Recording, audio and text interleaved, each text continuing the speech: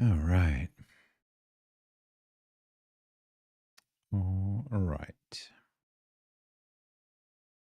Assume that the I assume that the shout out is still broken.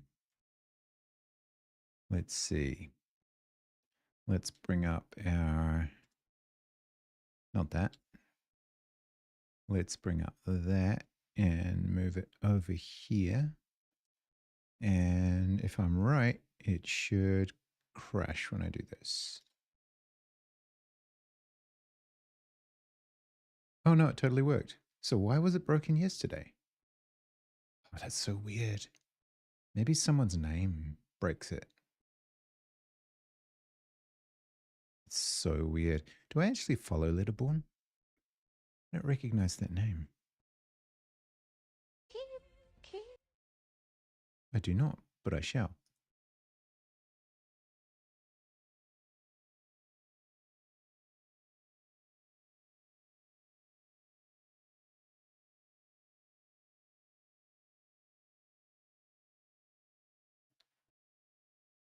Okay.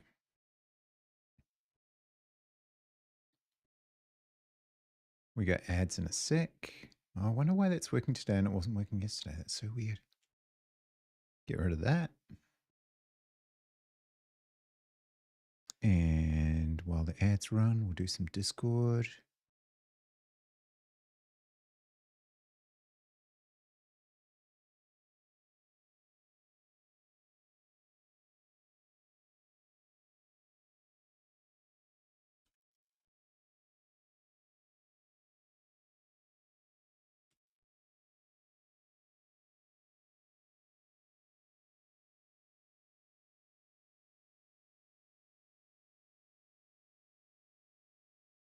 And we'll do some Discord over here.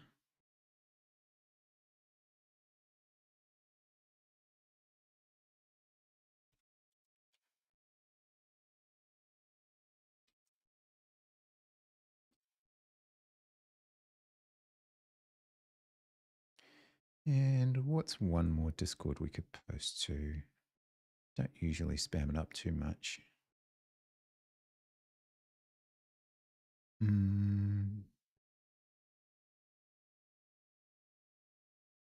Let's see.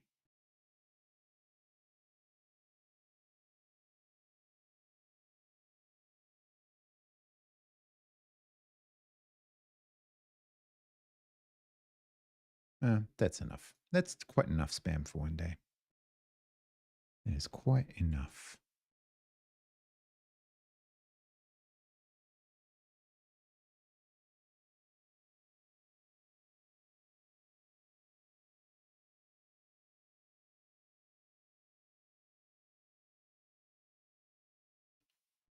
I wonder if that's my partner emerging. I can go make a coffee.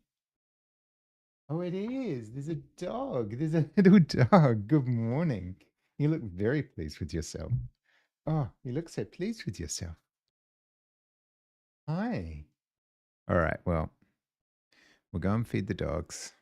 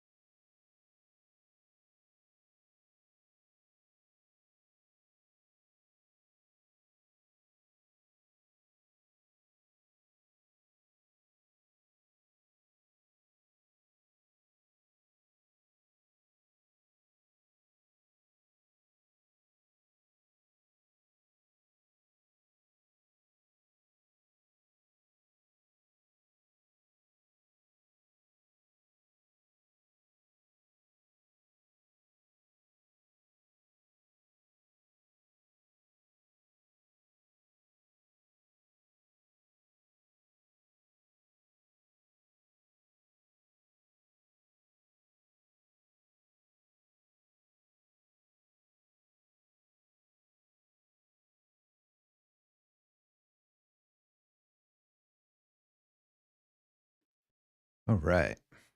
We have the fresh coffee. This is the vital ingredient.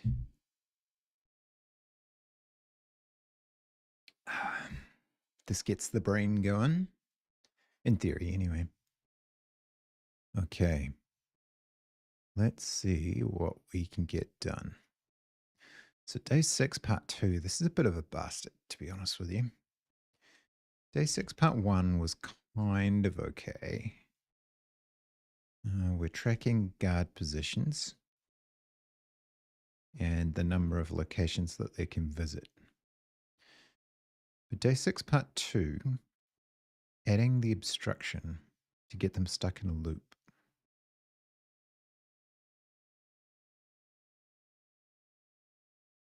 Now, my answer is 233, and apparently that's wrong. I can't remember whether it was wrong too high or too low, which is a little frustrating.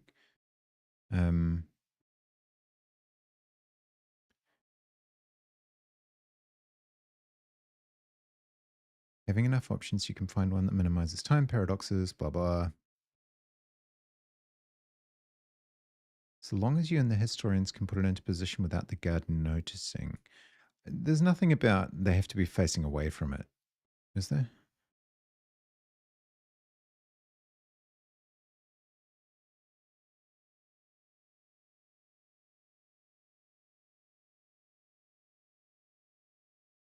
And does the loop have to be square? And does it have to be a location that you visited? I feel like it does, right? Because otherwise, for example, in this one, you would walk right through to that obstacle there, then to there, and then out, I guess.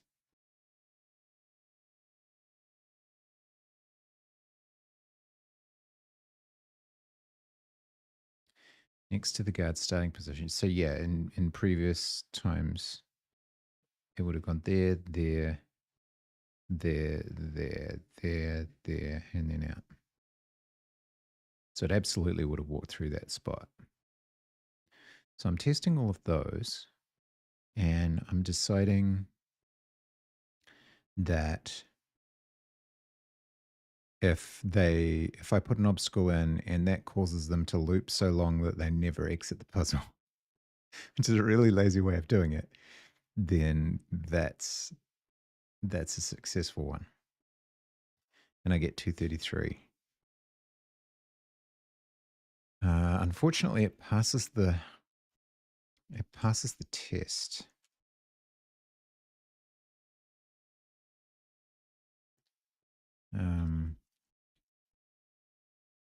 Well, it doesn't at the moment.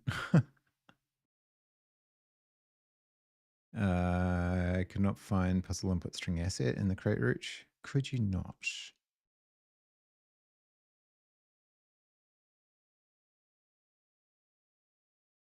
It absolutely exists. Oh, it's because I was mucking around with the main function this morning.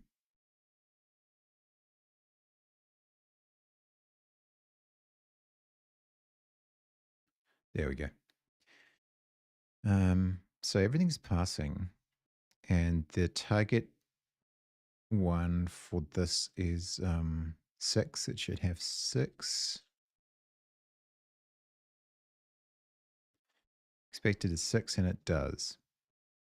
There's this long discussion. If it leaves the map, the obstruction has failed. And I think that's true still. The obstruction must also be one of the locations visited, otherwise the path would be unaffected, which is also true, I think.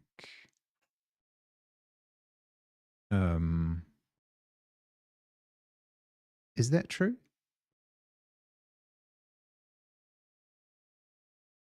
It has to be one of the locations visited, otherwise it wouldn't make any difference. I'm pretty sure that's still true. If it does not leave the map, we need a way to break its infinite loop. We could use a step counter, which is essentially what I do.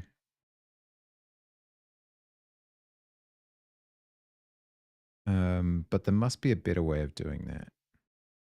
One of the things I'm wondering is if the path has to be rectangular in the loop.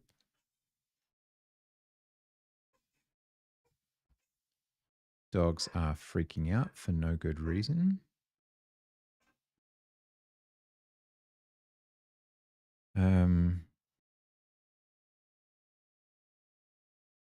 So the question is something like, should we be looking for 4 consecutive right-hand turns that all hit the same coordinates? If I look at the puzzle again, does it say that they have to be rectangular?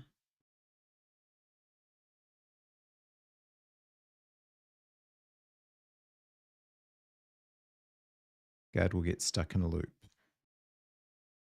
All the possible positions for such an obstruction. Oh, it can't be placed at the guard's starting position. Oh, I bet that's it. Is it one less? Is it 232? That would suck.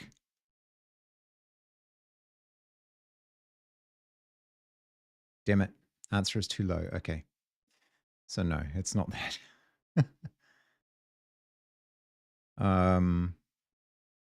Do we even put the guard starting position on our list of visited positions?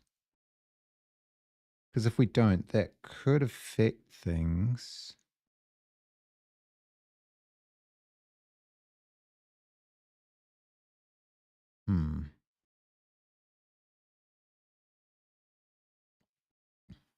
It said too low, right?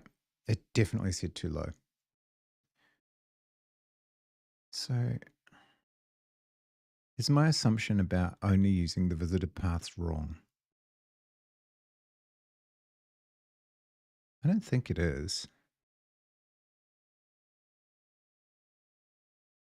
I feel like I want a hint. Hey, Eldon, how goes day 6? Badly. I'm doing part 2, which is probably against my better judgment because I think I'm too slow to do the part 2s in these exercises. It takes me so long. But yeah, we're still having fun. I brute forced it by just waiting in a loop to see if it ever exited the puzzle, but it didn't work. So I must be doing something wrong somewhere. Unfortunately, it passes the test example. Probably purely by accident.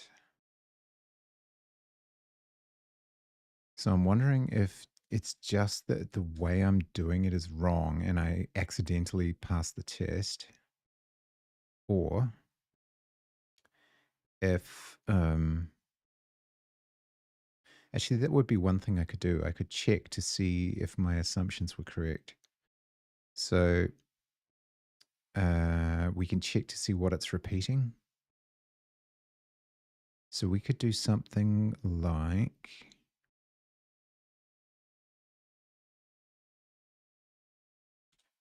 very simply, we could debug out of here.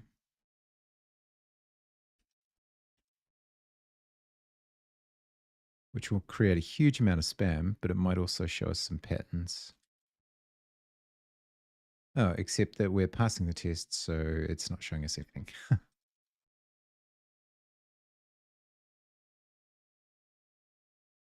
Oh boy. Okay, here we go. Okay, so let's think about these. I didn't debug where the obstacle was either.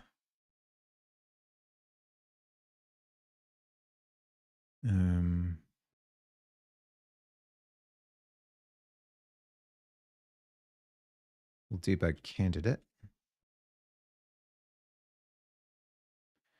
And then we will, oh, here we go. So candidate is 4.5.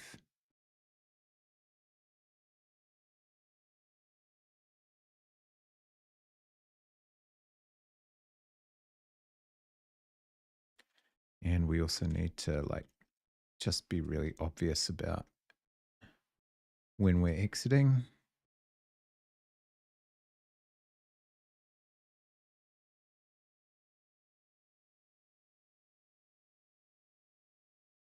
It's very slow. This is not good practice at all. Okay. Okay, so it's,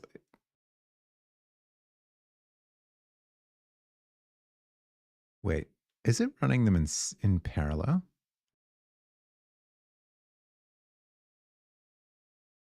No.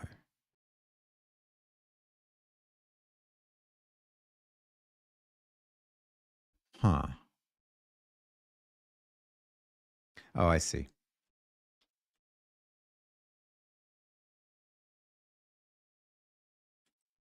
Don't want to debug it out once every loop. That would be stupid.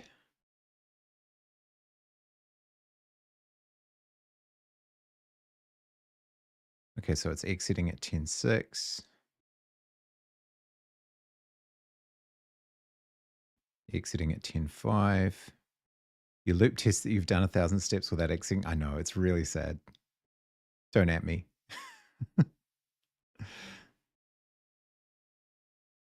I'm just looking for the patterns at the moment. 6.7, 6.8. Wait, how can it be 6.8 twice? Oh, because it's turns, right. So if you get 2, then it's a turn.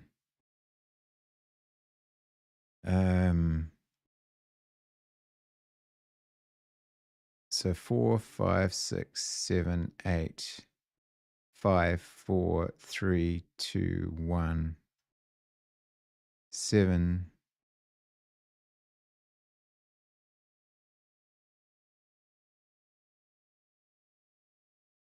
Hang on. Let's see if we can map this out. I can't visualize it in my head.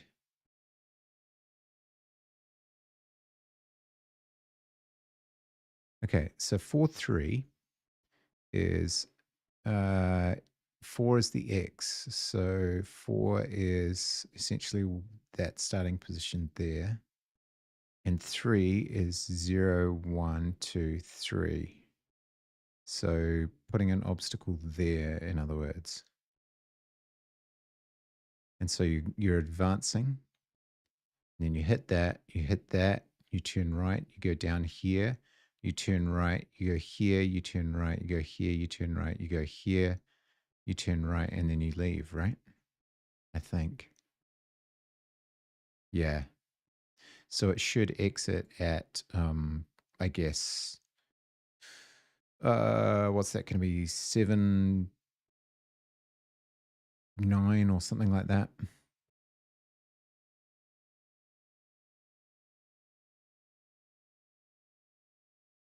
Oh, yeah, it exits there. Okay, so that's cool.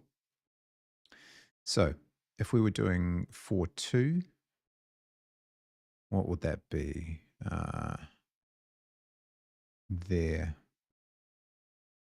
So up and straight out. So that's no good. I think the issue might be on the larger puzzle. You can take more than 1,000 steps without exiting. Oh, I tried it with, I tried it with much larger numbers, and I always get the same result. I actually timed out the program several times and had to kill it. I can't remember exactly what number I'm using right now. At the moment, I'm using 10,000 on the main puzzle. But this is not a sensible way of detecting a loop, right? It's just my brute force way.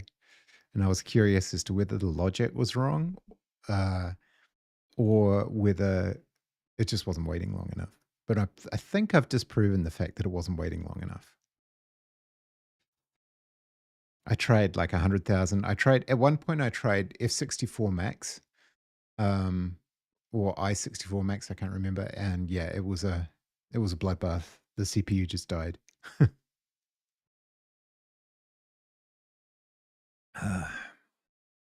We shouldn't have to wait for the heat death of the universe before we can determine the answer to the puzzle. Okay, so let's look for repeats. Actually, what we should be doing is only debugging out when the count gets too high.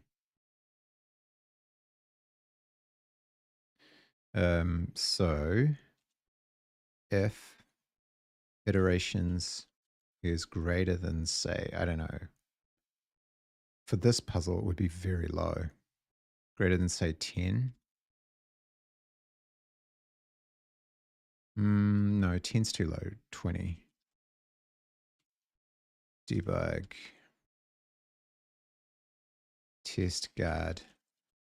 Pause to see if we can find the loops. And this one could easily be lower.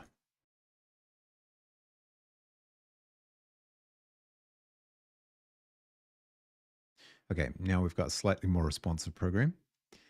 4, 5, it's curious about. So X is 4, so that column, and 5, 0, 1, 2, 3, 4, 5. So right in front of it. Oh, but then it just turns right. Wait, what? 0, 1, 2, 3, 4, 5.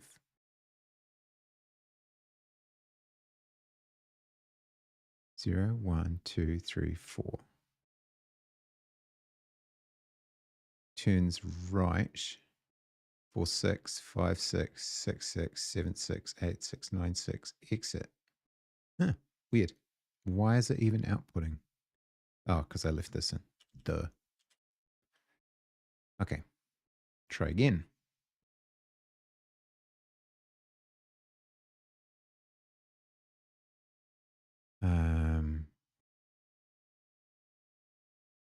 So the candidates scroll through, and then we get 4, 3.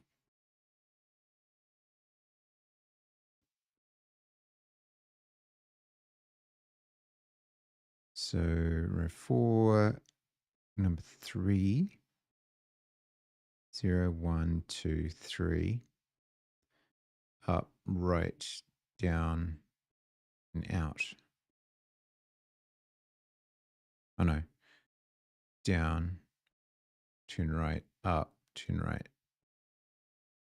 No, it still leaves.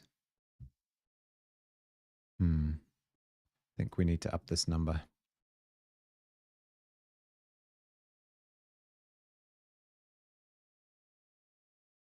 Checks all the candidates until it gets to 3, 6.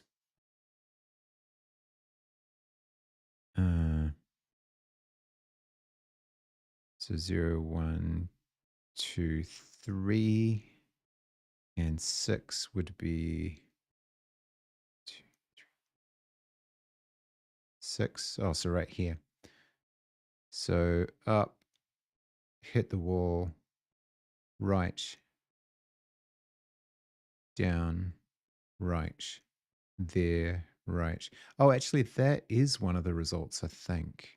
So if we look at the examples, it found, yeah, this one. So that's actually correct. Okay, so it correctly identifies 3, 6. And we can see that working because it's doing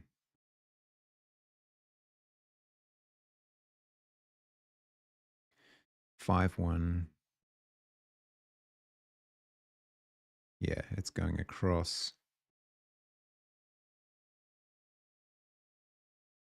And then it's on column 8. And it's 8, 3, 8, 4, 8, 5, etc. Yeah. Okay. So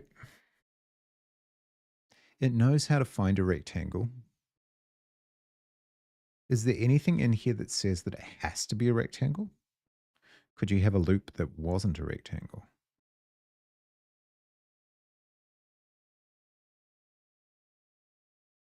In the case of this one,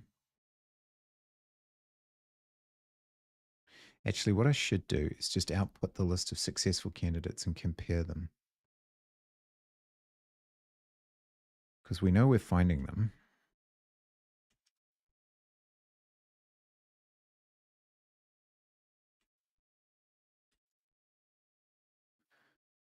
One, two, three, four, five, 6. Okay. So 3, 6 is this one. 6, 7 is, there's no rule I could find it has to be a rectangle. All of the loops on the test input are, yeah. I mean, I'm not doing rectangle detection. The only reason I wondered about that is, am I missing some or am I counting some that I shouldn't be, kind of thing. But it said my input was too low, so that can't be true.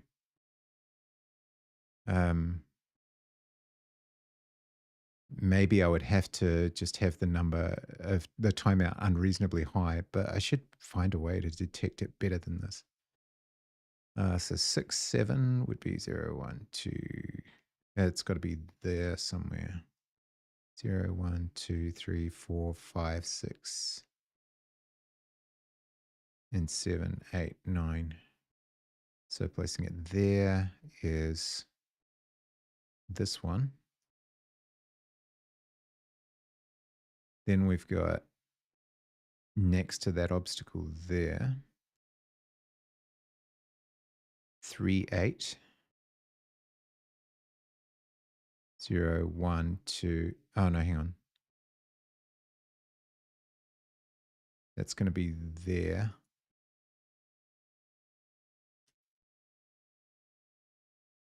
Which is that one. I think we are finding the correct spots. 1, 8.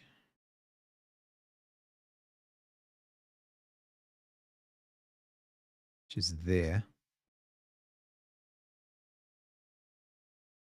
Yep. And one just before it exits, which is going to be like 7, 9, I think. Yeah, 7, 9. And 7, 7. So 7, 7 would be there, which I think we've already counted. Yeah. All right, so we're definitely finding the right locations. What could be different about the test example and the main input that I'm not taking into account? I wonder, am I incorrectly counting because I hard coded the row count? Am I incorrectly counting that? So this is using irect to give us our bounds checking. And then we've got 0 to 9. And in the main program, I completely hard coded it.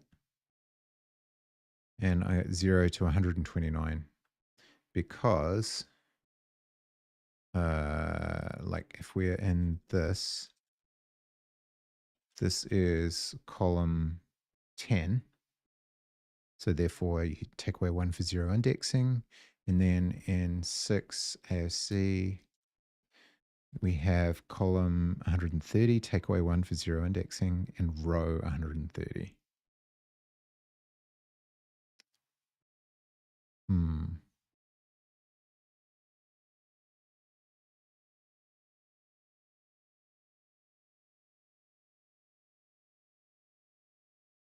I am right about those rows, aren't I? 21 to 30, so 9, yeah.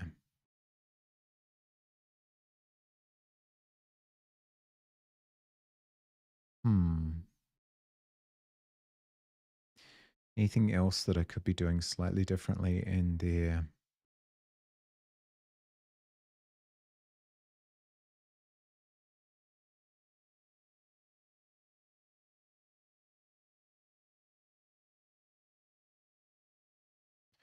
We clone a test guard with no visited positions in there. And we place the position of the guard manually, which sucks, but it's true. So 58, 80.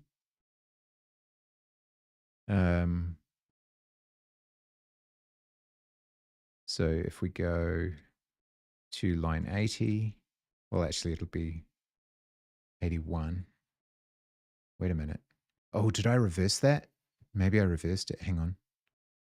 58 is the X position, and 80 would be 79, right? Or 81. Oh, I think I've mucked this up. Oh, that'd be cool. Where's my actual thing? Yeah. I fucked that up. I've reversed it. Ooh, this is exciting. If that's the answer, that'd be really helpful. So we're on line 59. So it would be row 58, which is the Y position. And column 81. So X is going to be 80. Ooh, this could be it. Yes.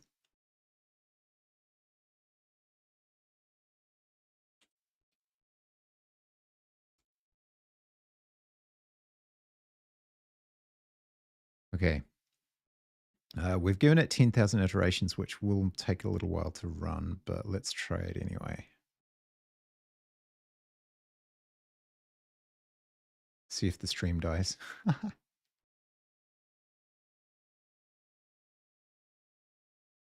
Okay, so we know it's running, even though the display hasn't changed yet, because I'm doing a very foolish thing and running a long loop in a bevy system, which one should not do. I'm hoping I get a different number than 233.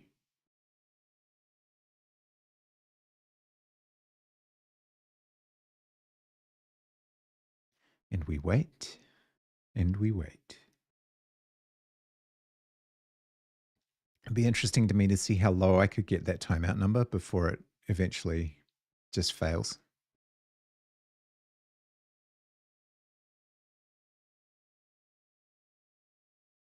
Come on, give me a different number. Actually, it could be way slower now that I've got the target position right. It could take much longer. I may have to kill the process. Oh, would I like a hint for a loop detection method which is more time efficient? 100% yes. I am very happy to take that kind of thing because I'm failing here because I don't know how to do loop detection. I thought about taking chunks of the visited arrays and looking for repeated patterns, but yeah, I honestly don't know. I also wondered if there's something to do with graph, um, like having a graph of the visited points, but I don't know enough about the math of that. So yeah, 100% happy to take a hint. This is all a learning experience for me, so I don't really care if I get backseating.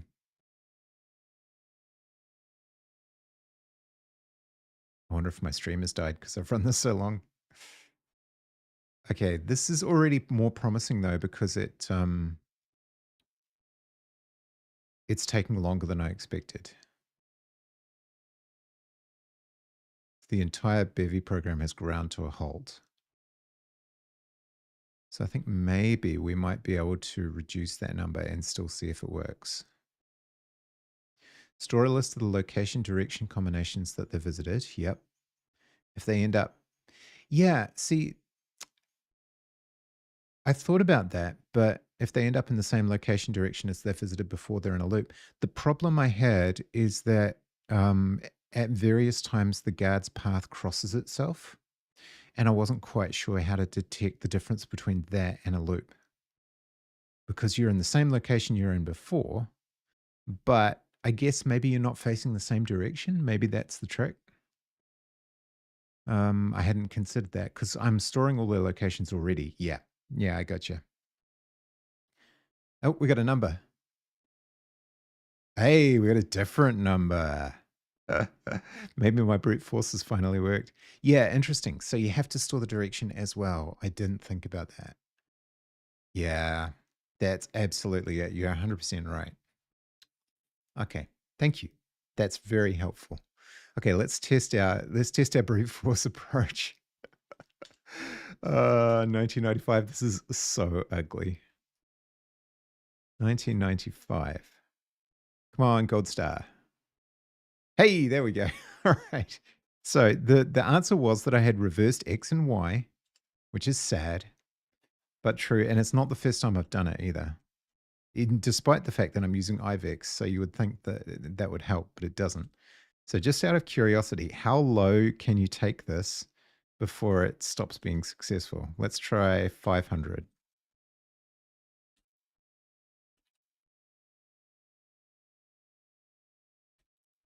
Thank you. I appreciate that. That's absolutely a sensible approach. Ah, 500. Why? Oh, I see. The number would be higher because not all of them have had time to exit the puzzle yet. Okay. So let's try 1,000.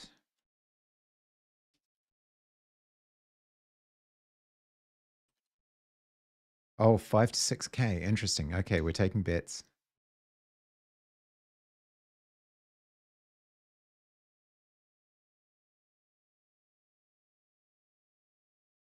Definitely not 1,000. Okay, we'll do a jump to 5,000.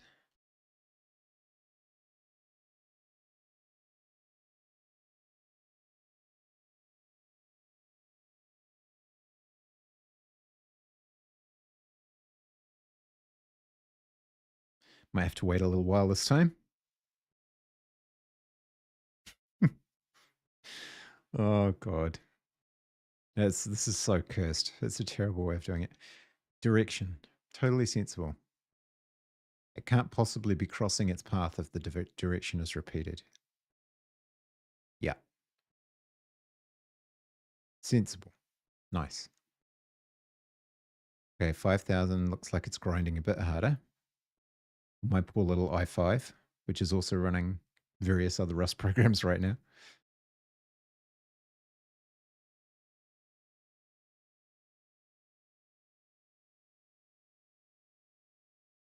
Okay, come on.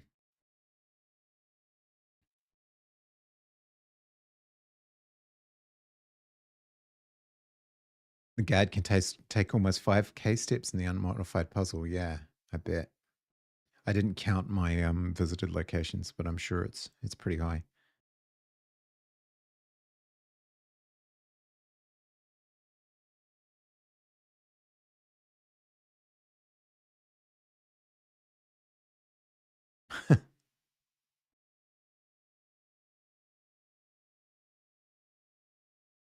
It's interesting actually that the reversed X and Y still gave me a result and not just, it's just pure coincidence that it didn't leave the puzzle altogether. Interesting. Okay, 5K, not enough. All right. Well, I think we've experimented with that long enough. It's lower, but it's not correct. So, all right.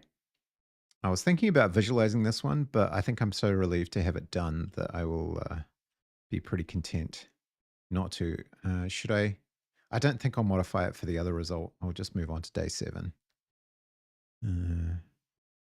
Much as I would like to have it correct. So, cargo lock has changed because I introduced Chomsky. I was curious about Chomsky, and we might be able to use it on day 7. So we'll see about that. Add that,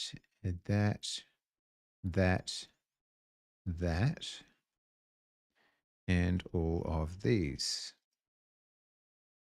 Extremely cursed solution for day 6. Don't judge me, future me.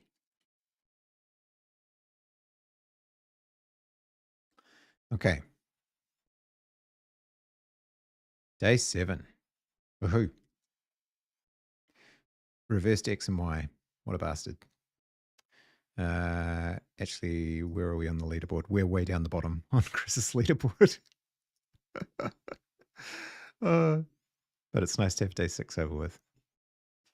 Here we are. 6 little gold stars. Okay. What are we supposed to be up to? Day 14? All right. Tell me your secrets. Advent of code. What's next? Oh, okay. So what's our puzzle? All right. I don't understand what that is. Is that a dog? Oh, it's a reindeer. It's a reindeer. I've finished at least part 1 up to current and part 2 on 9 of 14. So is your strategy to do all the part 1s and then go back and do some of the part 2s? That's kind of an interesting idea. Maybe I should think about doing that because I'm really noticing the time commitment at the moment. Like it's a big deal. And I do have other things I want to get done. Like I want to get back to actually writing games.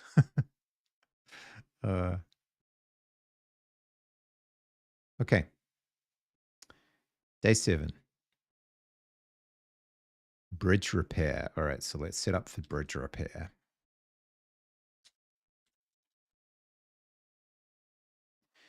And that is now day 7. And then we go to menu and 36.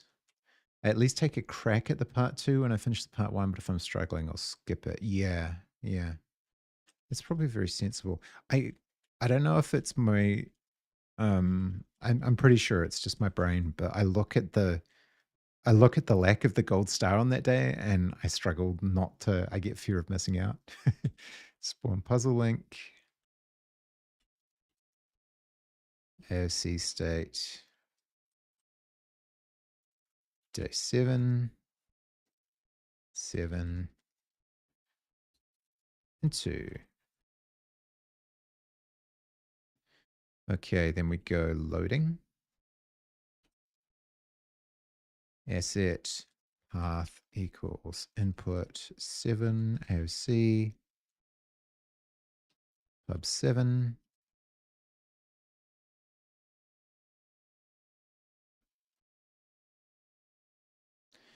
And we'll edit assets input 7 AOC. And grab our input. Oh, it's a shortish description this time. Oh, sorry about the flashbang. I should have warned. Ah, yet another format.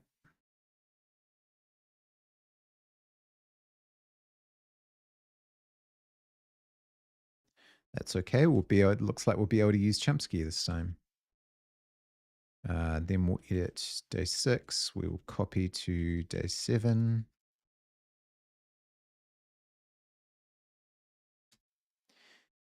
And we will include that in the days mod.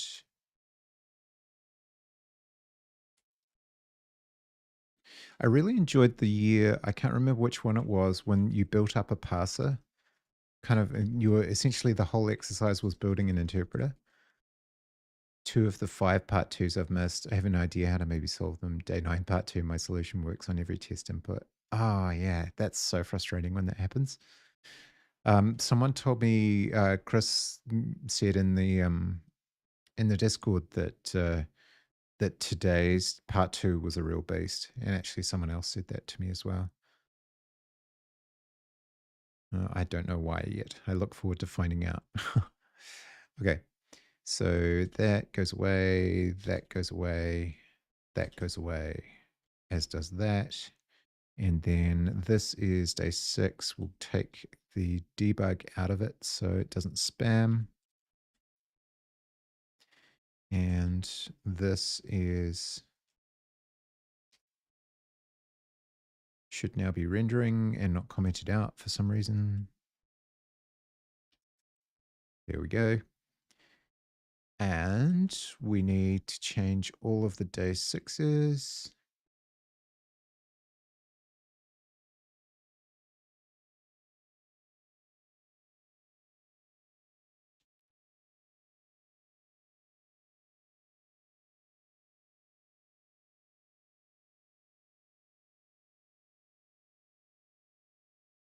We haven't visualized more than one of them so far. Oh, I-74. That's not right.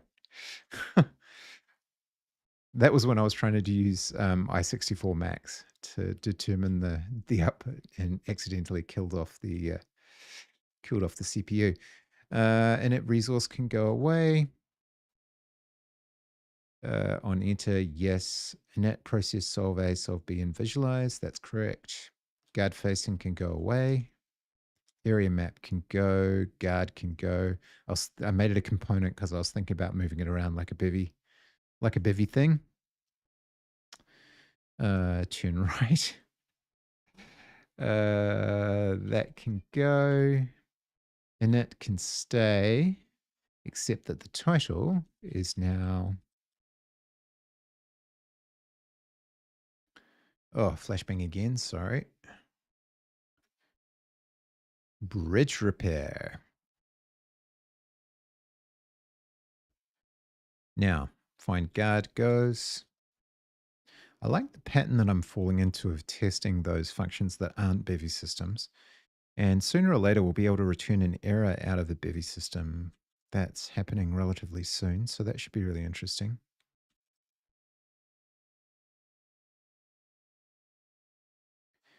And puzzle input 6 becomes puzzle input 7. Very bad Vimmer. And solve A, we'll get rid of that.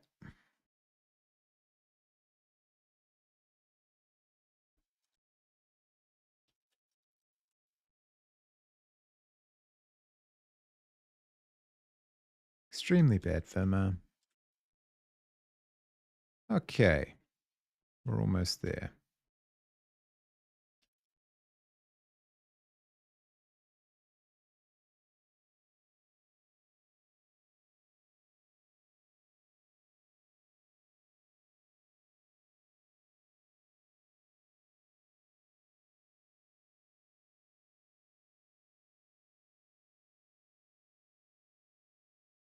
All right. Unused inputs. We'll think about using Chomsky. And yet we'll end up using anyway. Unused variable. Yep, cool. Okay, so where's our test input? This one, I guess.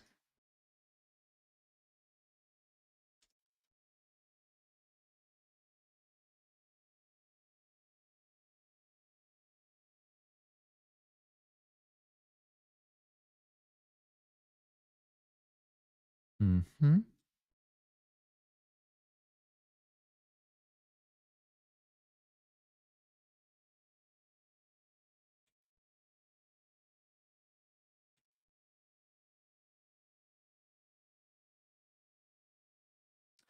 All right, we're making progress. Now, what's this all about? The biggest issue with today's part 2 is the solution is poorly defined. Okay. Yeah, sometimes it's not necessarily the puzzle itself, is the way it's expressed, and that must be incredibly difficult. I don't know if you watched the kind of behind the scenes talk. Was really good. I enjoyed it. Let me find the link. Boop-a-doop-a-doo. It's somewhere here. Ah, there it is.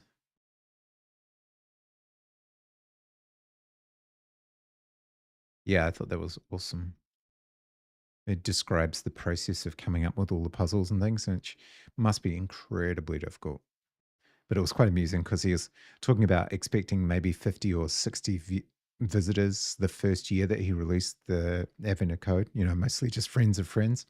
And he ended up with, I don't know how many people play it worldwide now, but well over 1 million. So the server traffic spikes every time the puzzle's released and then goes way back down again. So there's some unique load balancing and provisioning issues. Okay, must be also time for another team shout out. Irish John. Go, Jern.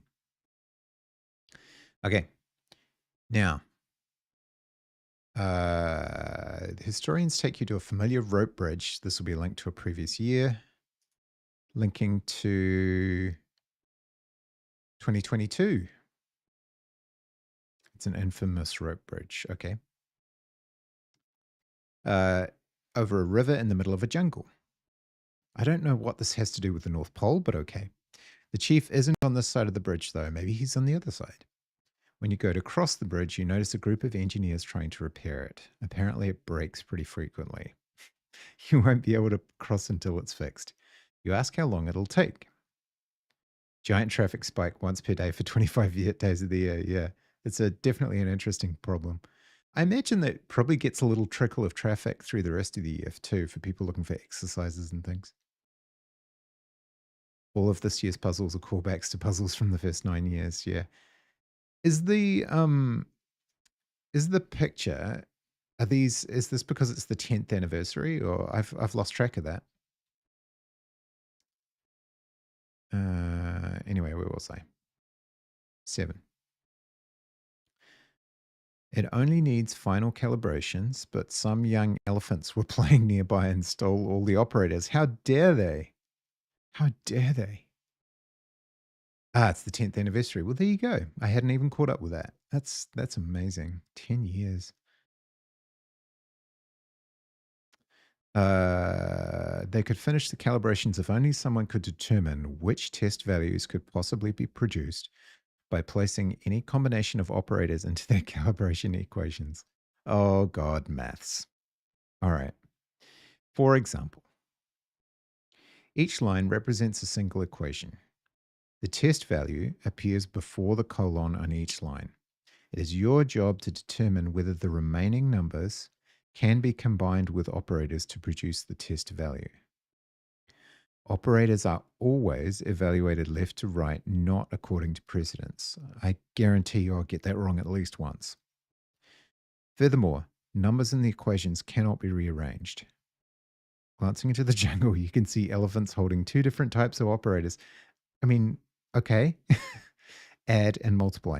Oh, so there's only 2. All right. I imagine they'll add another one in the next part. Only 3 of the above equations can be made true by inserting operators. 190, 10, 19 has only one position that accepts an operator. Choosing plus would give 29, but choosing times would give the test value. Okay. 3, 2, 6, 7, 81, 40, 27 has 2 positions for operators. 2 course to the right side to match the test. Oh, so it can be more than one combination. Damn. They need the total calibration result, which is the sum of the test values from just the equations that could possibly be true. The sum of the test values for the 3 equations is 3, 7, 4, 9. Okay, so even if 2 of them are right, we only need to care about the first one, as long as one of them is right. I imagine that the second part will involve either correcting the incorrect ones or maybe using a different operator. Okay, so which equations could possibly be true? All right, so 3749 is my test value. Assert equals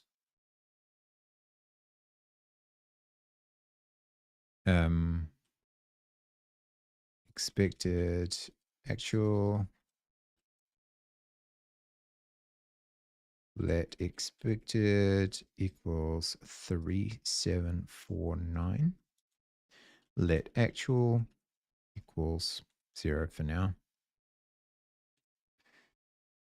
Okay, and this one, we need to change test B in day 6 so it stops spamming at us.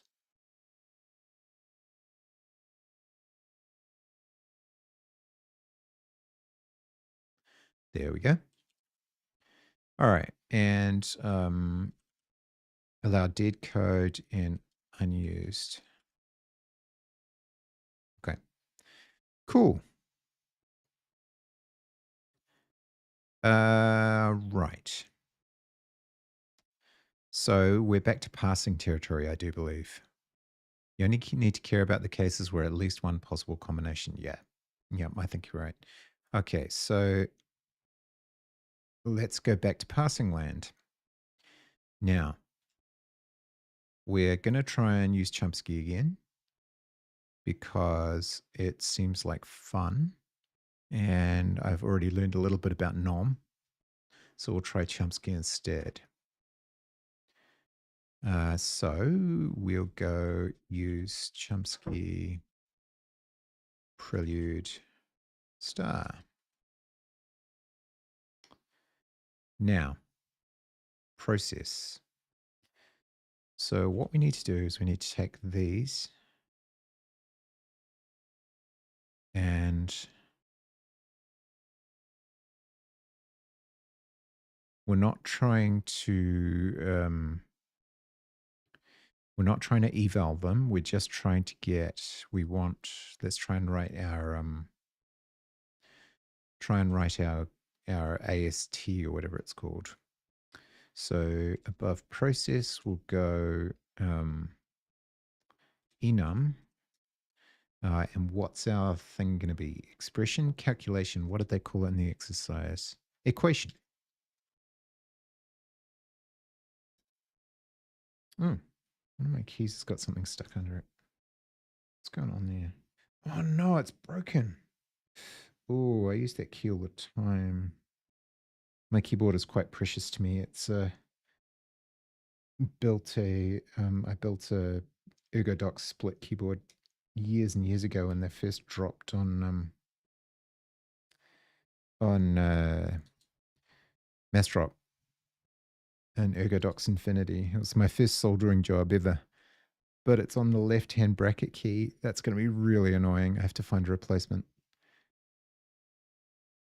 This keyboard is my daily companion.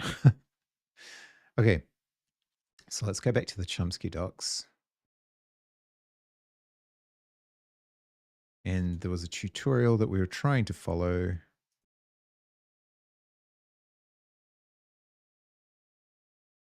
tutorial. Okay. So,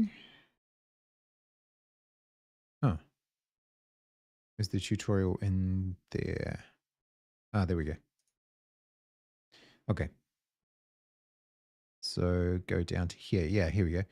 Derive debug, enum, and then the things that we want, basically. So it should be relatively simple. He said, cursing himself. Debug, derive debug. And we've got essentially a pattern of answer and then, or output. Output might be a better word for it. And then an indeterminate number of, what did the puzzle refer to them as? The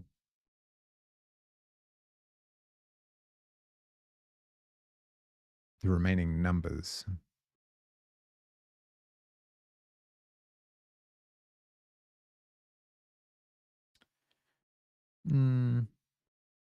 Components? Not really components. It depends on what the operator is as to whether it's a product or not. Hey, Bad Cop, how you doing? How's your Bash AOC going? The first number, the test value, right. Well, let's try test value then.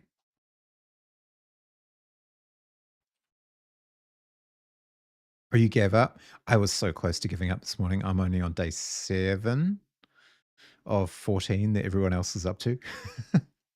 I just don't feel like doing it anymore. I totally get it. I was just thinking this morning, how much of my December do I really want to give up to this? Because I'm so slow. I totally understand. I'm picking up what you're putting down. Let's go with test value, which is going to be in I32, I assume. To be honest, it's probably going to be U32. Let's look at the test input.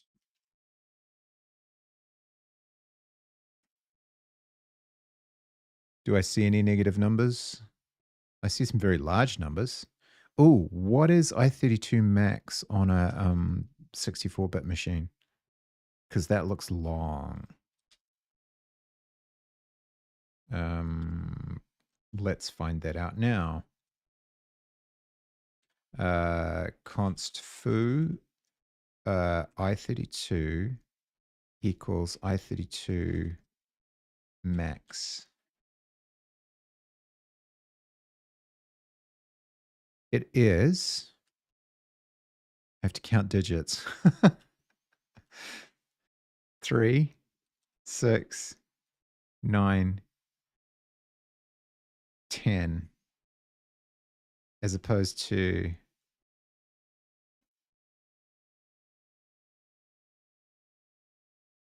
3, 6, 9, 10. Oh yeah, it's too big. U64, I think you are correct. So what would U64 or even what would U32 max be?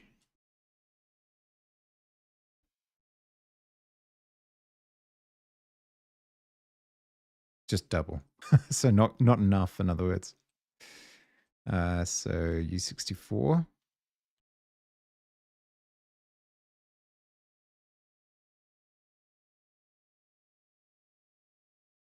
Oh yeah. that's a big number right there. I64 would have worked, but U32 is too small. Yeah. Yeah. So what? It's just going to be half, right? Well, let's just use I64. Okay, so good shout out. I64. And let's look at our Chomsky docs again. Yeah, that's the way it works. We're not going to need any strings. Everything else, I'm assuming we treat everything else as an I64, even though they're quite small numbers, just for convenience. We don't have to do any conversions that aren't already available. So how do we express this? if we have a series of numbers,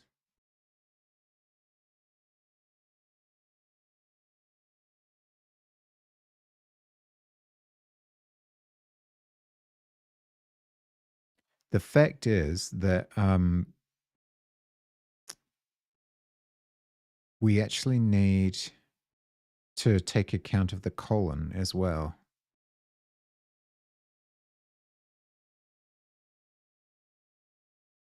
So how does it do the semicolon in this one?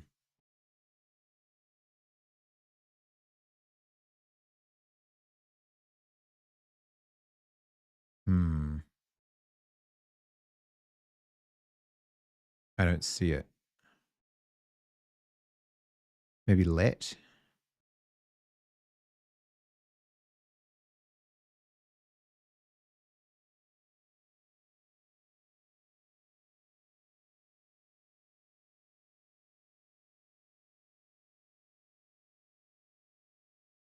Maybe that gets taken care of in the parser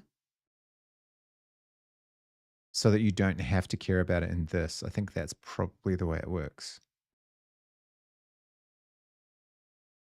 So you like assign something to test value if it's immediately followed by a colon. Otherwise, it becomes just numbers. So let's call this yeah, let's keep calling this test value, and then the other ones are going to be just like equation number. I don't really think it matters too much, as long as that's not a reserved word.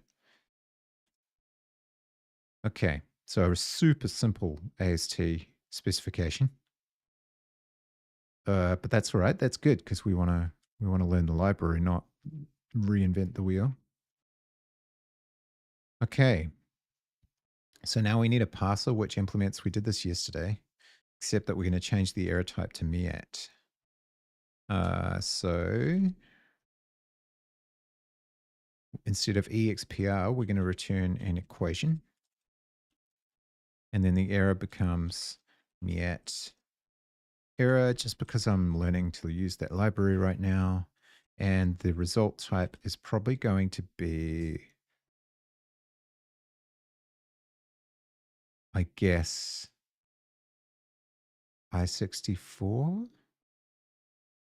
or char, because we're inputting, I think char, because we're inputting characters and we're trying to turn them into I64s. So I need to return something from here. And someone suggested something that I could use yesterday, and I've forgotten what it was. Like a really simple, actually we had it in here. We had filter.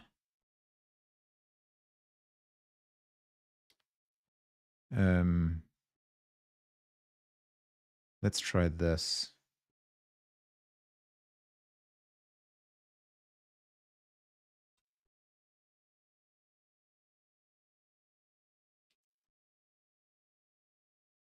Struct 0 generic argument. Oh, right.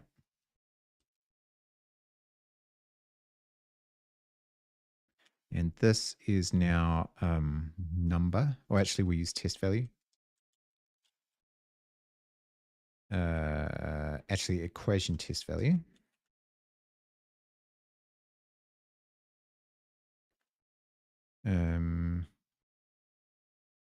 That's almost certainly going to be wrong, but we certainly need to change this.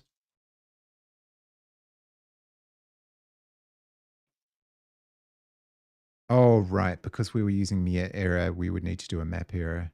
Okay, let's ignore that for now. Let's use the simple error until we figure out how to use MEAT with this. Was it simple? Yeah. Okay. So that gets rid of our errors. Now, what are we actually doing? So we would need to find anything that was had a suffix of a semicolon, a colon rather than a semicolon. So we want 1, 2, 3, 4, that. And then a space, right? They all have spaces. Or do we not need to care about the space?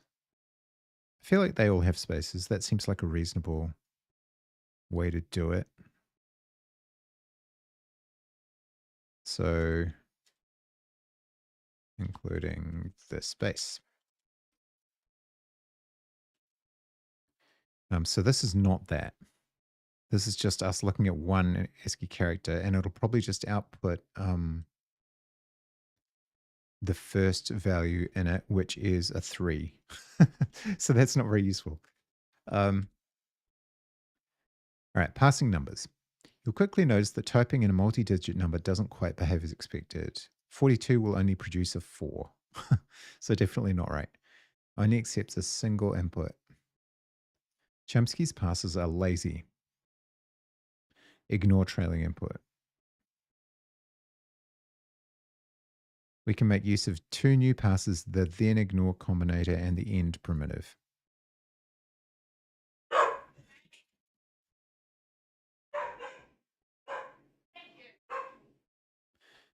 Dogs barking at nonsense again. Okay, so add equal to padded by, which ignores a given pattern before and after the first digit, and a repeating filter for any white space characters. Interesting. Okay. I am very happy to use LLMs as and where necessary, but let's see how far we can get without it. Make use of a bunch of text-based parser primitives that come with Chomsky to get rid of some of this cruft. So text int 10. Let's look at the definition of that because I'm not quite sure what it's going to produce. So what would happen if I did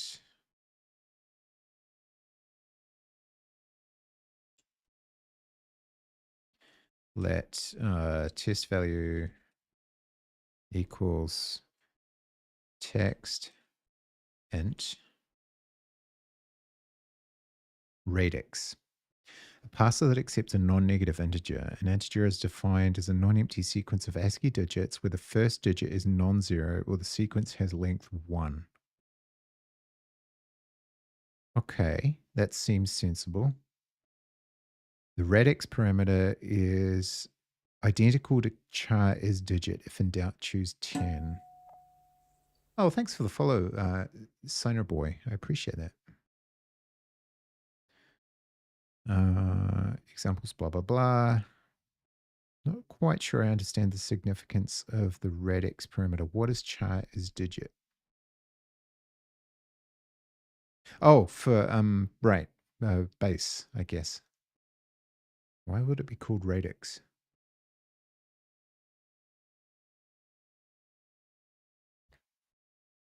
Okay, so text int 10.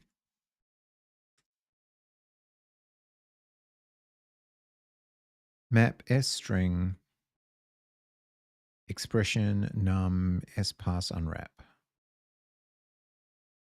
Padded. Interesting. I wonder if padded would also take into account the colon.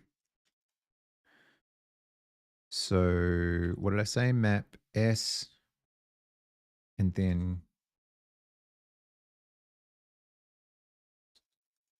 I wonder if you have to specify the type or not. Equation test value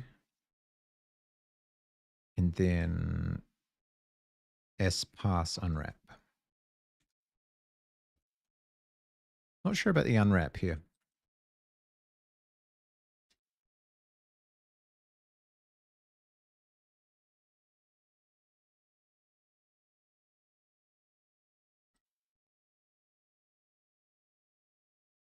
Mismatch closing delimiter. You say that and you are correct. No, you're not. Wait, are you? You are.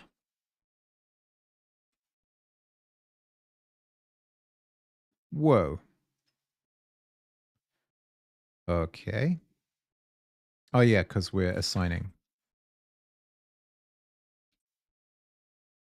There we go. Is this? Yeah, it does need type annotations. Okay. Interesting. So what does that actually output? We need to start running tests here. So let's go with, what's our instruction? Saw it here earlier. Here we go.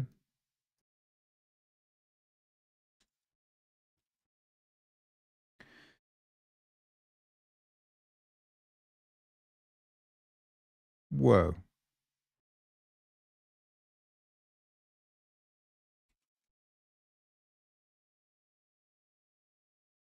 The trait bound is not satisfied because, oh, for stream char standard. Yeah. So what would it have to be for me to do that? What format do I have to have it in? I probably just need it in one big stream, right?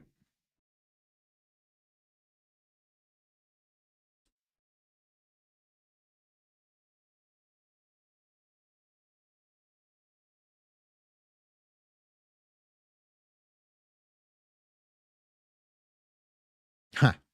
You always got to try these things. What is your oh, that's saying Vic string.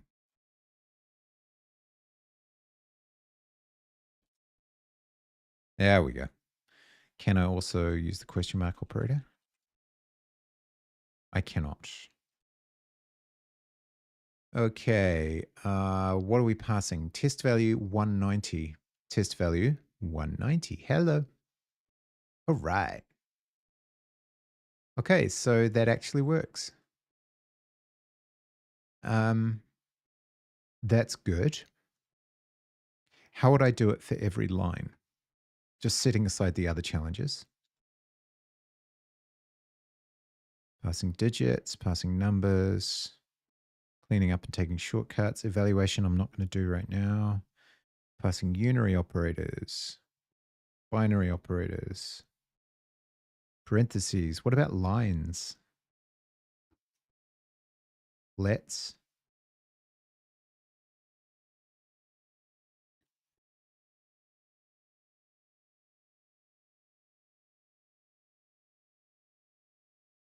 Maybe I've missed the bit where they do lines.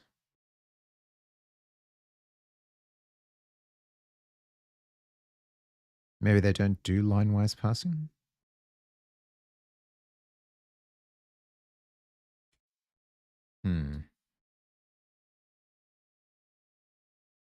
I think I'm fine to use an LLM to jumpstart that. It's like a web search in this case.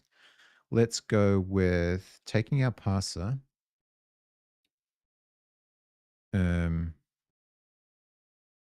wherever it is,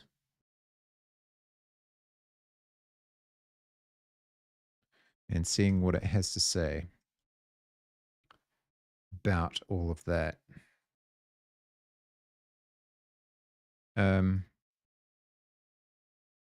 Presume this Chomsky parser works for a single line of input. How would it be used to, or modified to process multiple lines? I presume there's a line ending marker or something, but I'd just like to see if it can tell me.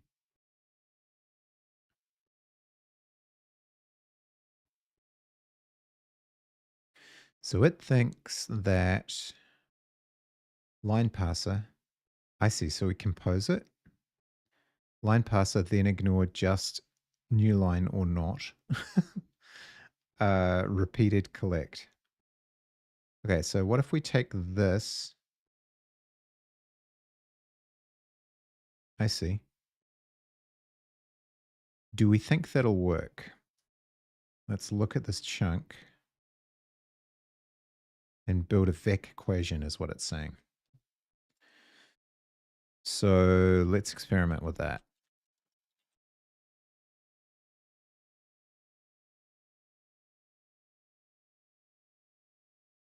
So composability is supposed to be the hallmark of these.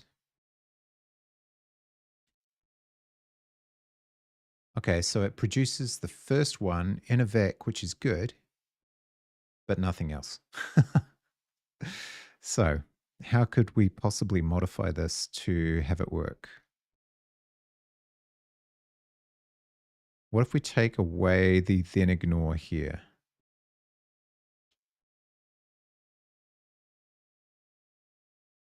Definitely not.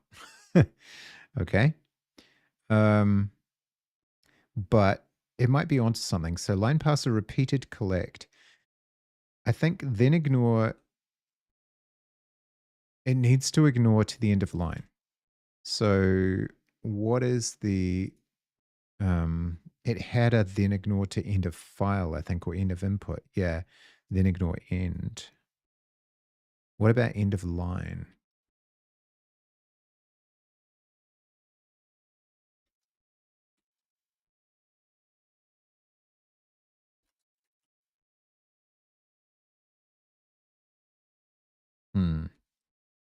Chomsky docs, where are you?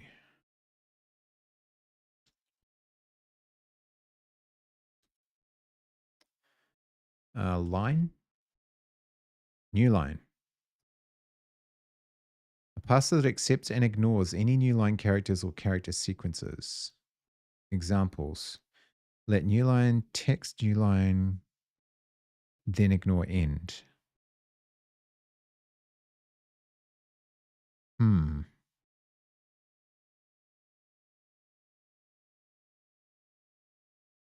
That's got potential. Could I do something like this?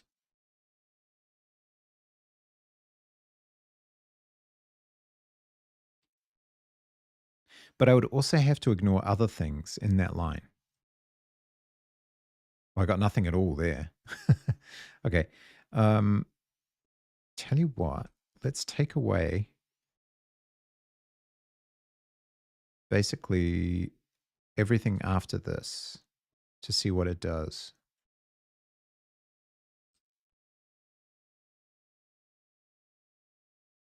And see if it processes the numbers correctly. Try that.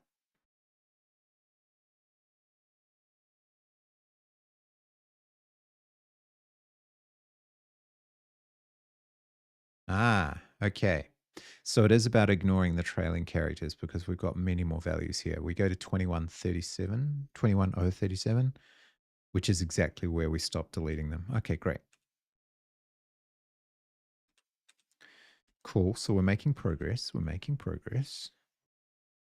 The then ignore does need to be there, but I think not in here.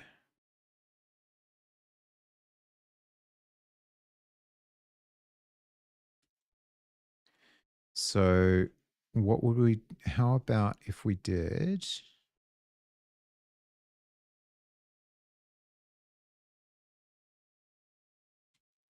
would the then ignore come here or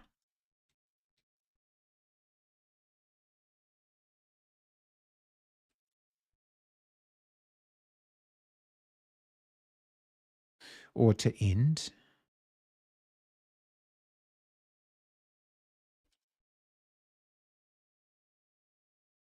Definitely not to end.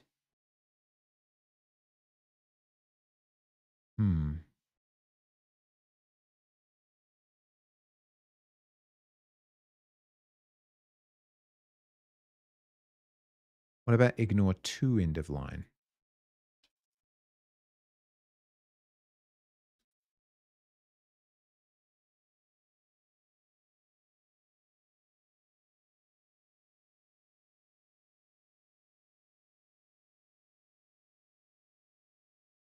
Let's see if it can summarize for me.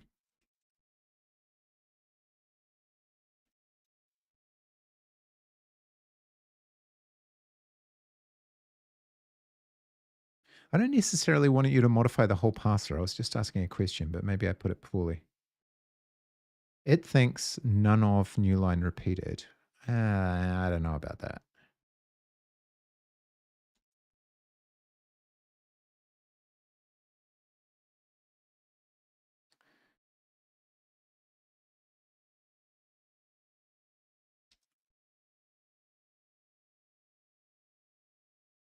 accepts any input that is not in a sequence IC.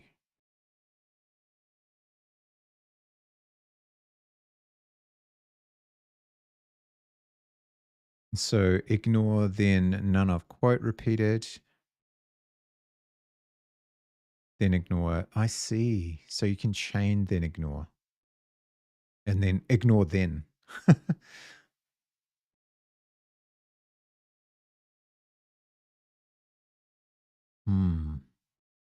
Interesting. Then ignore end doesn't seem to be what we want.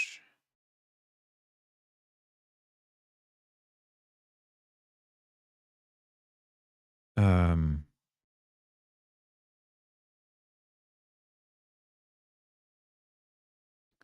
and it's lazy. I've got to remember that it's lazy.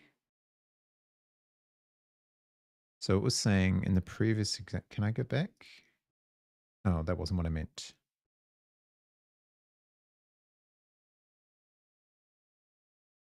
Then ignore just new line or not.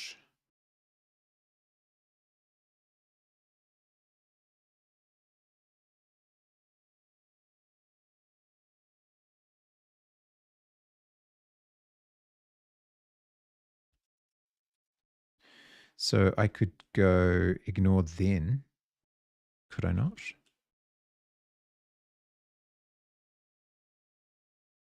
Huh. No, I could not.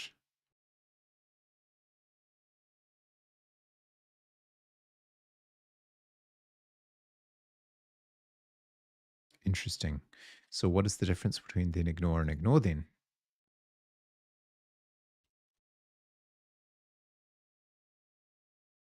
Pass one thing and then another thing, yielding only the output of the latter. Oh, okay.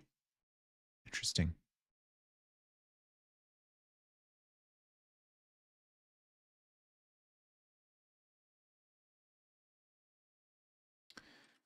Then ignore. The output of this parser is 0.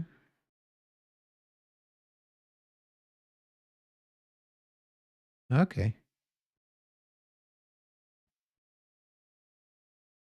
Just exclamation mark or just quote or not. So that's why it's saying use then ignore.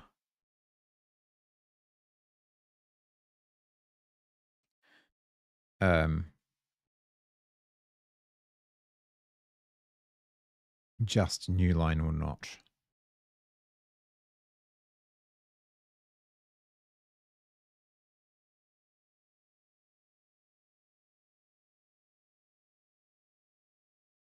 But that definitely doesn't work. So you would have to ignore basically everything. Is there something to do then ignore for everything? Then ignore all. Punctuated as word, then ignore just exclamation or just that. So it strips out everything except for those characters. So I'm sure I could use then ignore new line.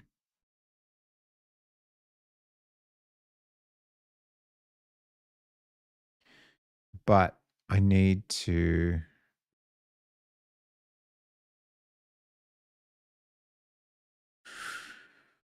also take account for things like the colon.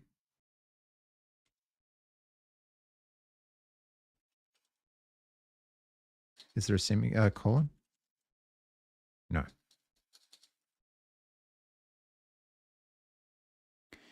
And it doesn't like that. Not implemented for char.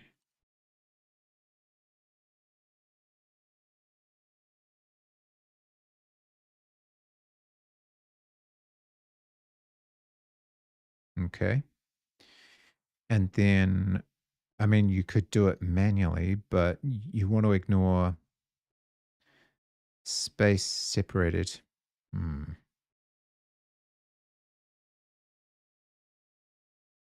I think what I want is to compose these. So I want test value.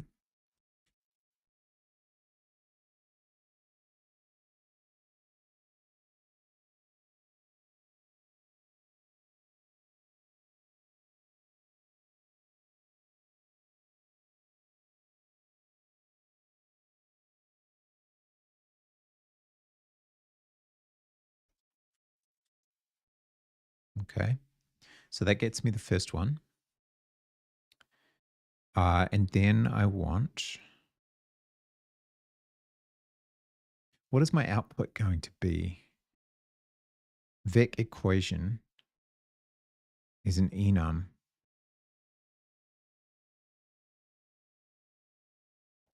But should it be? I think I actually need a vec of equation.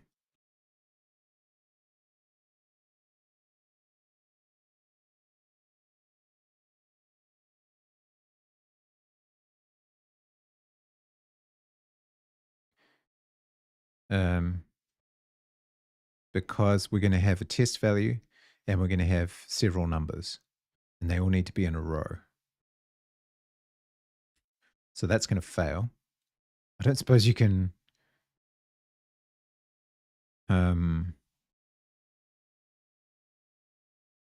it's going to be something like, how do I group it? How do I make a group of things? A line. Maybe in fact I should have a line parser, but that is made up of test value, etc.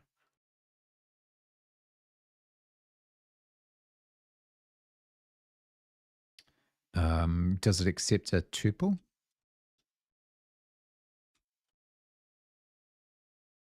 No. All right, that's fine. So if an equation is ample parser char vec equation error equals simple.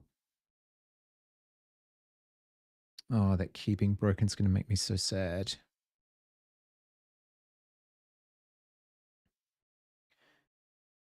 Yes. And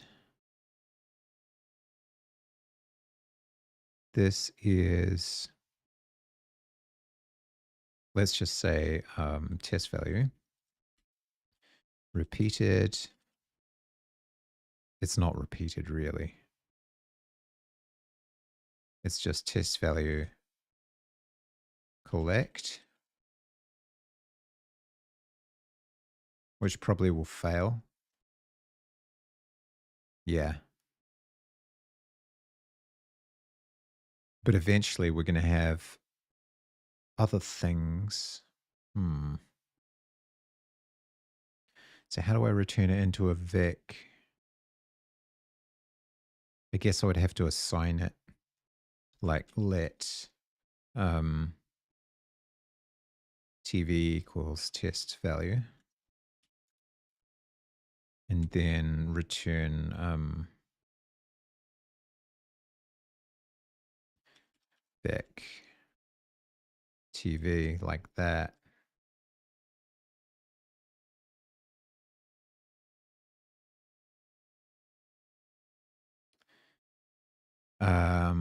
Except it's not, right? It's going to be okay, I assume. Is there another way to return these things?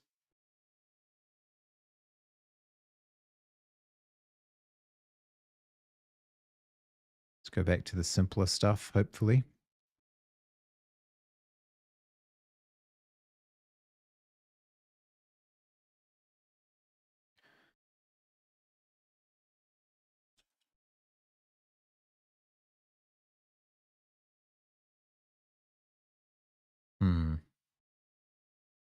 It's not the return type it was hoping for.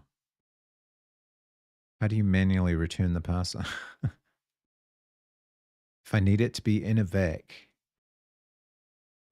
Actually, hang on. Maybe I'm overthinking this. No, I'm right. It has to be a vec equation.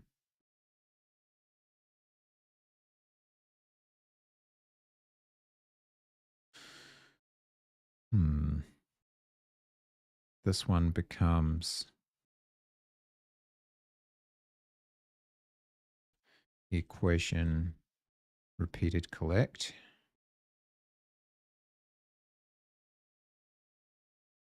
which makes it happy, but it doesn't make this happy. So how do I get it to return? Hmm.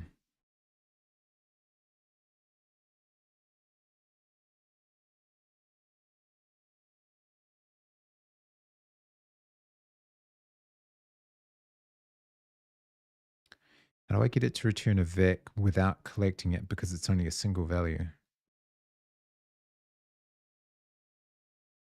I essentially need to. Is there a parser macro? um, return arbitrary vec from Chomsky parser.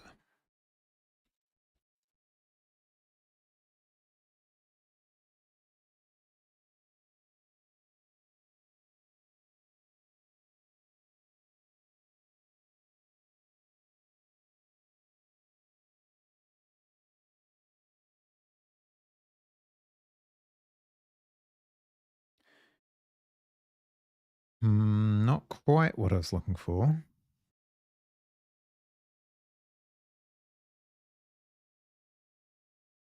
But it's good to see more examples of this stuff being used.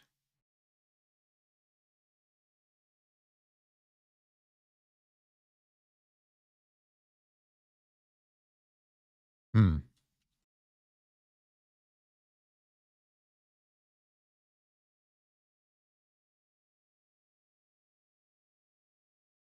Maybe I should look at the trait.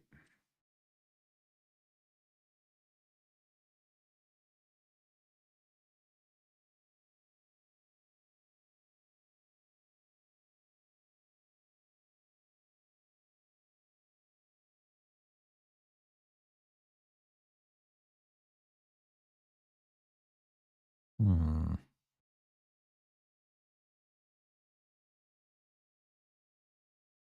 No, too much detail. um, all right, summarize this for me.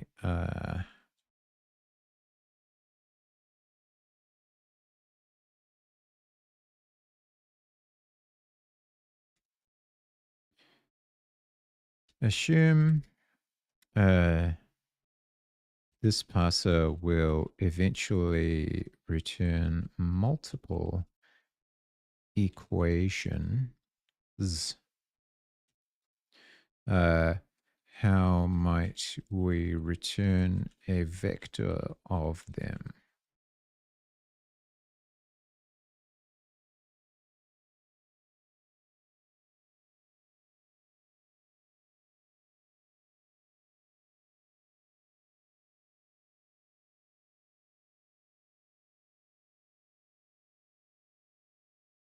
Yeah, no, we don't want to do that. Choice repeated collect. Yeah, but why are we using repeated? It's not repeated. There will only ever be one test value.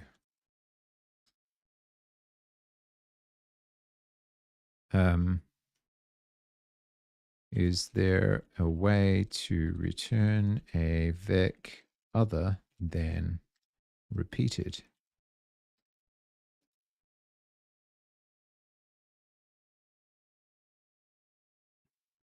Oh, I guess. Feels weird, but all right. So in that case, we could argue.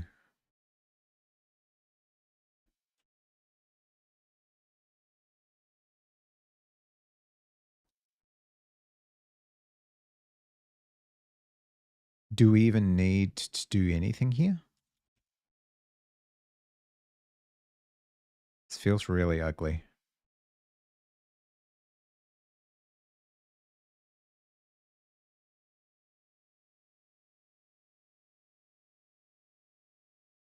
So now we have two dimensions to our vec.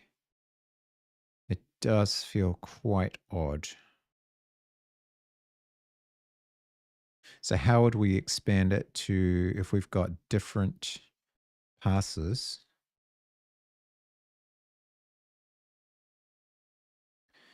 How about a single? I just need to see more examples. Test value and multiple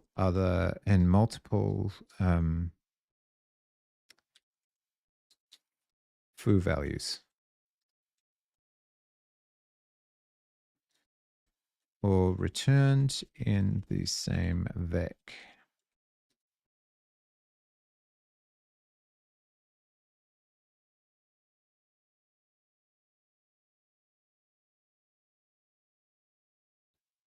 Just foo padded, ignore then, map padded. Sure.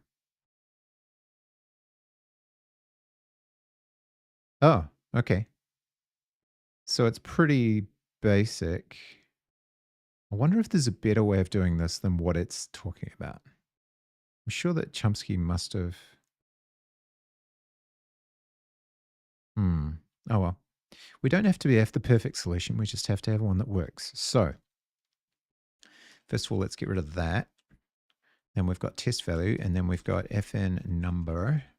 This is why my puzzles take so much longer than everybody else's. Oh, God. Actually, number's probably a reserved word.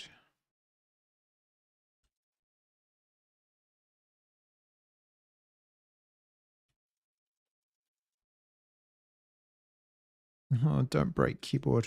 Please, please don't break. We want text int 10 map s string equation number pass unwrap, then ignore, no, actually just padded.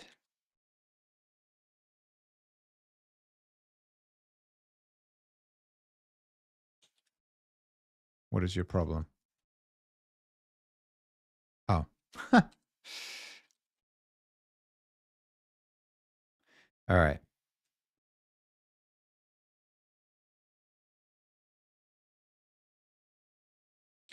Let test value equal, no. Actually, hang on. See if we can just make it flow nicely.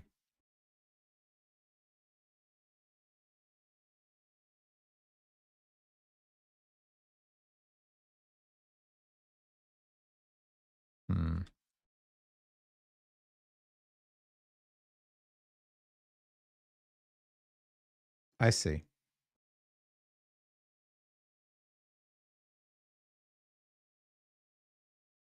So you could argue.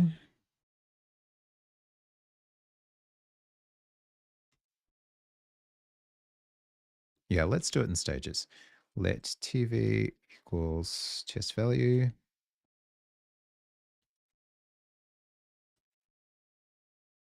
Let numbers equal number repeated. And then we ignore.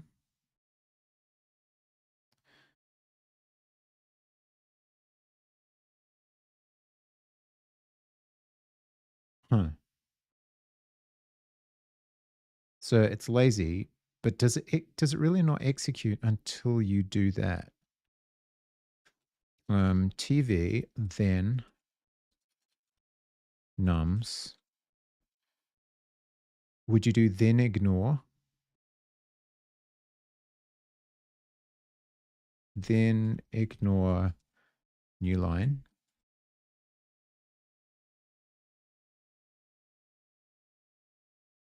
Map.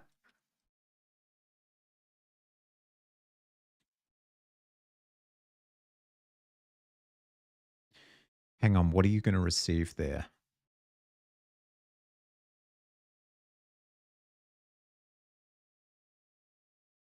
Really? Are you going to get both of those? That's really cool if so, but it works by some kind of magic. I have no idea.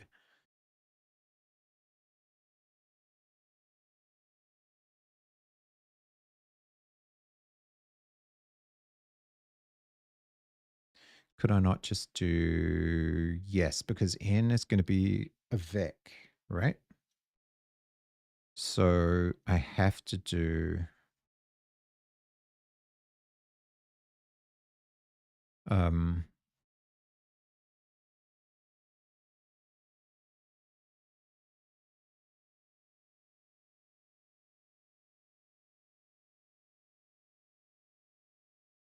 that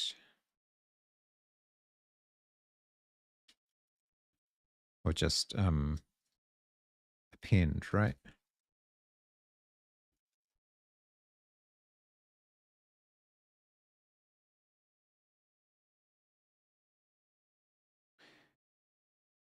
That doesn't return the result, does it?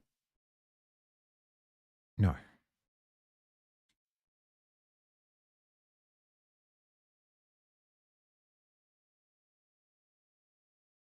Yeah. Just out of curiosity, if I get rid of this. Yeah, I think it was making it up. I do believe it was making it up. Oh, hang on. No, it's a tuple. Don't judge. Don't judge. Don't be all judgy and shit.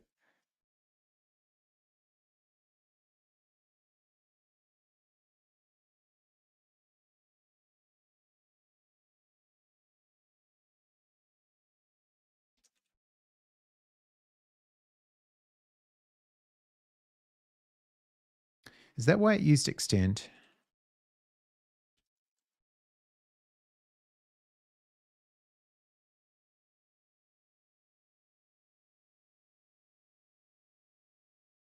Yeah, interesting. So why did extend work when append didn't? Because the other one has to be mutable. Contents of an iterator. Huh. Cool. It didn't work, but it's cool. Okay. Then ignore new line, map. All right. Can we debug any of these values or will they not have been executed?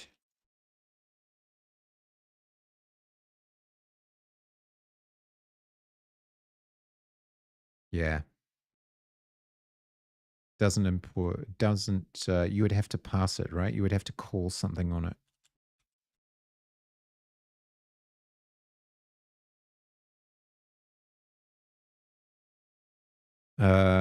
We know that test value works.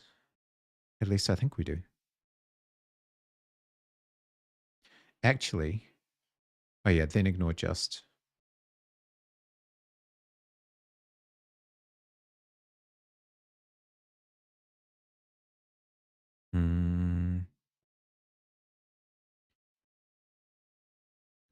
Accepts only the given input.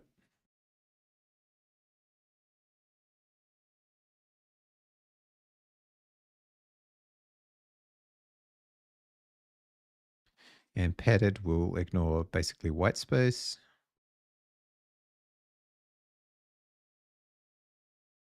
And these ones are going to be equation numbers.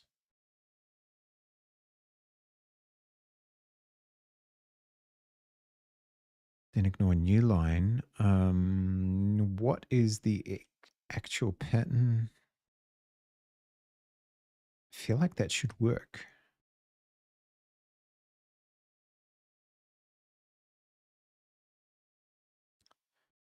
So we've got test values, we've got numbers, which are repeated, and then we go test value, then numbers, then ignore new line. Actually, I wonder if that then ignore belongs on the nums.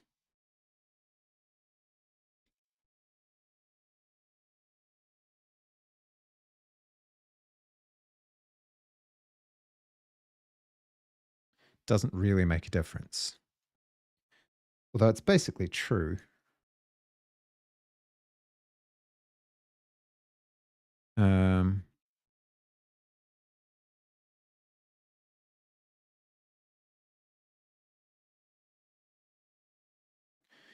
I don't imagine I can get debug out of here either.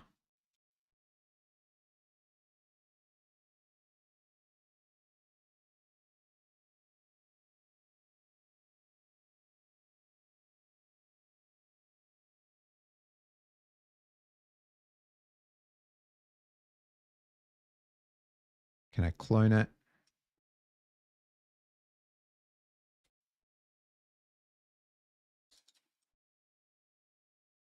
Probably not, but let's find out.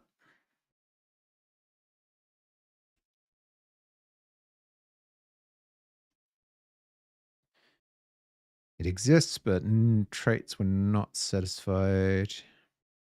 I just want some information. I want information. Give me information. Why can I not have information?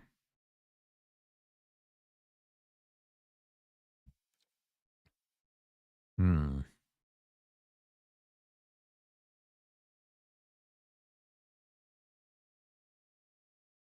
Because if I have 0 output, that's not helpful to me.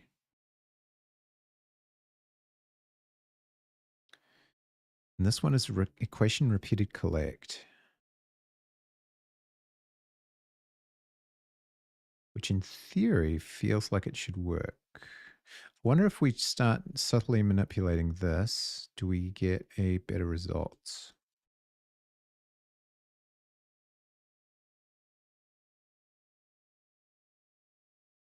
Negative. Maybe it's the new line detection.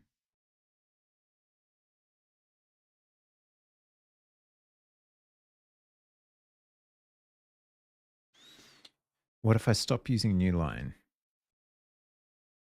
and start using this?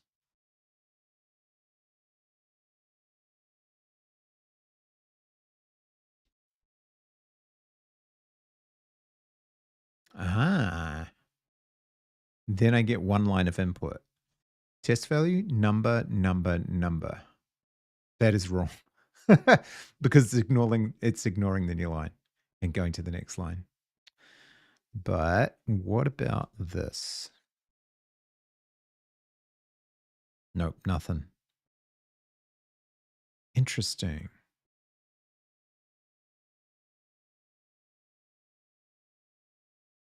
And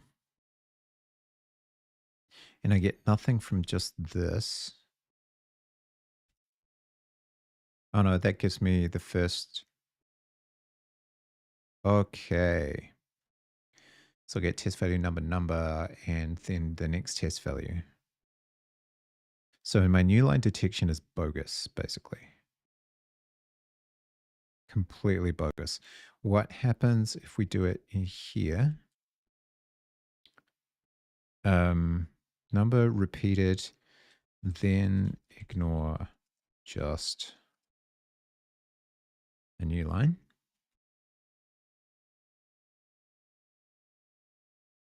Nothing. And if we use or not, we get up to the next number. My new line detection is screwed.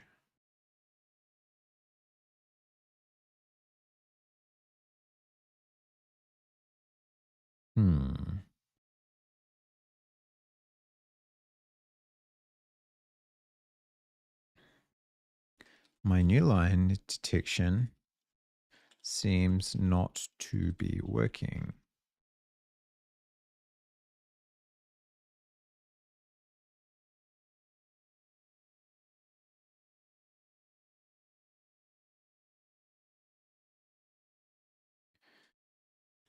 Suggest an alternative.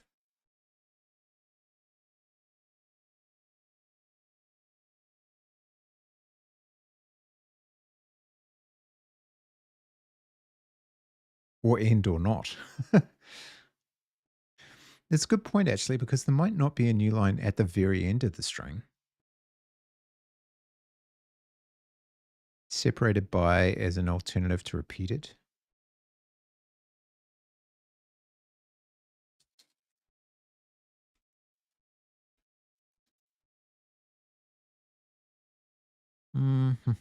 Show results with line-wise.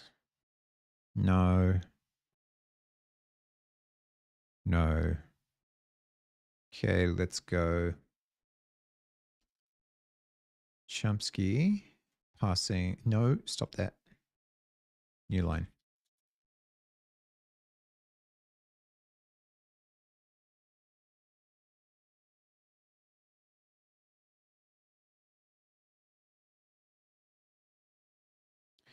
Read to end of line. Ah, flashbang, sorry.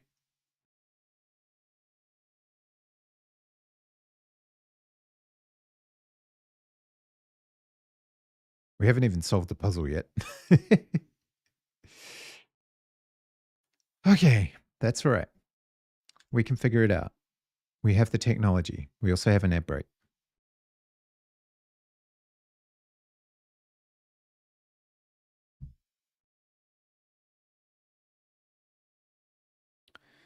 We can figure it out.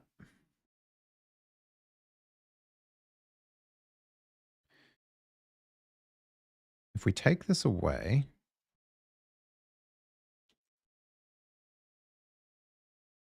it is possible that there is no new line because the end of the string might not have a new line.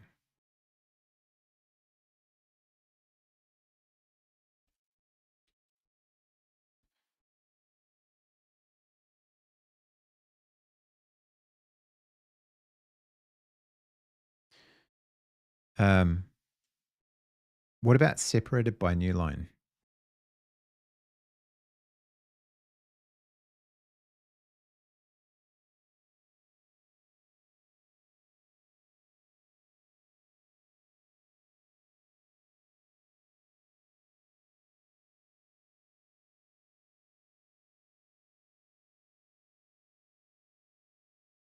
Is that a thing even?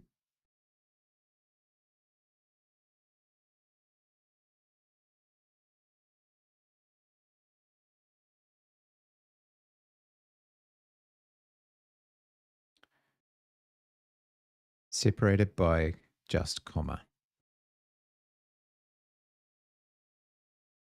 Yeah, it kind of is.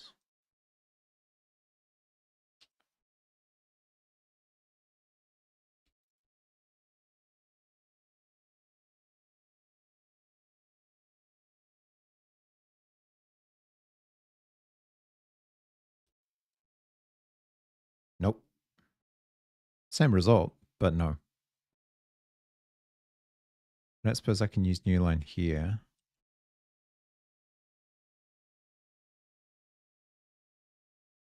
I get the same result, so we may as well do that.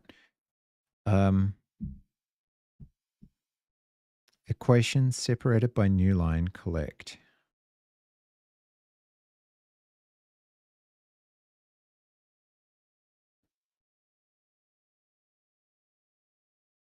An equation is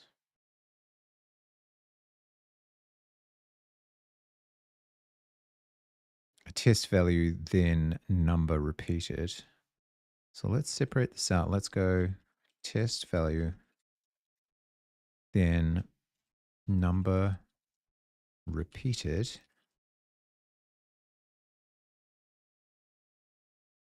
I wonder if the repeated is being greedy.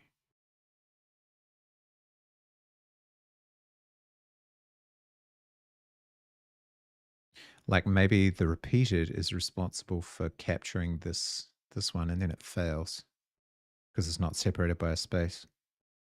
I bet that's it. What about terminated by? Is there a terminated by? Except that, no. Punctuated by, because there isn't a new line in the final result, in the final string.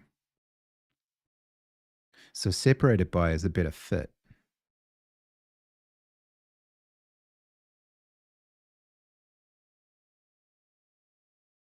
because it's between all of the other results, right? So I think this number repeated thing is not working for me.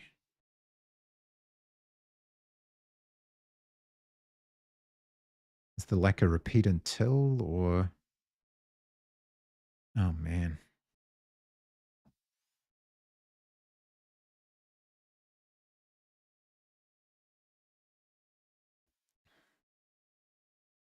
I think I'm close with this, but I need for the equation parser not to pick up the next number. For example, if I do...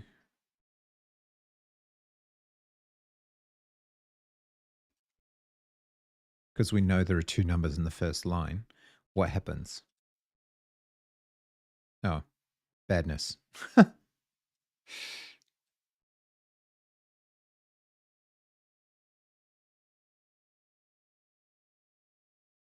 Still badness.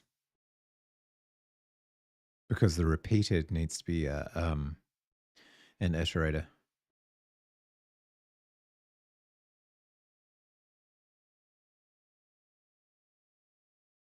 Okay.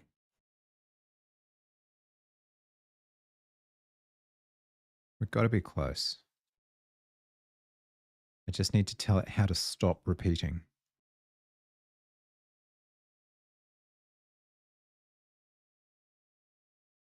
It's like number separated by space.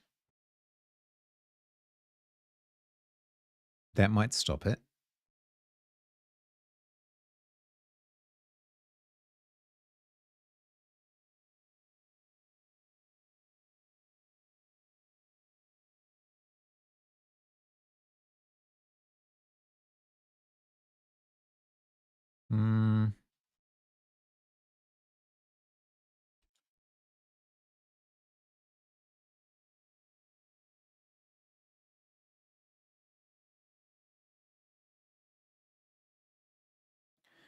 Consider the removing this call as the receiver has type import Chomsky blah blah blah.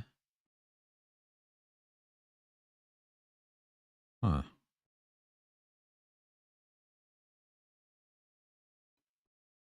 Oh, I know why.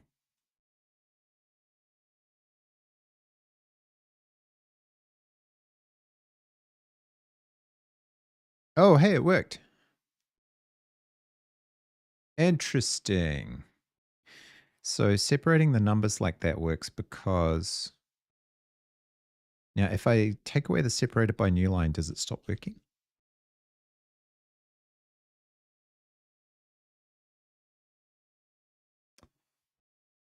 Well, kind of, yeah.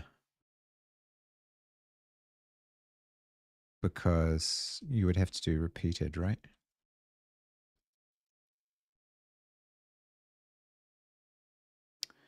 That still works. So what's the final one? Let's check. 292 to 20. Why does it ignore the new line? Or did we get the new line and we just didn't notice it?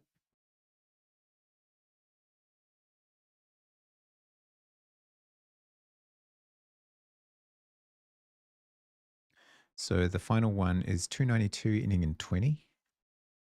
292 ending in 20 with four numbers. 1, 2, 3, 4. 1, 2, 3, 4. Oh, sweet. This works. Finally. God, that only took what, an hour? Okay, so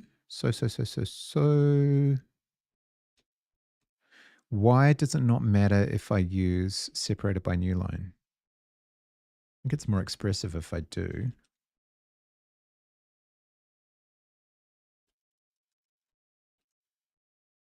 But it doesn't change it.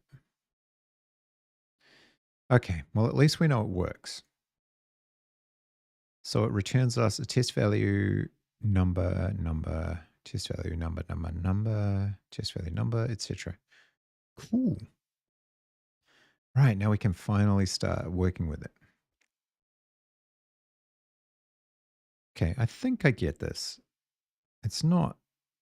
I feel like there's a better solution for this, but I don't know what it would be.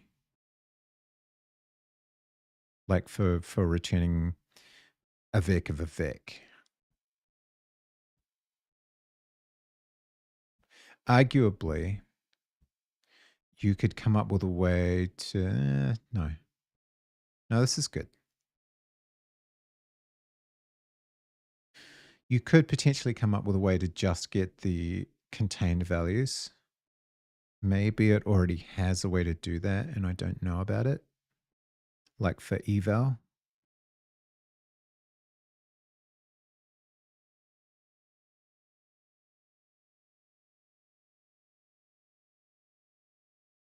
It looks like you match them and that gives you the values, or the values here in this case. Okay.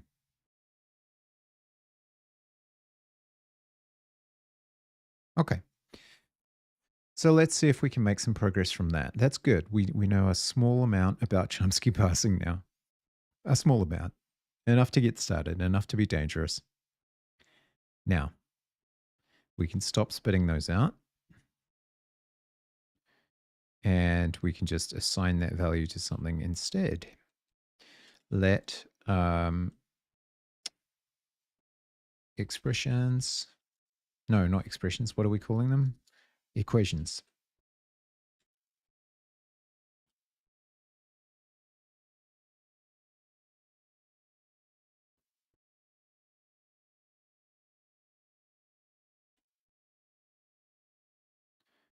All right.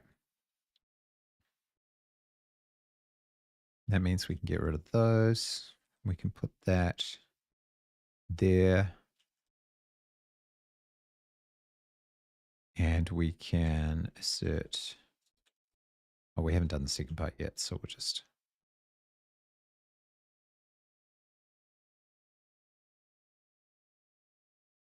do that.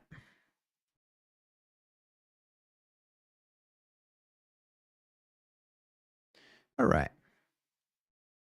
Now, let's see about actually using these numbers.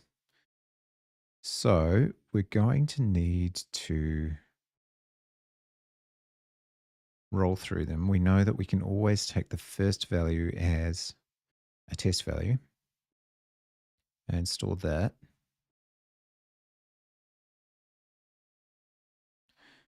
Do we, by getting these values in the parser, already have enough to attempt to solve? I feel like we do. I feel like it's going to be something like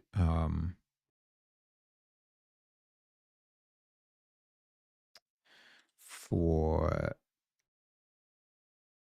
equation in equations.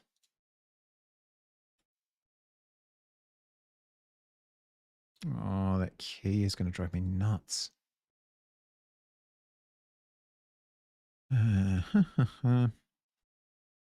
Now, reminding ourselves, the question is if we add plus or times in any combination,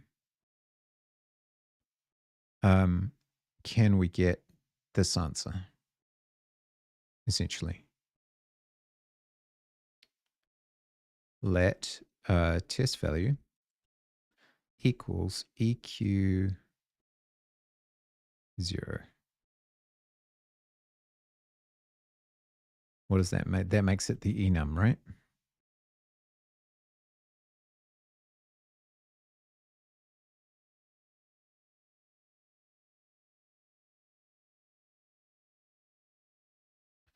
What doesn't implement the copy trait? Oh, right.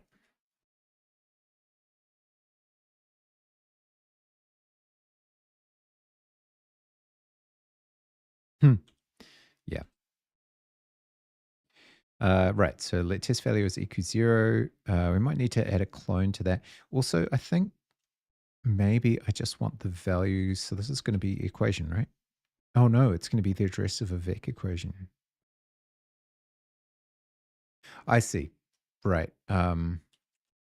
For element for thing in EQ. We'll figure that out later. Let test value equals thing 0.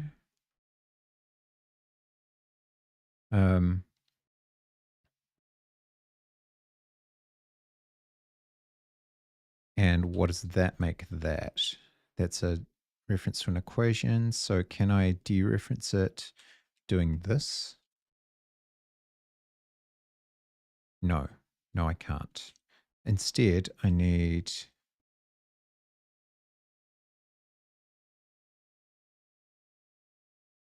test value O, right?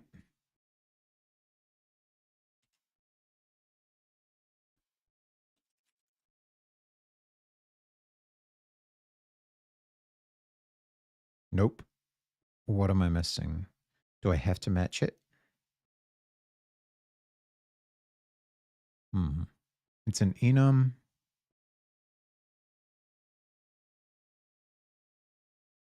with a value on it.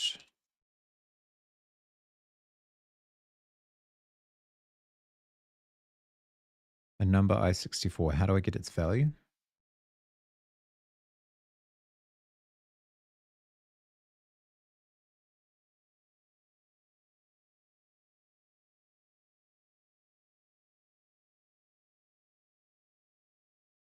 How do I get its value?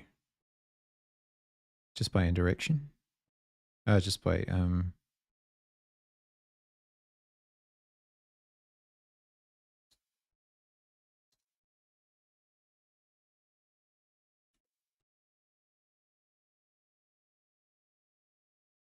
oh, of course it is. Does not implement the copy trait.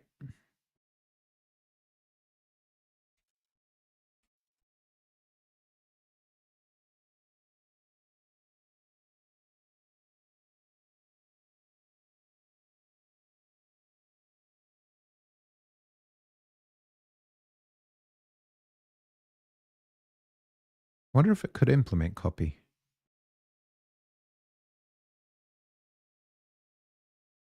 It's just I64s, right?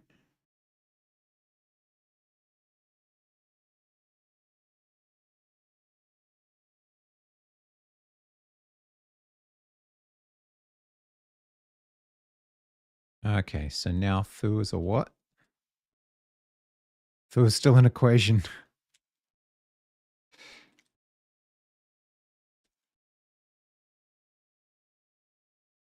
You can't dereference that. So it has to be within a match block. I'm so confused. How do I get its result? This is a Rust thing rather than a Chomsky thing, and I'm sure I'm failing that. So let's find out. 47.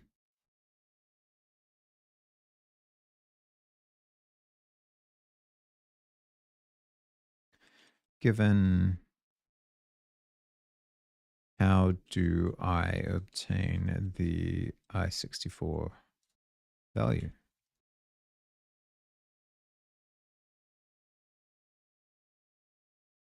You have to use pattern matching. You can use if-let. Oh, so it's like if-let okay or if-let sum. I see. You could also add a method for the right. I understand now. Okay, so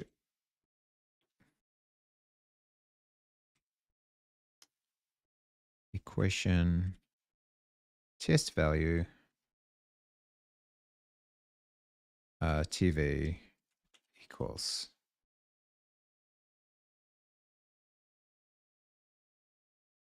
non-exhaustive pattern. I see. But I know for a fact that it is. Could I use unwrap in this situation?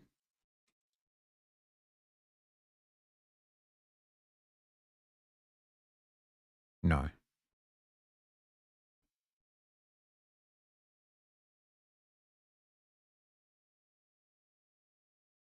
So I have to match it even though I know the answer? Oh, if-let. I see.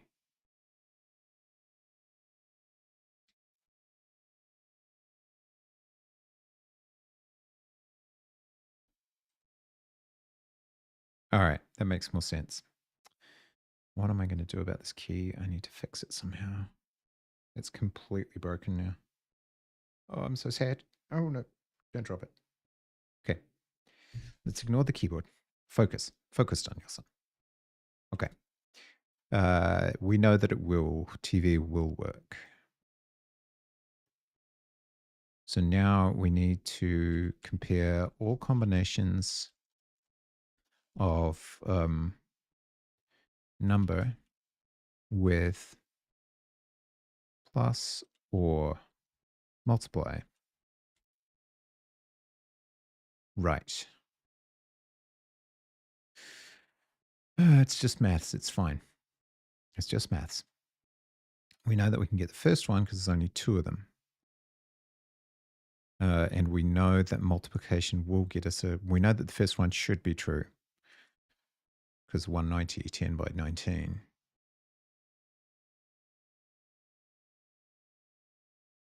Yeah.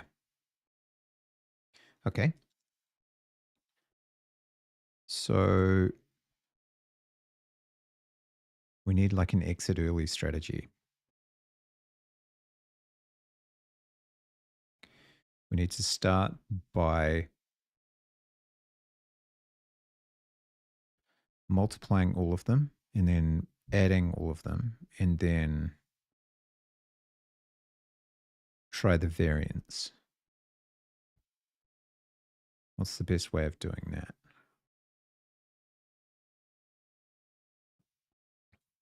A function that just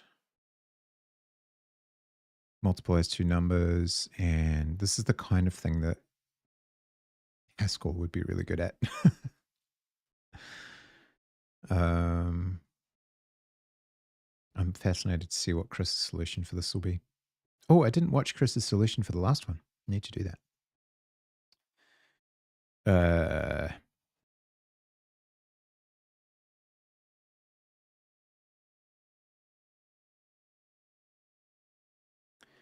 If let, no, hang on, because we need to consume all of the values in the remaining slice, essentially. Let remaining values equals thing 1, like so. Really still haven't found out why Lewis complaining about that.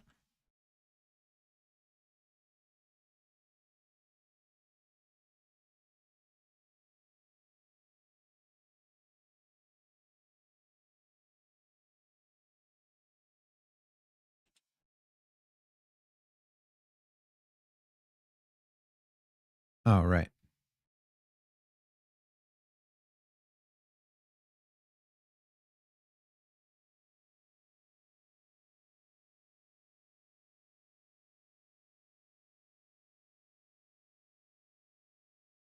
Okay.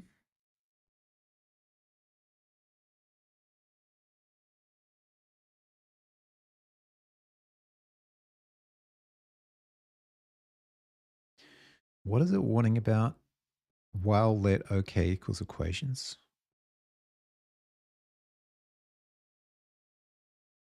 Really?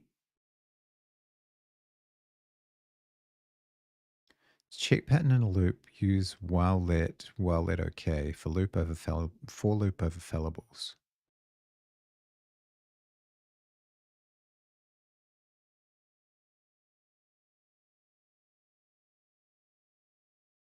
It's more readably written as an if-let statement. But I've got a loop over all of them. Don't I?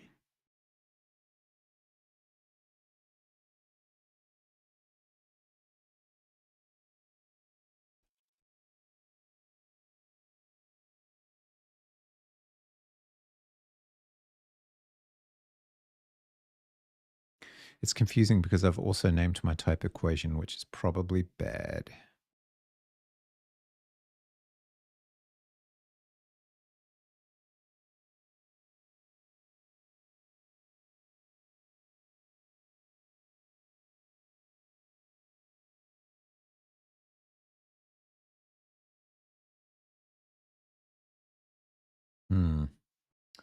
Okay, so let remaining values is a vacuum equation. We know that it's a vacuum number.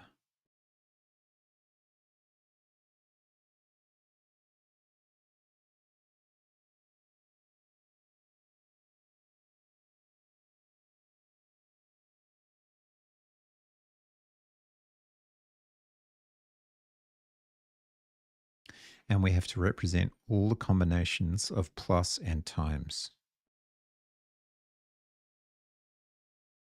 This is feeling like a fault.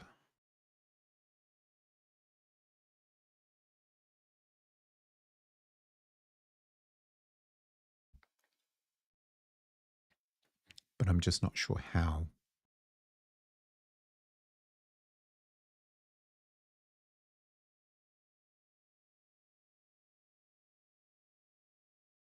It needs to try all of them.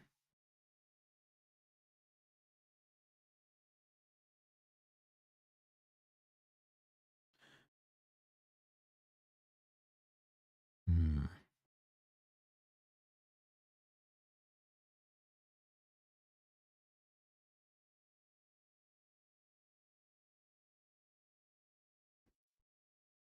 And it has to evaluate left to right. So perhaps the way to do it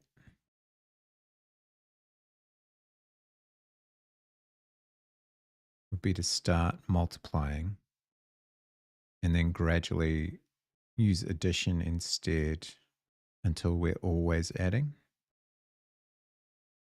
or the other way around for that matter. Oh, this is twisting my brain. Um,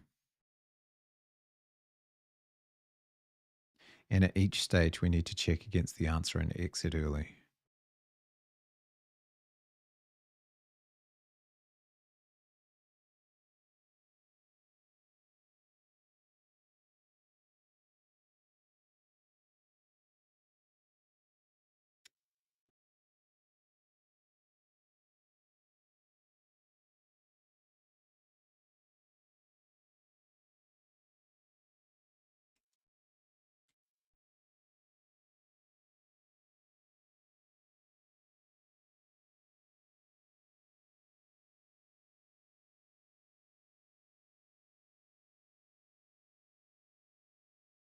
But how do I vary it?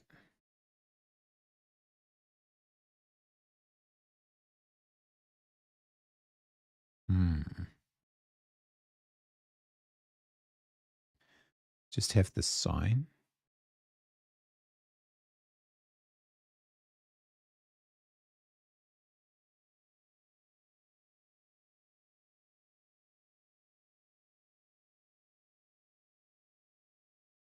The number of operators I'm going to need per statement is len minus 1. So for length of 3, I need 2 operators. For length of 2, I need 1 operator. For length of 4, I need 3 operators. Okay. Now,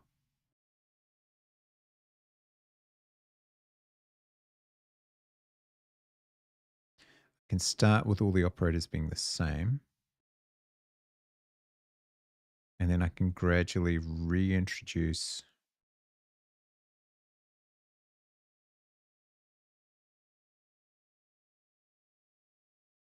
I can gradually use plus until the total number of pluses has gone to 0. And then still keep track of the resulting total.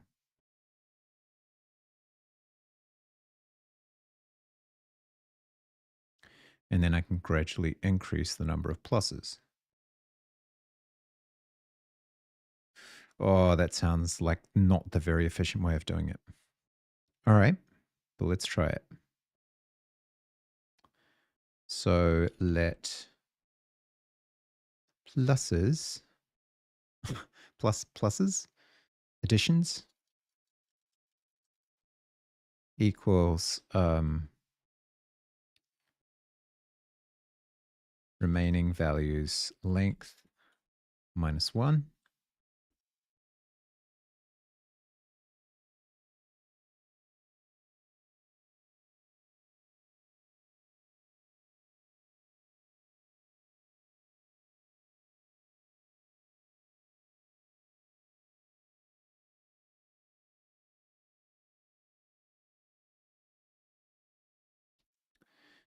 for add in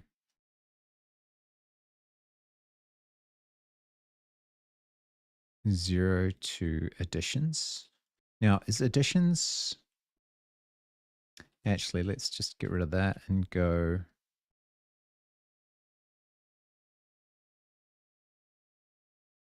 to remaining values. Whoa.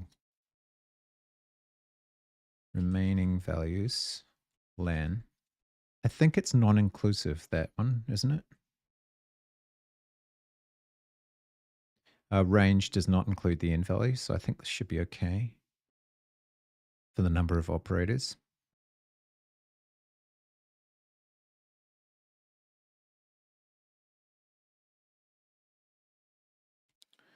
So total plus equals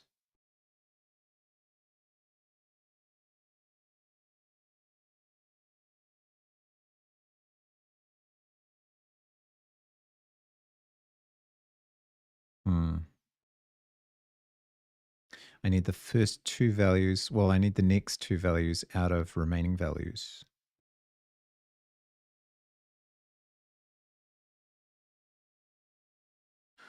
So I need another loop inside here.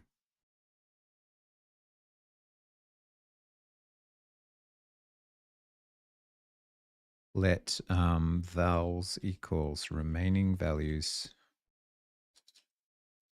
better. I think it might need to be mutable, but let's check. Let left-hand side equals vals next. Yeah.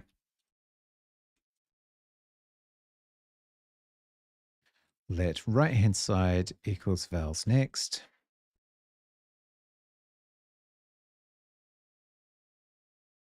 What happens if you call next on and you're at the end of the thing? Panics? Oh no, it returns an option.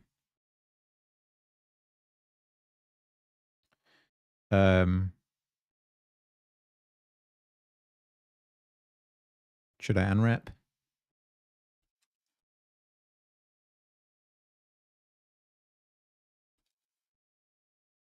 We might end up panicking this, but let's just feel it out so far. In 0 to remaining. Yeah. So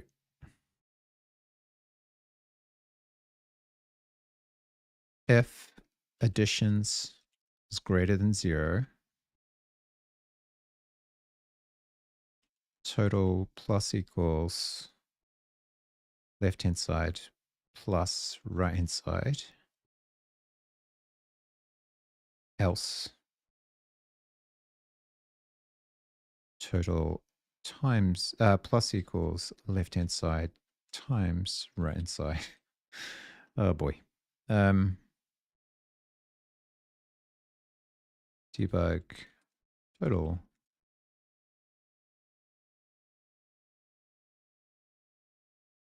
Oh, right. Oh God.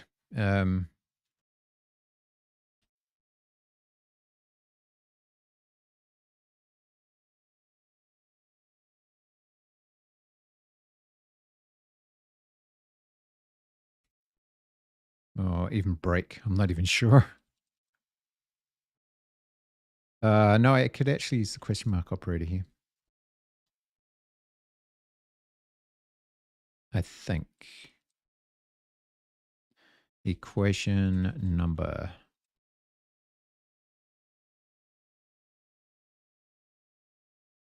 Hey, Silly V, how you doing? Welcome to my nightmare. Maths.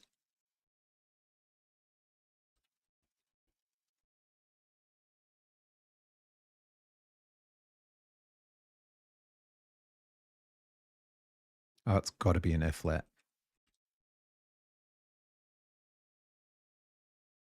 Day 6 is the operations one.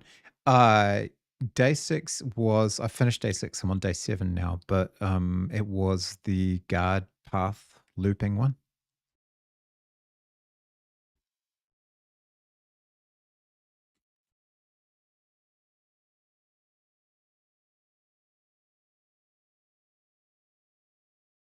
6 was fun.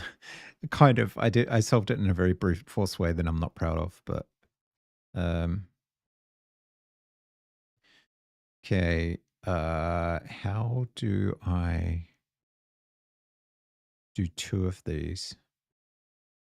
Feels like there should be a better way to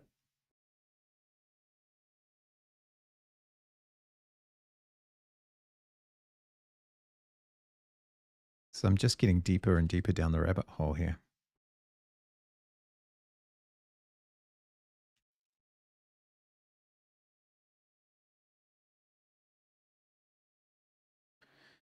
Okay, did we get anything? Oh, we did get a total. 219, 342, 107. Okay, so hang on. We need to debug out which equation we're working with. Debug TV. 219 TV.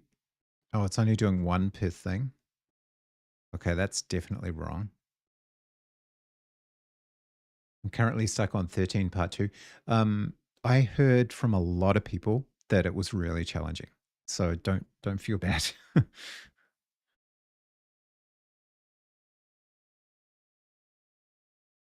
I'm not even sure I'll finish up until then. I should really just be doing part ones, but as you can see, I'm struggling even with part ones. So, um, so this is clearly not quite what we're looking for. Let's try debugging this. Oh, we always do that. Okay, so the target value was 190. The remaining values were 10 and 19. And we got 219, meaning that they did what? That can't possibly be right. Oh, I see. It's looping through and adding them up every time. We need to reset the total at some point. So let's debug the total for additions.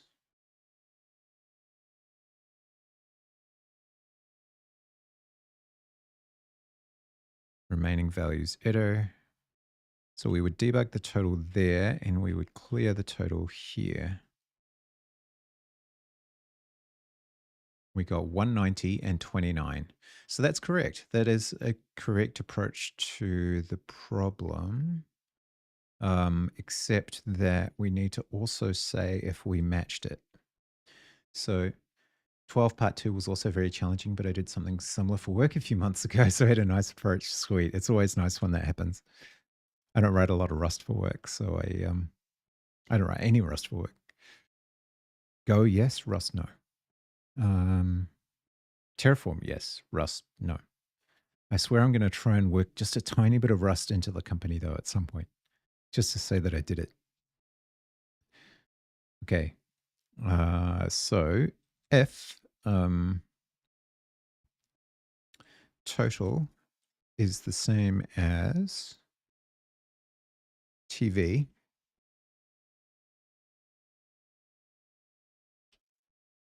debug found.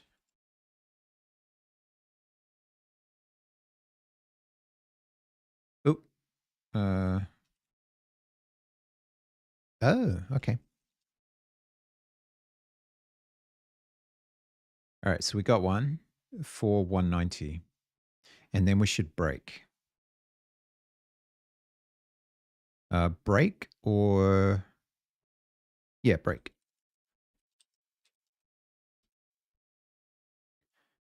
Okay, so that's good. That's a start, and this could easily make like a little function. Um,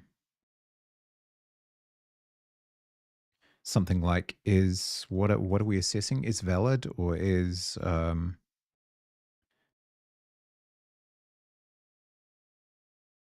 just the equations that could possibly be true. Um, is possibly true. We may as well extract that now, I guess. Let's just make sure that it passes the other ones, though.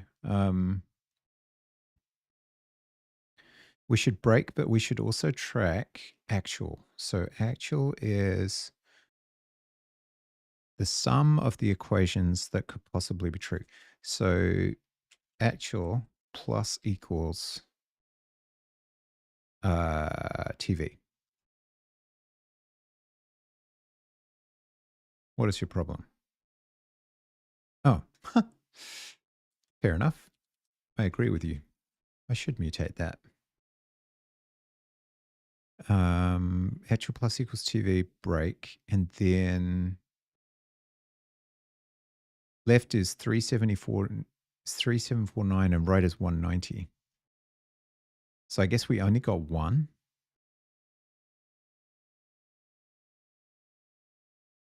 Interesting.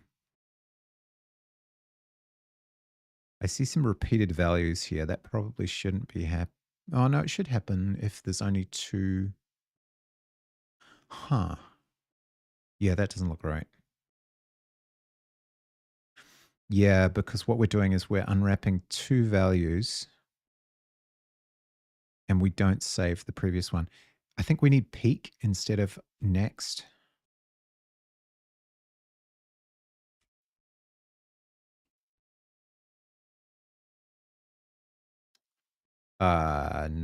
No, we don't.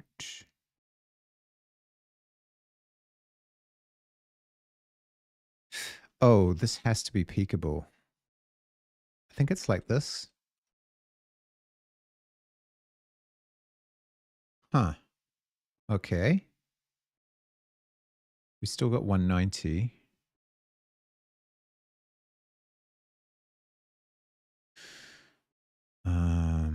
So that one was correct. That was not correct. That one should have been true. And the reason is two positions for operators of the four possible configurations, two cause the right side to match the test value. Oh, I know one of the things I'm doing wrong. I'm just doing all multiplication and then I gradually replace each with a plus. But what we actually need is all combinations. I wonder if I should just, so for example, it would never generate 81 times 40 plus 27.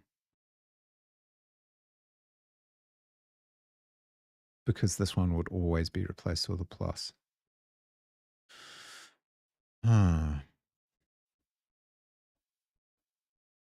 Would reversing it work? I don't think it would for a long string. Might work for 3 values.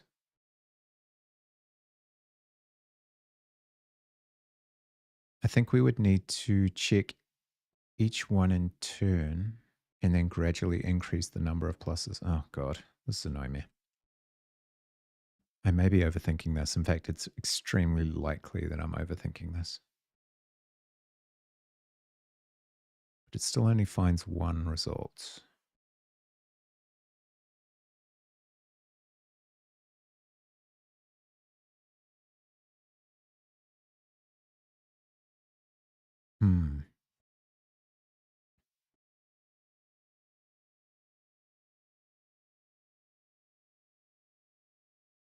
I think I will extract this into a function so that I can do it a little better.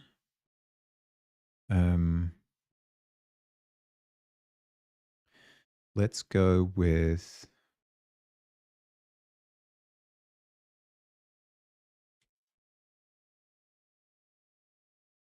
actual plus equals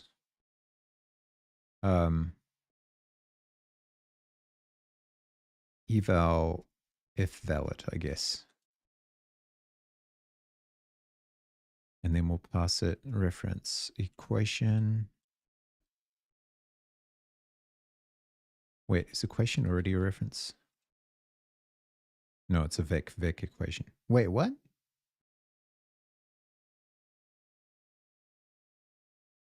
Oh, I see. It's a result.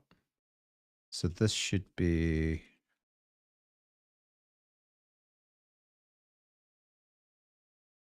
Oh, because it thinks it wants me at results. So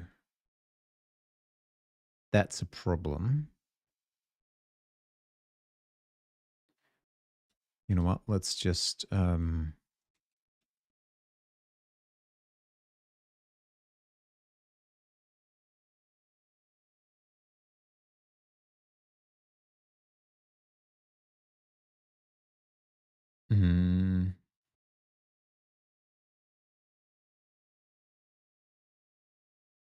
no.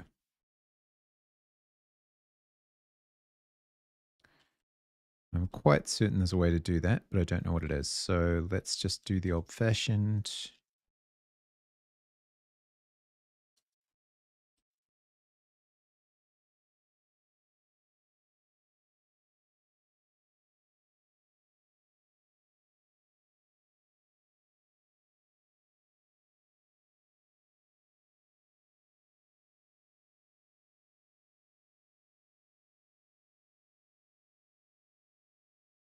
Can I transmit that to a mere error?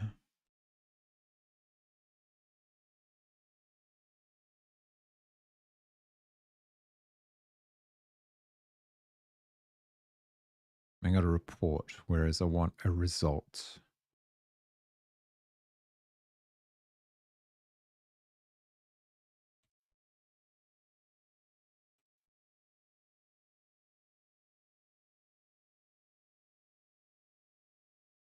Oh, how do I just return a result?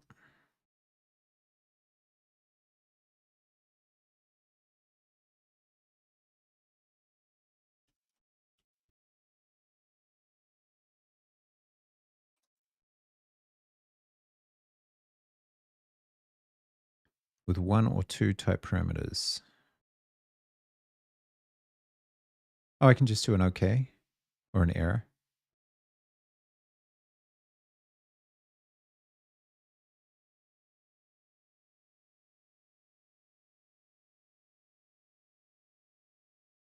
So if I want to return an error,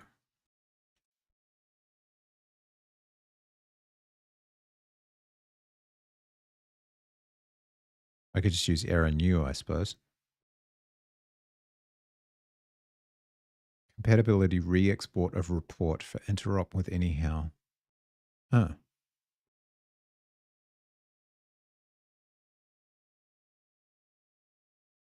So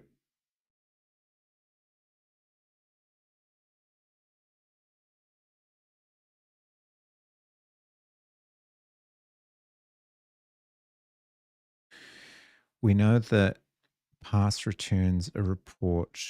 Well, it returns a passer, but result O and then vec self error, and self error is a simple error.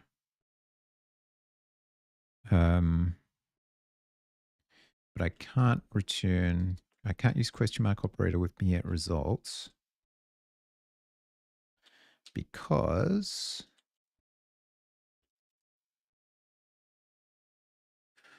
vec Chomsky error simple charm yet diagnostic is not satisfied. So how could I convert it? Or should I just try and implement it with Miet?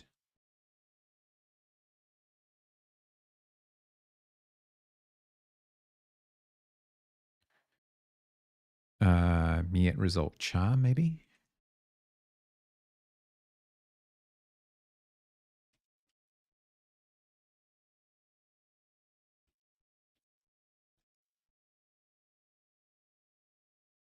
Huh.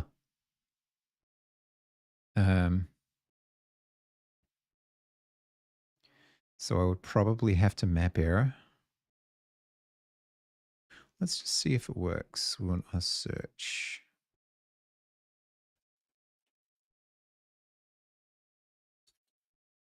Or even with anyhow.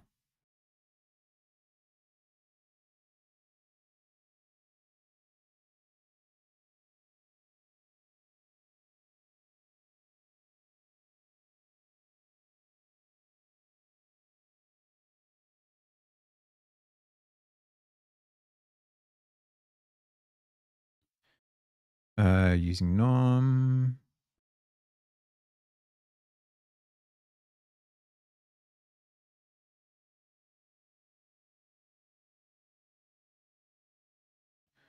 What about Chomsky and anyhow?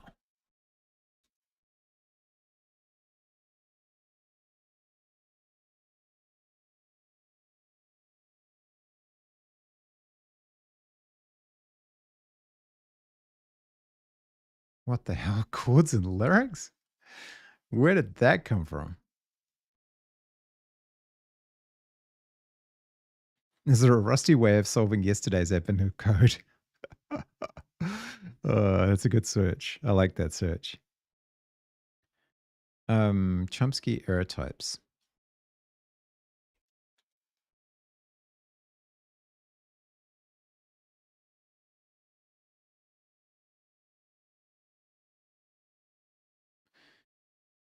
I'd really like to understand how this works, although it's distracting from actually solving the problem.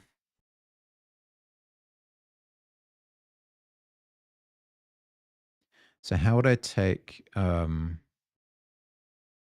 wonder if the robot can solve this for me. How could I use Miet's result type instead of simple char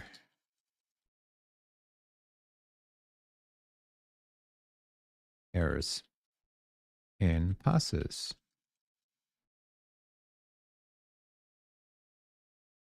I need an example.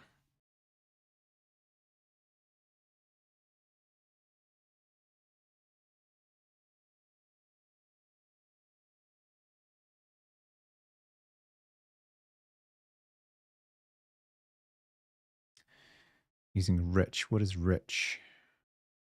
That's me. I'm rich. Oh, Chomsky's rich error type. I see.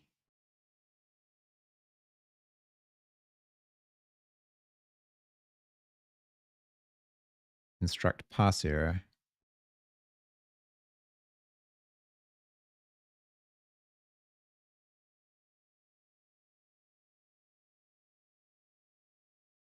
Parser that returns a Miet result, but it doesn't return a Miet result, as far as I can tell.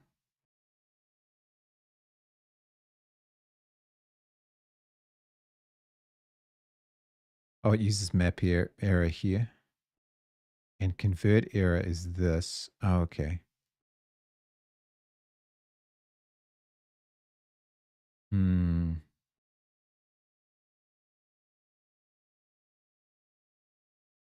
I think all I really care about is that I get some kind of message back.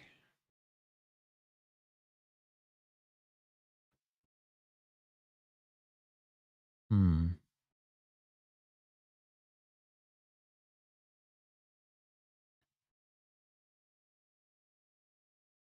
So I could, for example, show e-message, maybe?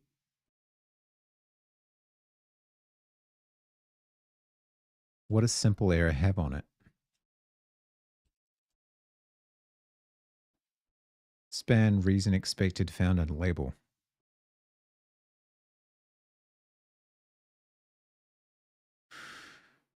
Maybe label?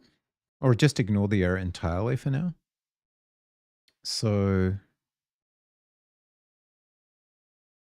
if I want me at results, and me at result takes a type,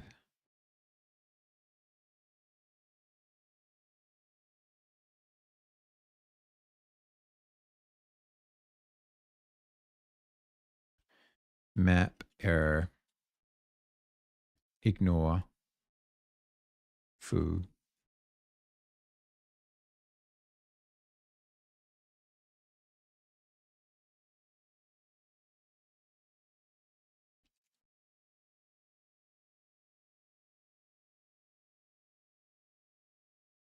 Oh, really?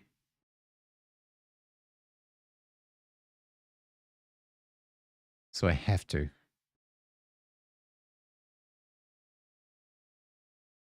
Oh, how the fuck does this work? So because test value takes simple char, I'm screwed.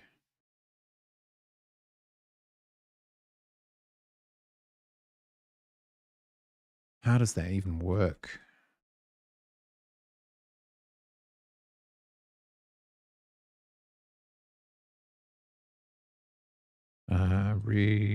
Refactor your example to ignore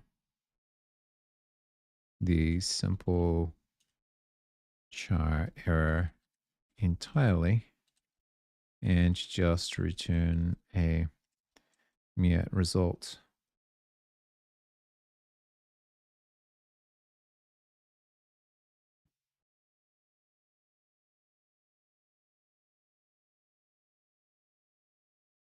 Okay, map error, miet. Oh, I think I see. So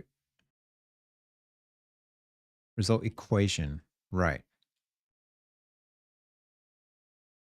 Except in this case, it's going to be results vec equation. And actually, we could leave this one as simple, probably. Probably.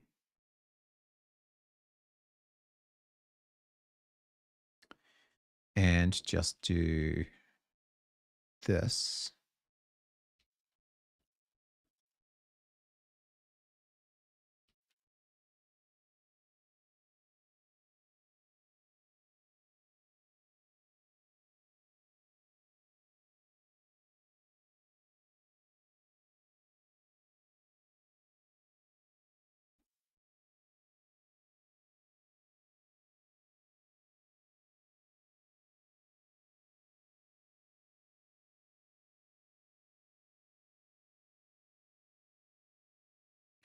Not for a moment thinking that this is good practice, just trying to get something working.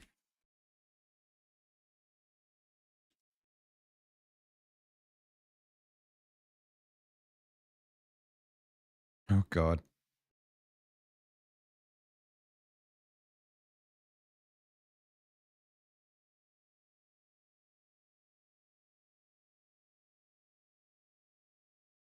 Oh, into? Are you kidding?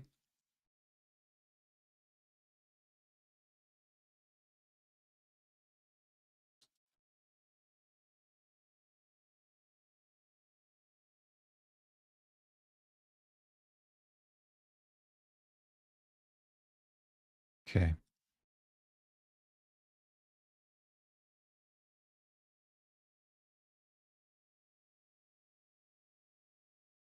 So at this point, it's still expecting the parser to be and adds in a sec. Nope. Values that implement standard ops try.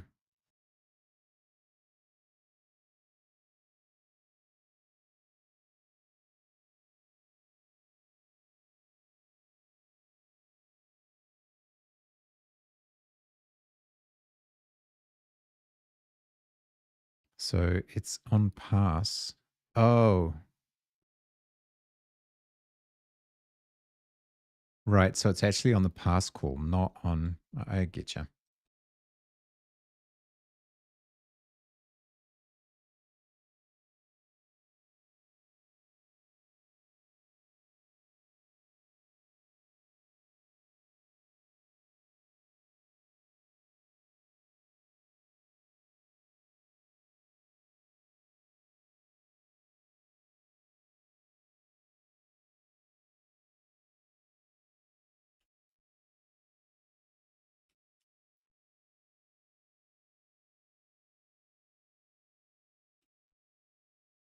Interesting. So map error in this case is taking the error possibly returned from it and turning it into a miet error. What is the final into doing?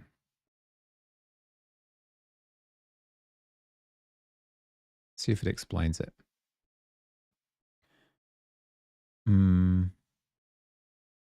Why into?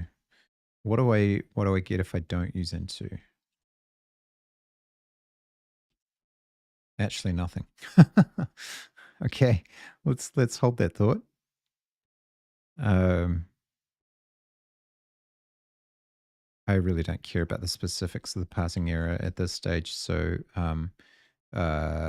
puzzle input pass failed. Okay. What is our issue here?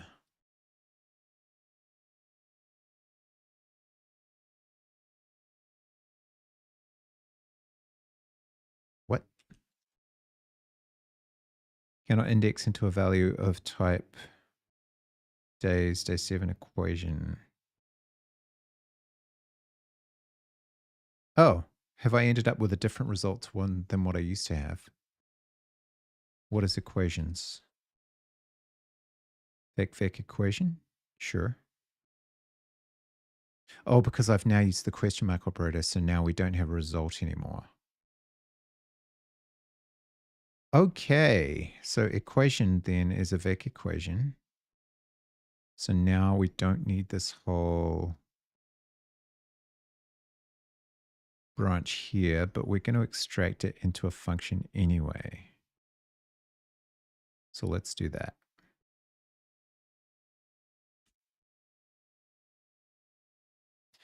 Eval if valid.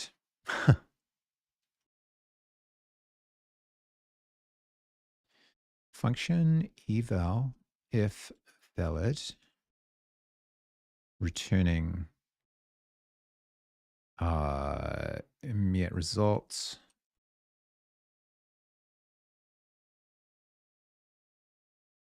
F64, I64, IU64, I64.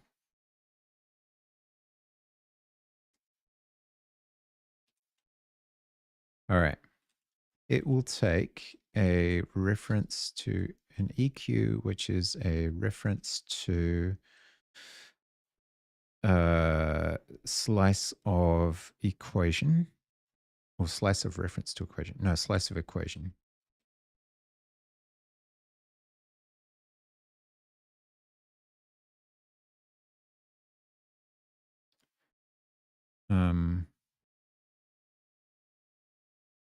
For part in equation.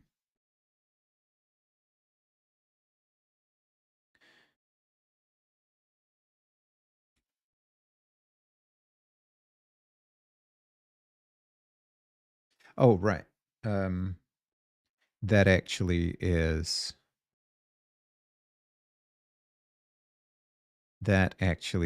already extracted. So the first part is going to be the test value.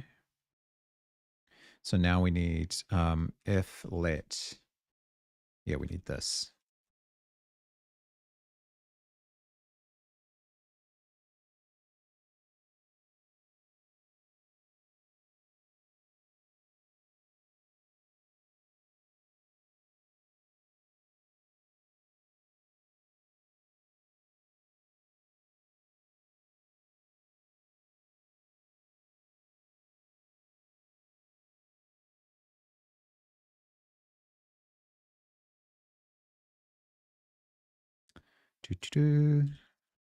Okay.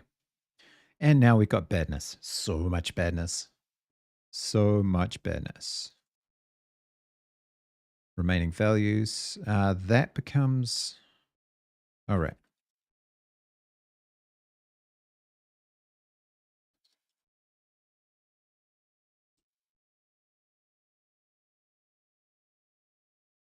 For additions in O, remaining values len.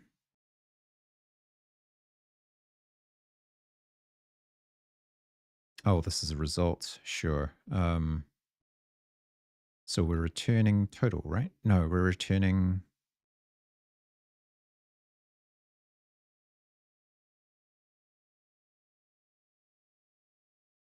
return and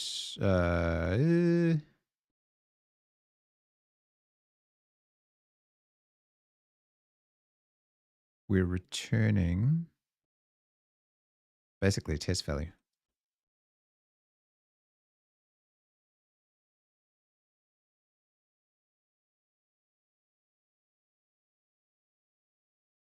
I think.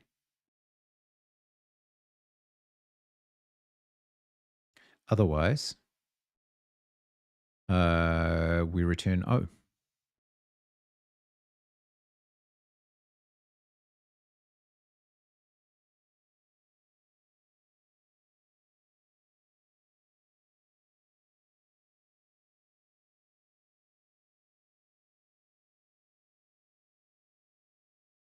Cannot find value part because that doesn't exist anymore. It's EQ.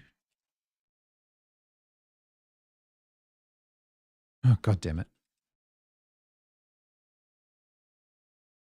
Okay. Now, what's your issue here? Oh, yeah. So we need 19. We need OK.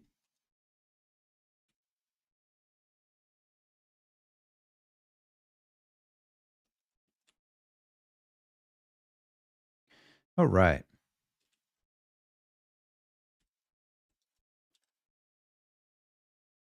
Cool. So now we've extracted that. It's ugly, but in theory, it kind of works, only not really. And this is that.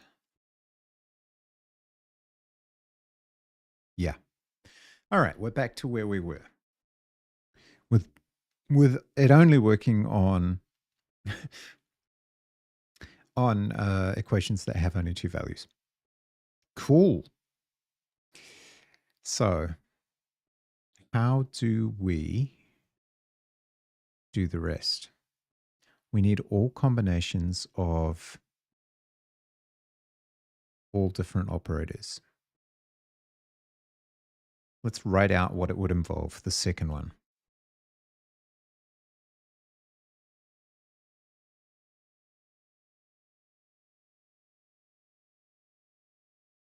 That means we need to evaluate 81 times 40 times 27, 81 plus 40 times 27, 81 times 40 plus 27, 81 plus 40 plus 27. Okay, now at the moment, our solution evaluates 81 times 40 times 27, 81 plus 40 times 27, and 81 plus 40 plus 27. So the problem is we're missing this one. And we need to understand how to do that for an infinite length, potentially infinite length of strings. We also need to capture the situation where we have one with 4. Where's one with 4?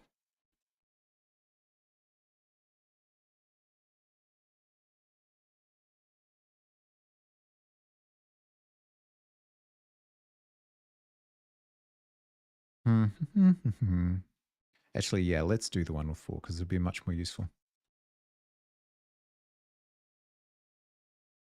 So 9 times 7 times 18 times 13. We can get this one already.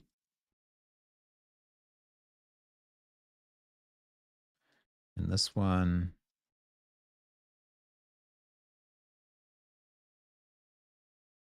And that one. We cannot get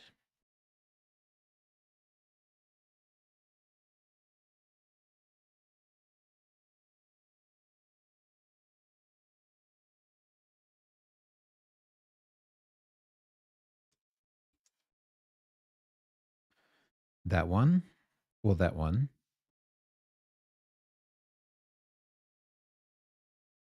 And just marching the operator through like that doesn't help us with the longer strings.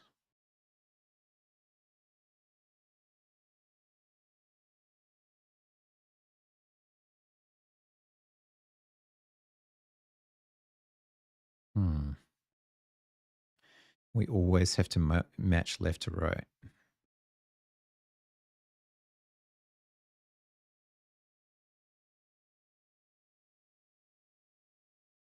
I'm fascinated to see how people actually do this when I come across it. They'll be using things like enums of operators and shit that I don't really understand. Okay. So am I missing any?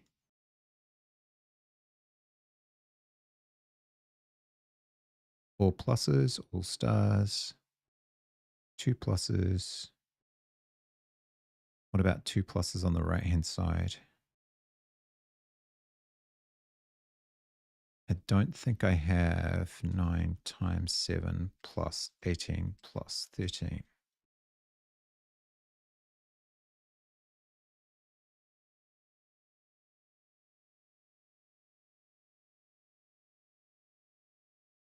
So the characteristics there is you could gradually reduce the number of multiplications from the right to the left, or gradually increase them, same works. But it doesn't capture this one.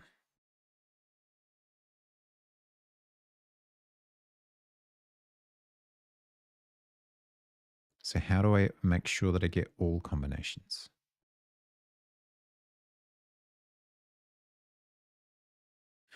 Another way of doing it would be to chunk them up into groups of 2.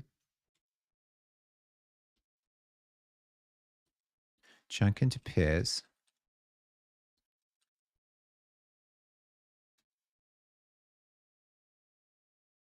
Get the results of adding or get the, wait, what is a sum? Get sum of each pair. Get product of each pair.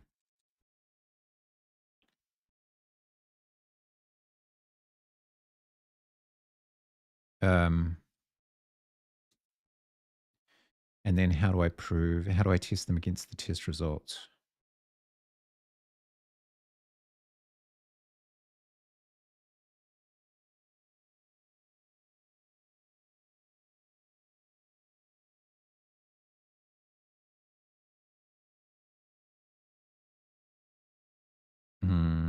How do I get them test them against the test result?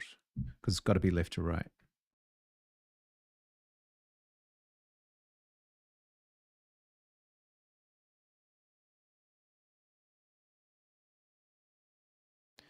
You can change each position in turn, but that doesn't help. I feel like it's going to be a recursive solution or some shit.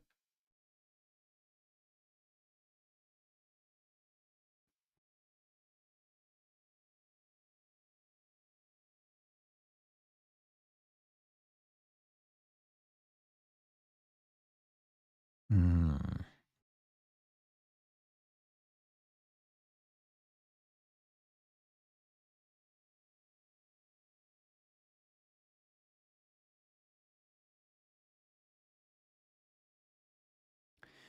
I just have to test combinations until I get the hit.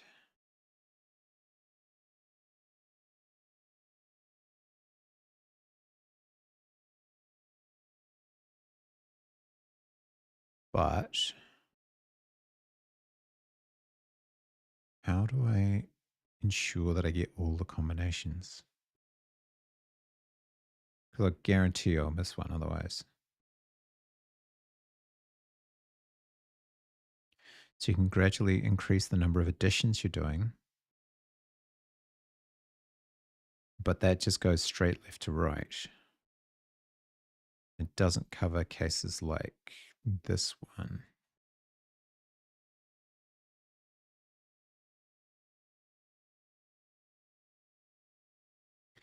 I guess you could change the starting position that you started introducing the additions into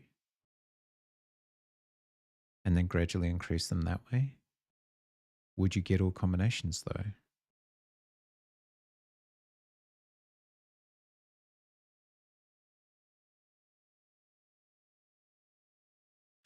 So that would give you, let's just manually work it out. You'd start with 9 times 7 times 18 times 13. Then you'd get 9 plus and so on. So all of these. And then the next iteration, you go 9 times 7 plus 18 times 13. So that gets the middle case.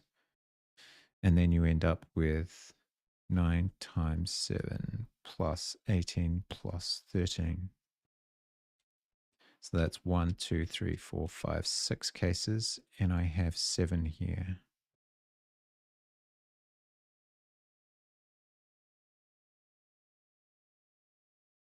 Do I?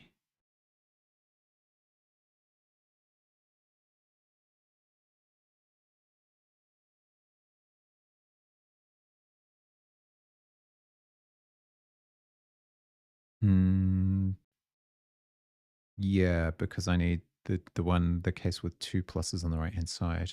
Oh no, that's covered there. So which one am I missing? 2 multiplications on the left.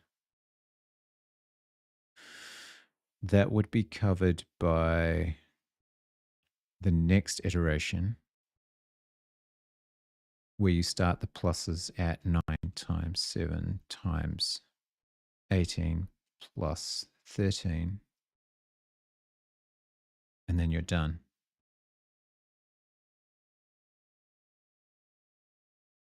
But what if you have like a sufficiently long string where you've got 1 times 2 plus 3 times 4 plus 5 times 6, etc. You'll never work that out by gradually marching the operators through. So that's a limiting factor. You could just randomize it and it would eventually hit the right result. I wonder how fast that would actually be. Oh, God. That's horrendous. Don't even go down that road. How do I get all permutations of two different operators?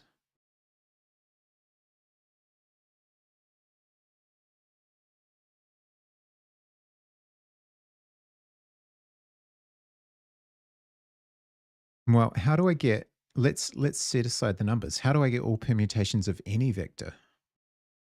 Because you could have, for example, an enum of operators plus times or whatever, or plus mole. And then that would be in a vec of length minus 1. So say plus mole. And then you just get figure out how to get every iteration of that. So how do you get all combinations?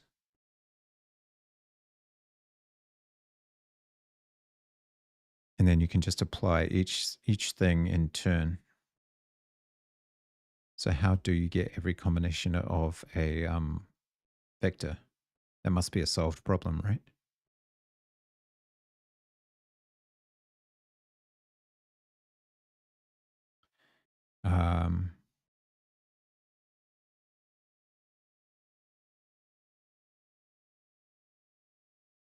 I'm perfectly happy searching that one. So calculate every combination, every possible combination of, given numbers.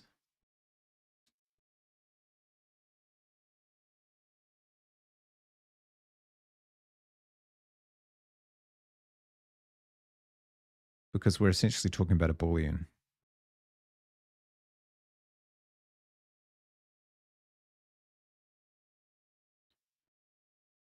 All combinations for a specific range of numbers. Yes, teach me the logic. 3 nested loops since your combination of size 3 that iterate from min to max. Keep collecting the combinations in an array and you are done.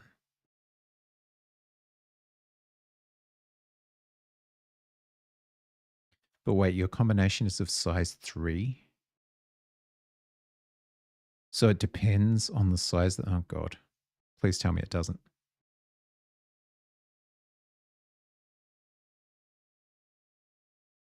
Keep collecting the combinations in an array and you are done. I is less than equal max. J is less than equal max. K is less than equal max. Result push IJK. Yeah, that doesn't scale though.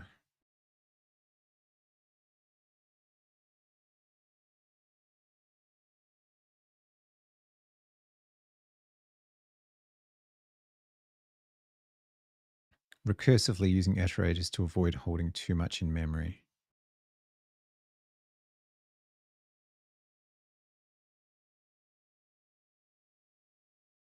Ah.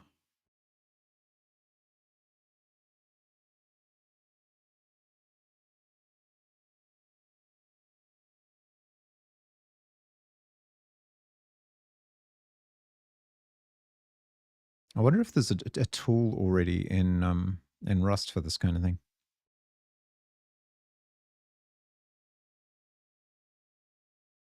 The order doesn't matter, the sum of the numbers, but in my case, the order does matter.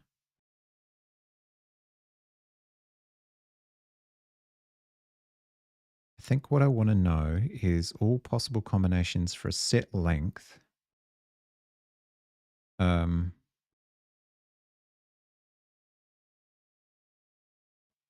of given values. Oh, I completely understand, Eldon, and I appreciate your tact. I basically want to understand the method, and I'm going to try to find how that works with just an ordinary array in whatever language, and then I'll try and apply it. Because I think I have a solution. I just need to understand how to generate the combinations. Yeah, I'm sure it did. No, I appreciate that. I know it's painful watching me struggle. I will eventually get there. I usually do. My only saving grace is that I'm incredibly stubborn. Okay. All possible combinations of given length array.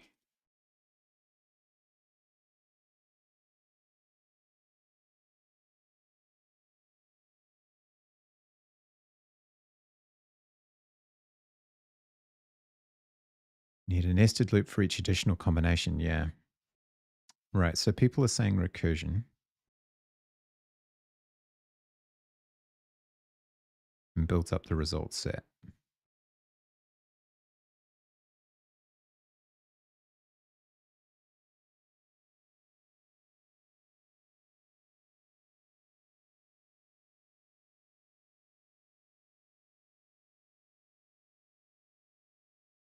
Hmm. A non-recursive version. Oh, this is JavaScript, is it? That's using reduce. So you could probably use fold.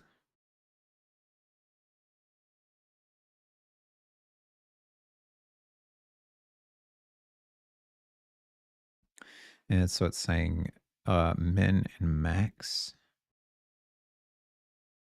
from 2 to 4.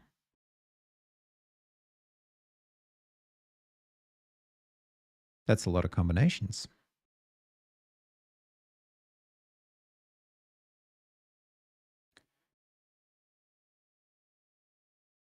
The language in this particular case is completely irrelevant. Concat result flat map val array map char val plus char. Right, so it's building a string in this case.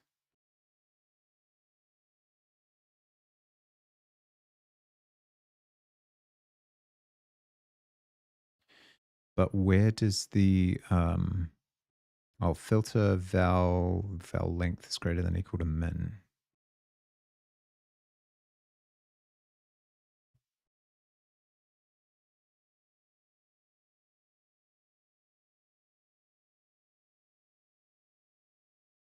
My principal goal is being able to understand it. I don't really care about the puzzle at this point.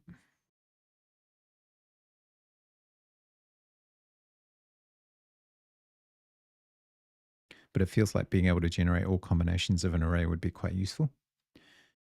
So, how does the math work? It's not really even math.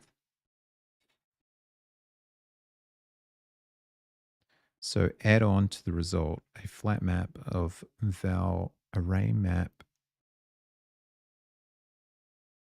which is the input, val plus jar. I see. So it's adding on.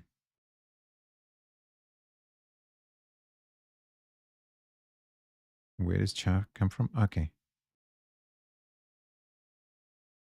Hmm.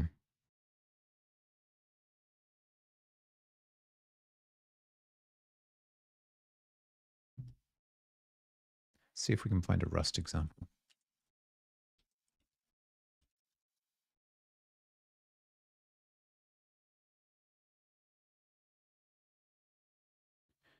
Edit tools combinations. Interesting. The items of underlying iterator need to be cloned. Well, let's look up edit tools combinations. Oh, we're dark mode. We're dark mode. What the hell, man?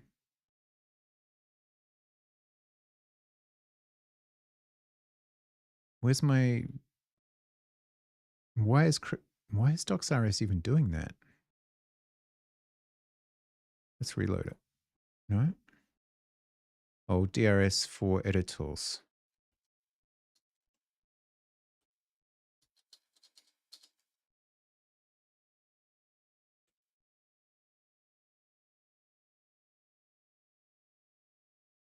Why? Why is my DRS not working? Ah. Okay, better.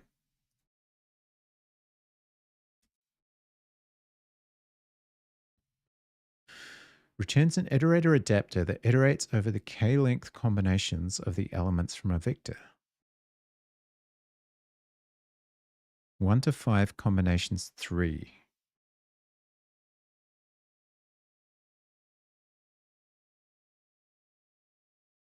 This is interesting.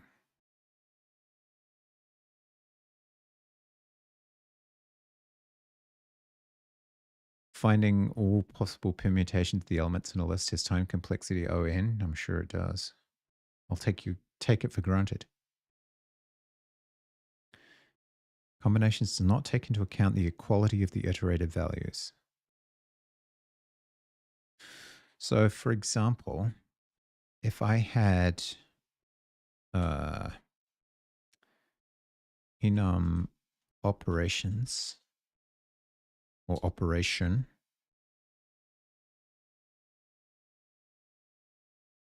plus or add multiply,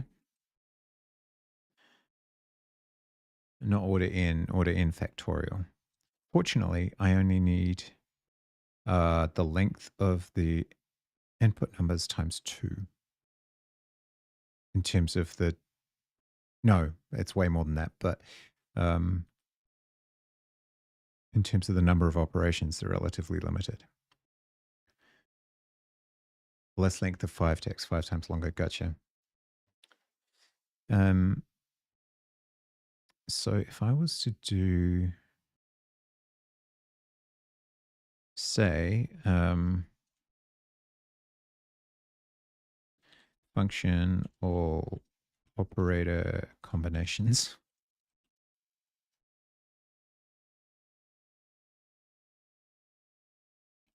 returning a vec operation, and I did add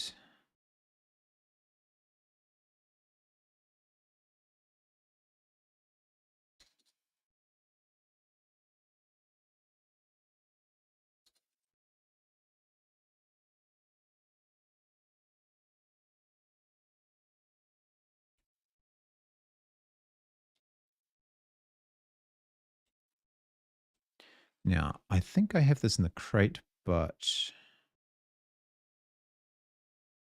let's find that out. Pretty sure I do. Yeah. And it lives in where? Just in editor tools.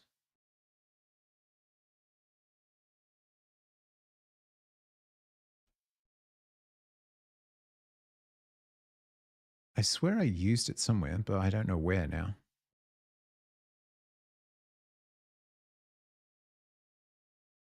Hmm. Slightly surprised.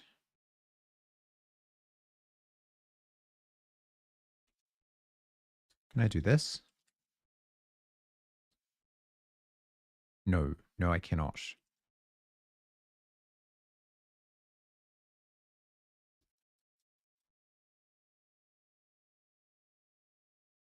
Probably needs to be editor, right?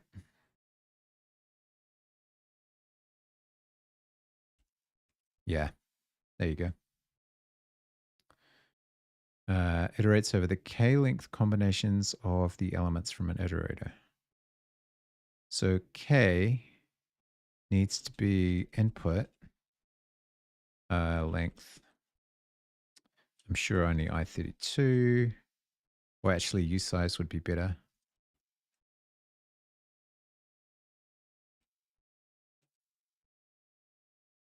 Which probably needs to be an I32.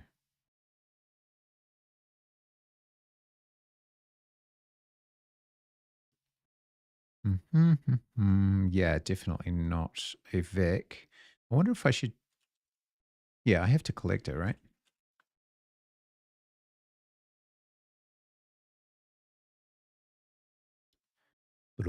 Yeah, that's completely reasonable.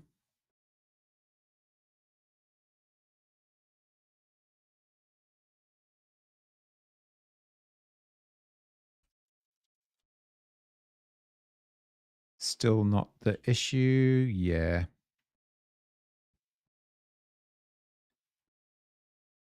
I would need from iterator.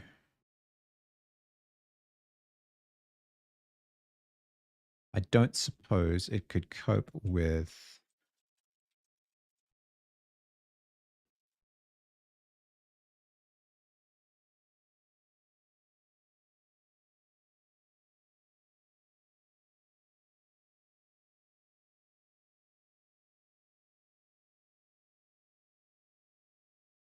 No, still not an issue. So, how would you.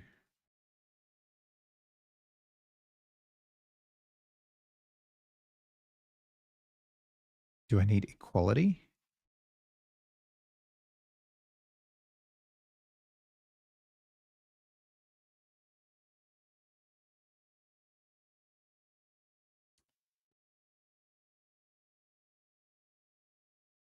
But trait from iterator days, day 7. Oh, I see.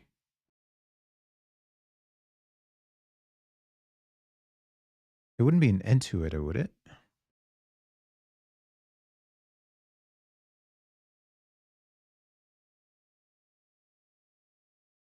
Oh, it needs to clone.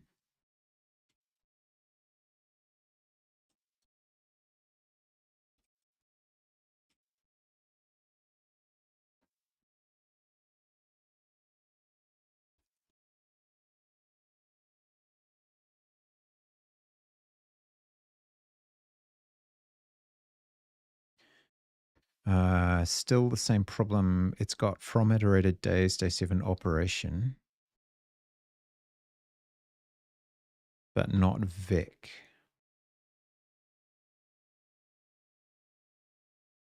So are we're not.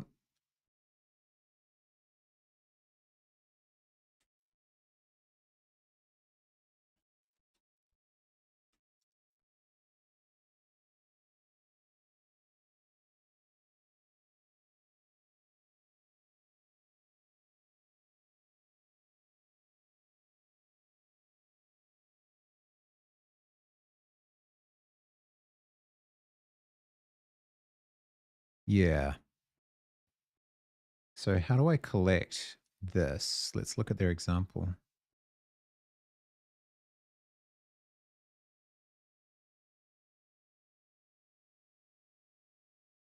Tuple combinations. Huh.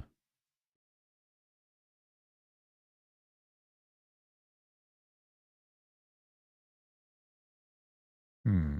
Hello. Hey, team.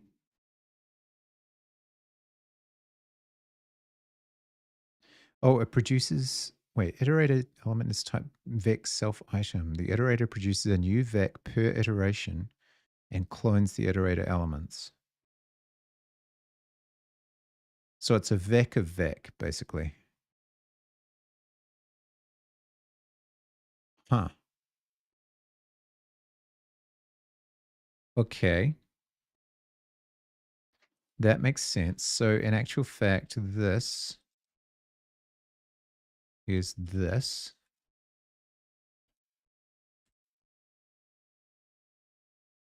And it probably should be.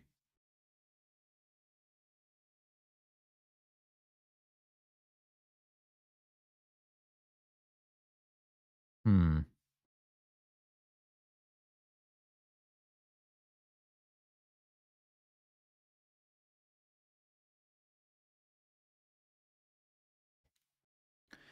Expected a vec of vec. And it got a. So I should still collect, shouldn't I? Apparently not. I wonder if I should just try to return the iterator, but then I'll get in trouble with lifetimes, I presume.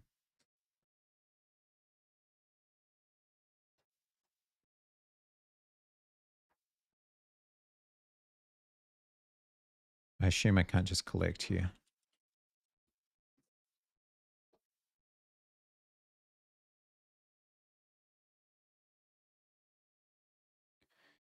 So it's got from iterator standard vec day 7 operation. It expected day 7 operation, but it found a reference to it. So this is not a situation where intuitor helps. Oh, it is. Interesting. Okay. So that's helpful. That was painful, but we got there in the end. All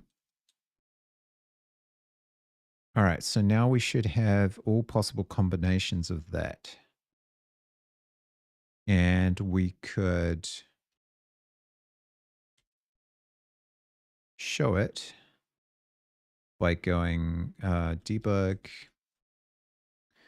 all operator combinations. I don't know, 4.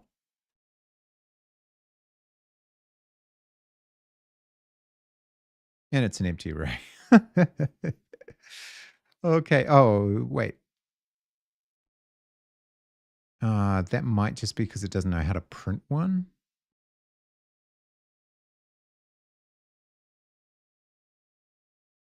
Potentially. Why would it be empty array?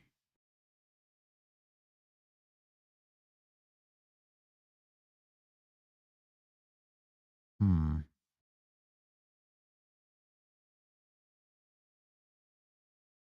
Why would it be empty array?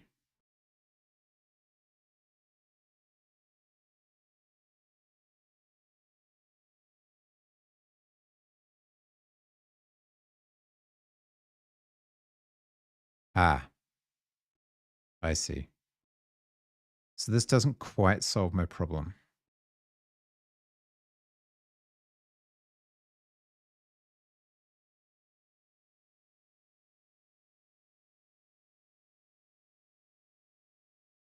Interesting.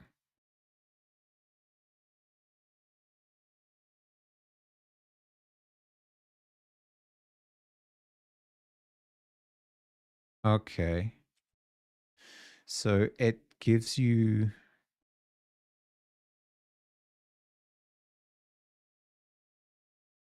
combinations of 2 different things. Does it need to know, does it need partial equality or equality? Sized, item, and clone.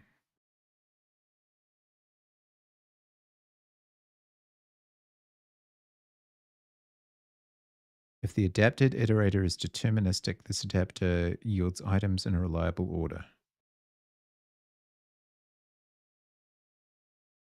How do I know that? 1, 2, 4, 1, 3, 4, 2, 3, 4.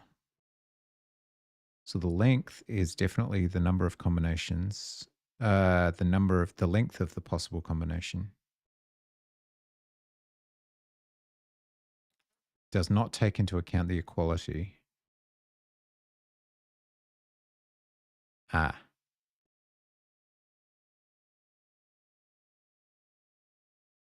So this doesn't help me because I only have two possible values.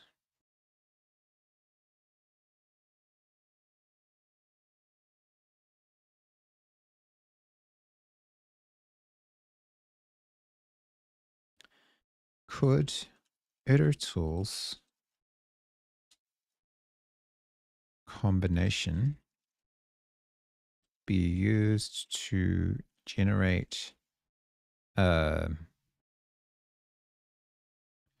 vector of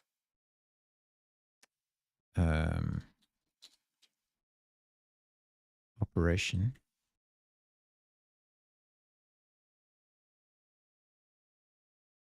where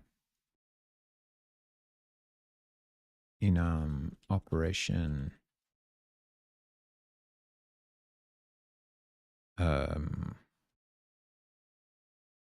add multiply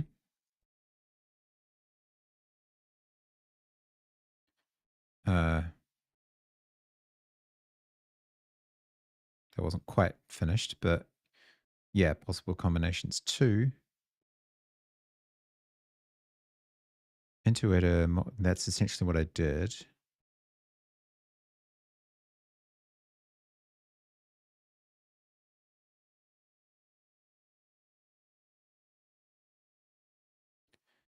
If the number of requested combinations is higher than 2, this produces an empty. Is it because I've said vec?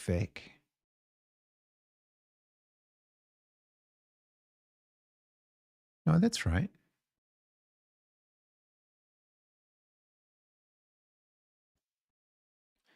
Vec. Explain and demonstrate how to avoid this.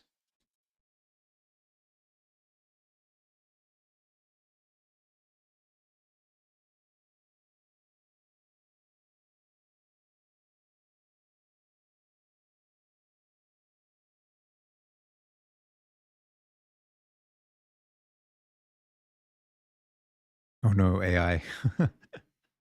Sometimes I use it to try and summarize the Googles.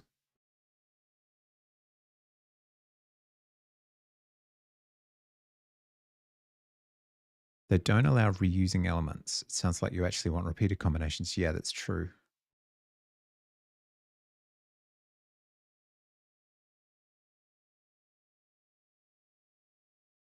So iterator combination 3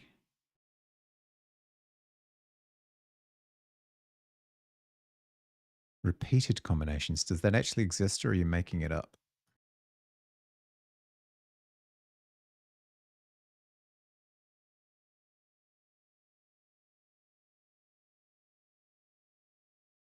You are making it up.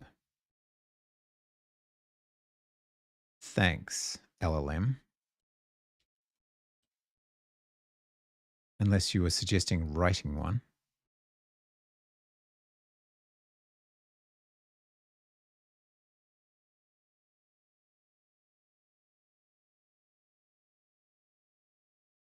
Cartesian product.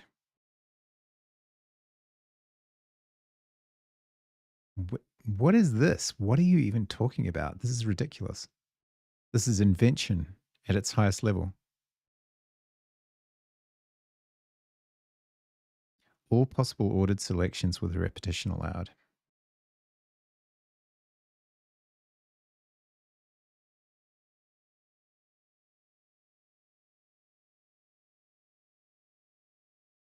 Hmm.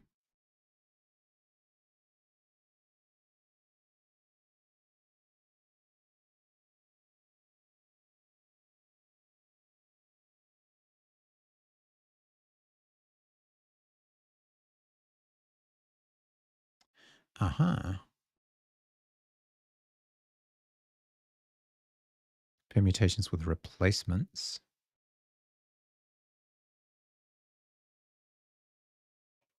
So how is permutations distinct from combinations?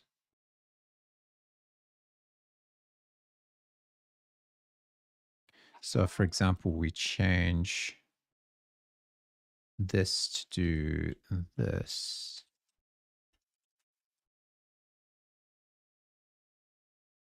Ah, interesting. So that's kind of what's required. But when you increase it, I presume. Yeah. Hmm.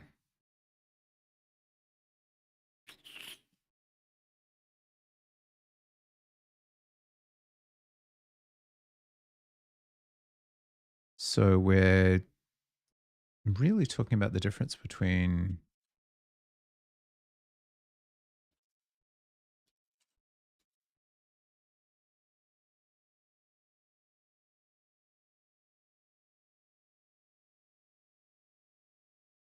Uh-huh. Yeah. So it's order sensitive,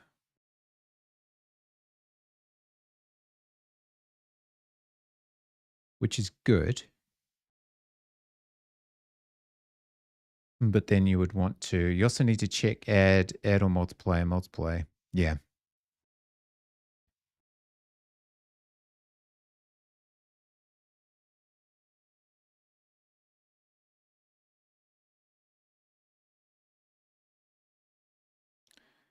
So, hmm.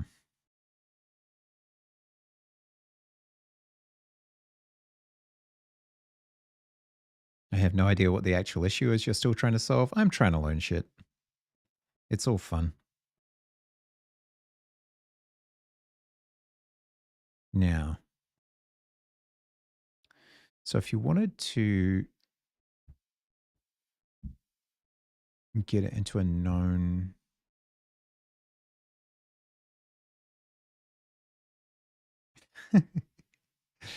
Yes, that's very true. Rabbit holes are where I live. If you want to get it into a known length,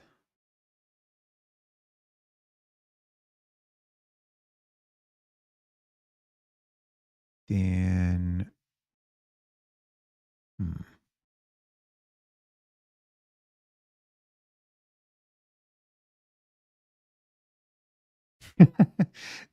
This rabbit hole doesn't lead to the solution I came up with, but I do know that it doesn't lead to a solution. Yeah. I'm quite certain it wouldn't be the most efficient way. I'm just curious as to whether it's possible. So you want a known length of either one or the other operation, but in all permutations as opposed to all combinations. Um,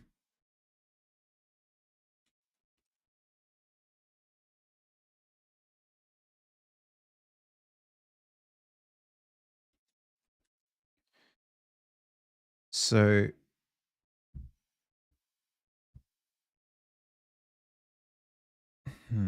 it doesn't really help you though. What you want is either one or the other in any of the positions. And what are the permutations of that?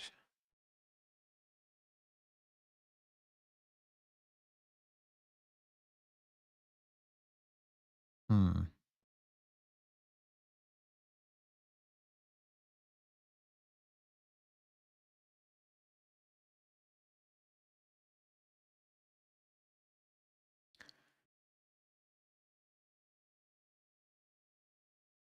Maybe you want power set in there at some point? Possibly. I have no idea what power set does. Let's find out.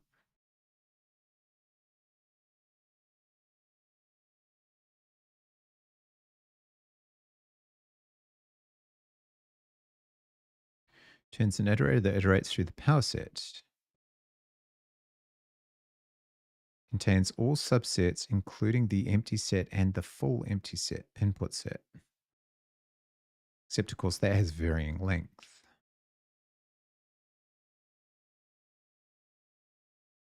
Huh.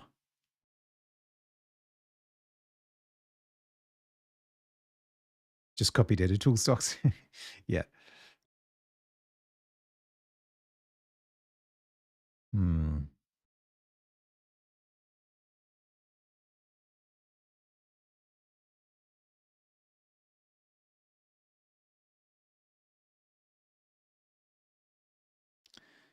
Now,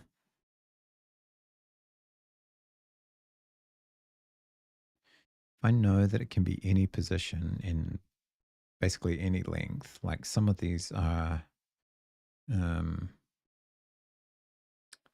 what are we on? 7.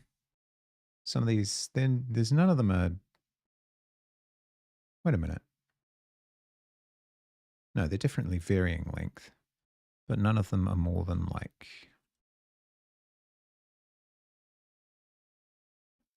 1, 2, 3, 4, 5, 6, 7. Sort of the average length.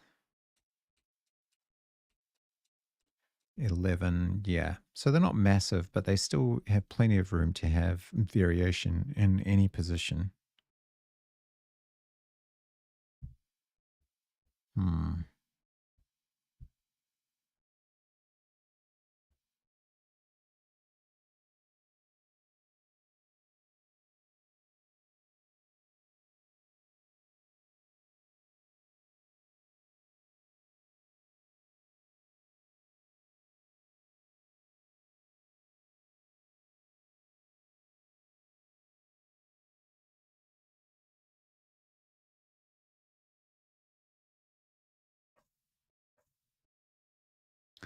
Because there's probably a solution that involves not caring quite so much about the operator.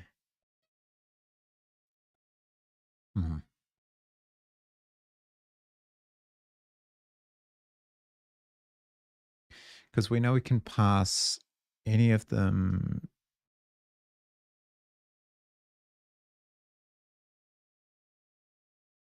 by marching the operator through. But that doesn't help us in a longer input where we get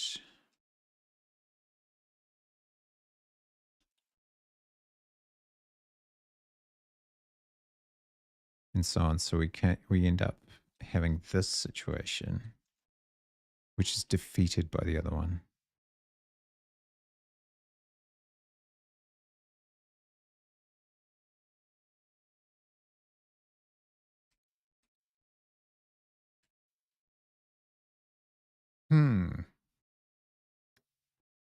So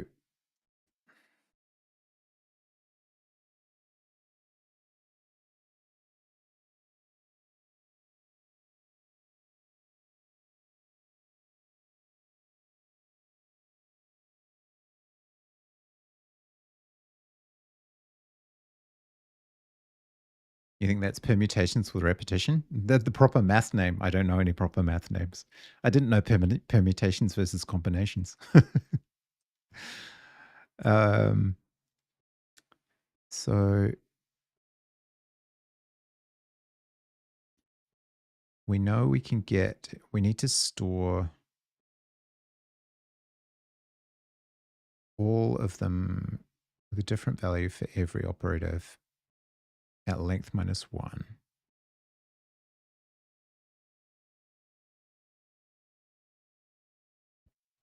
All right, so let's look up permutation with repetition.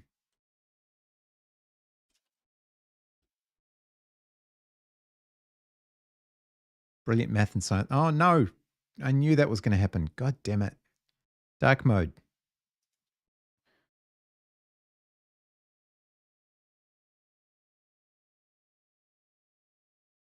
It seems very inefficient. I'm sure it is. Inefficiency is not my problem right now. Can I find one without a duck, without a light? God damn it. We're just going to have to use the flashbang. Sorry. No, go away. You don't have a setting for it, do you? No.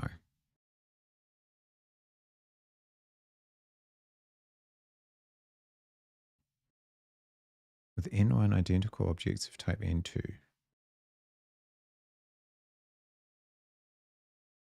Hey, animal examples.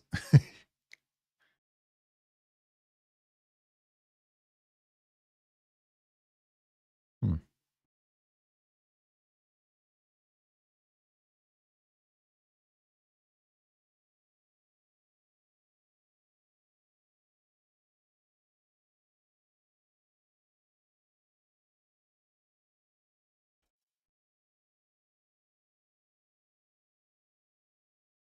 Again, dark mode. What the hell, people?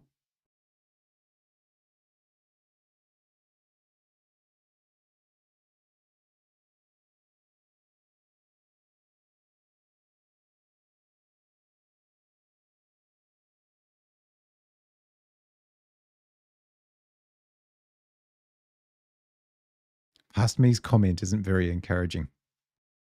Don't ask me how this works. Hey, Matt, how you doing?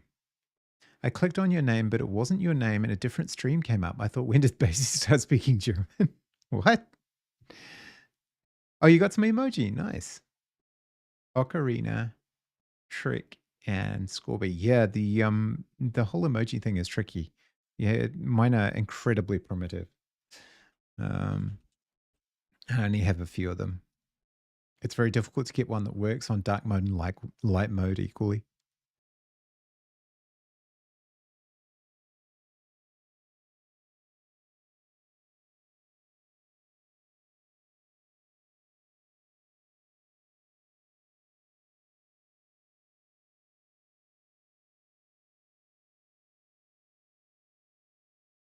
Yeah, of course, on a light mode on a background, the outline would kind of disappear, I guess. But I guess it kind of works.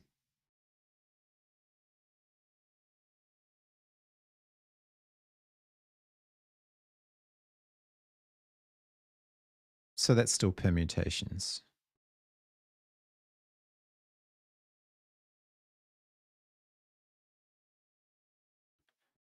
So hang on, what would happen? Hmm.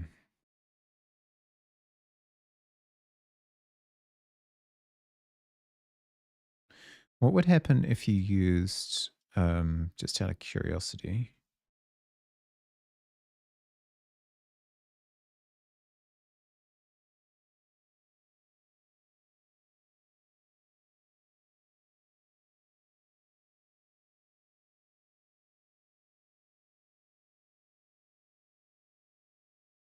So if you passed,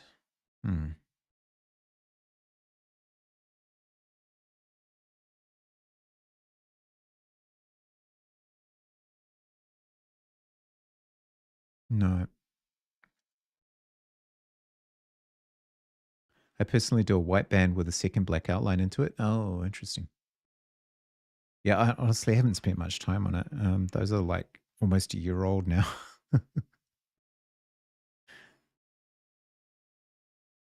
Hmm.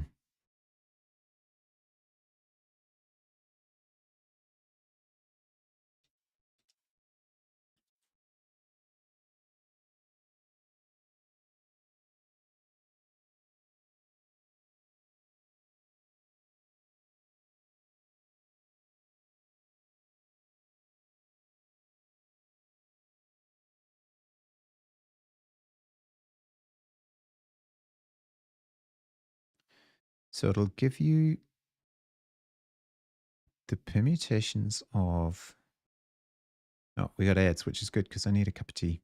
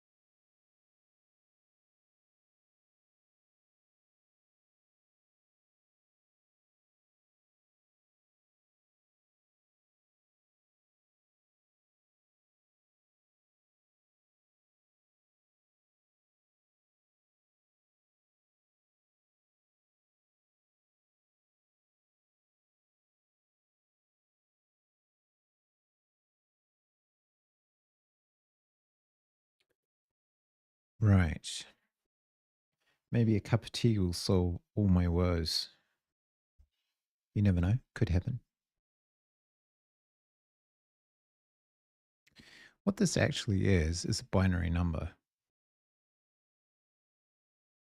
right? It's just a bit that's either set or not set for every position.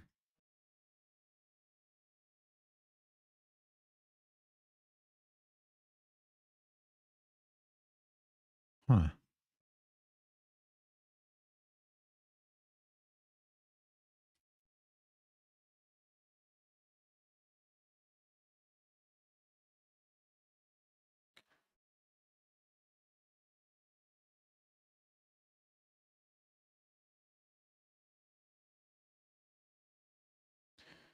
So, in theory,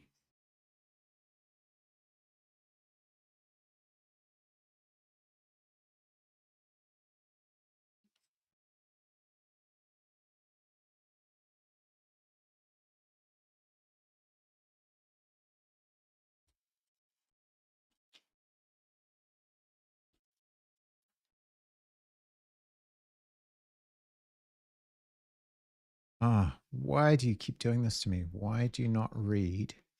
Is it because I'm not logged in on this browser? Why do you not read my preferences for dark mode?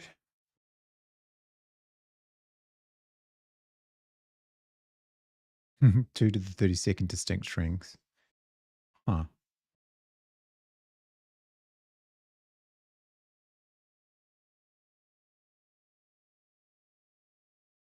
Are they combinations or permutations? They're permutations, right? Neither of the two, but states. Huh.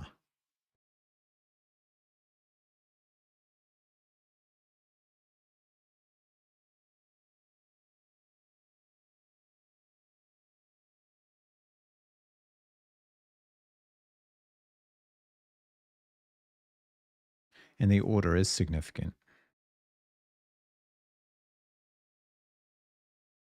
Hmm.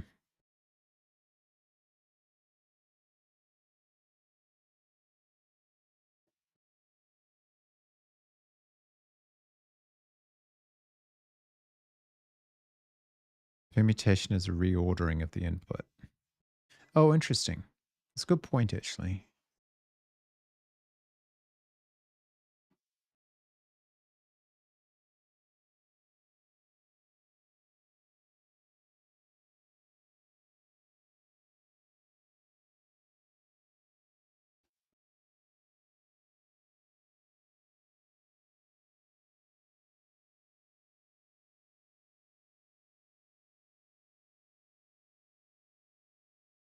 That's bit shifting.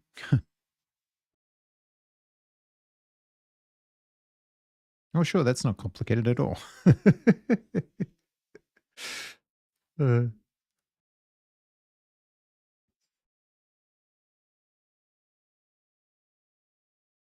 hmm.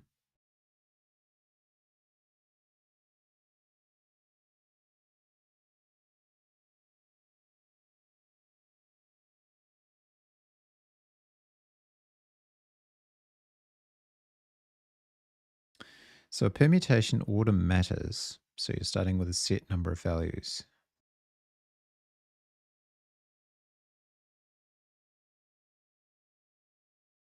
That's kind of not what we want. We want repeats.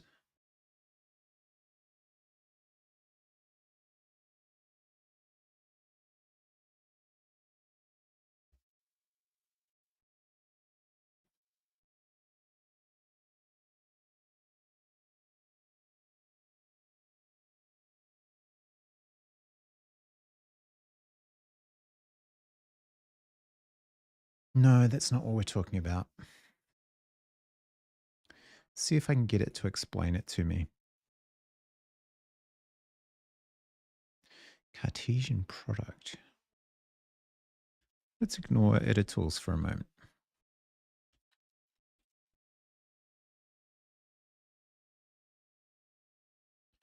In simple Rust, describe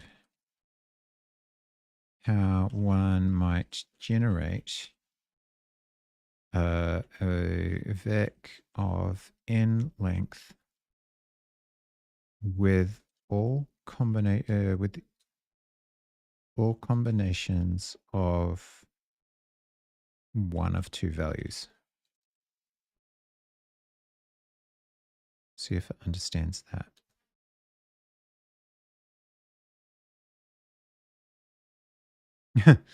Funny, you should say binary.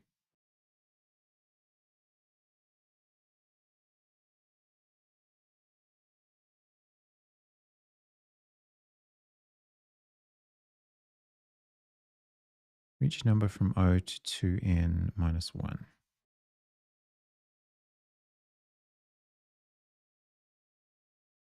Yeah, this is bit shifting again.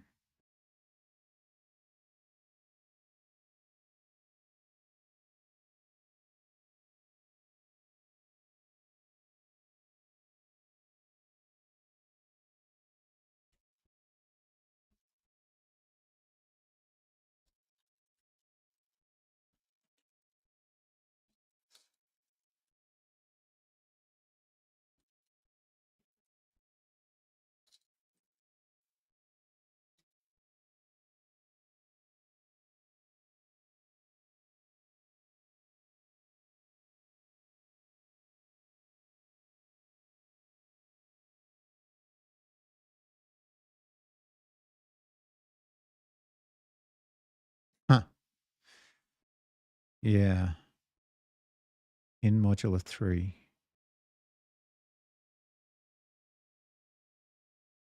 Interesting.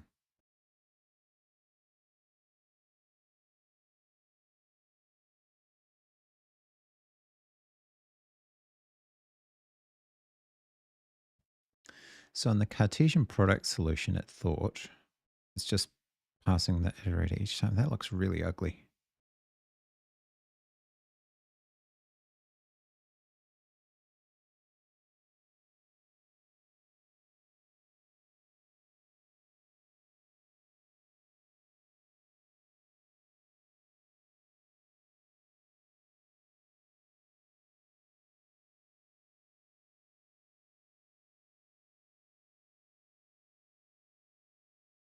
The N2 would add, multiply, add, divide, add.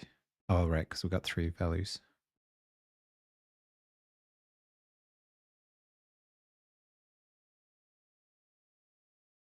Hmm.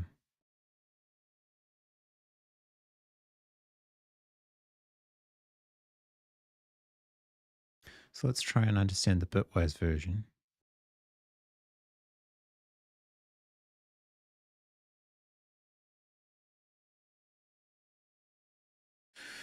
Use add if the bit is set, otherwise multiply.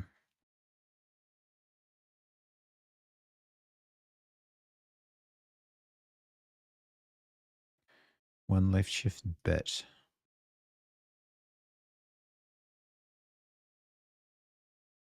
Hmm.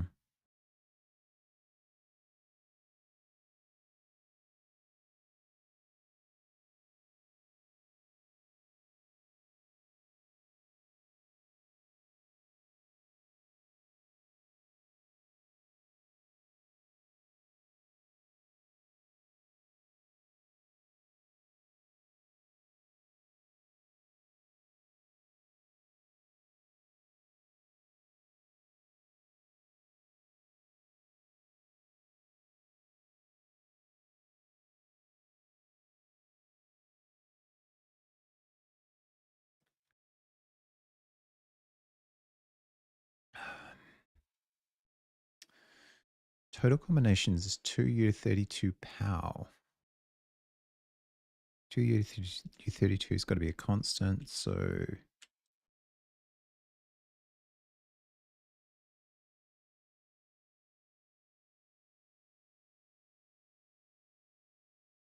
oh, I see. Okay.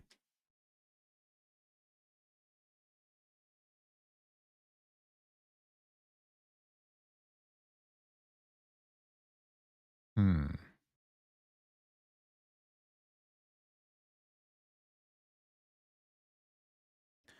All right. So for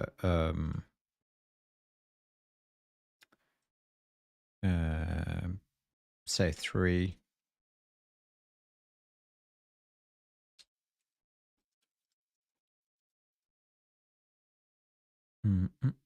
It's 8. So 10. 1024 and so on. Huh. Okay. Checks out. So the total number of combinations is 232 power n. The result is combinations is U size. You'd want a limiter on that, but what the hell? 0 to total combinations.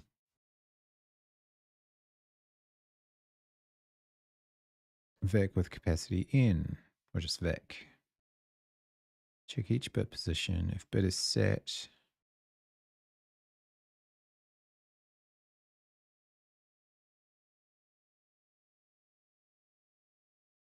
use add, otherwise multiply.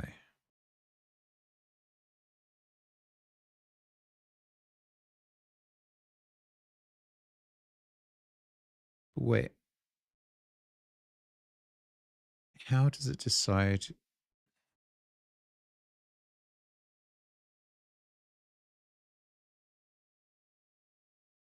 What?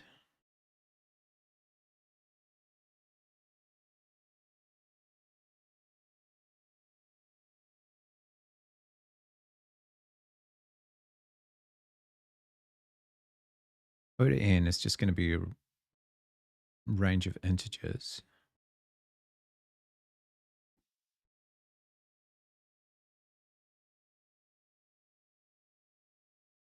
If I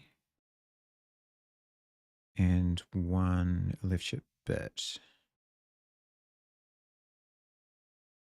is not 0,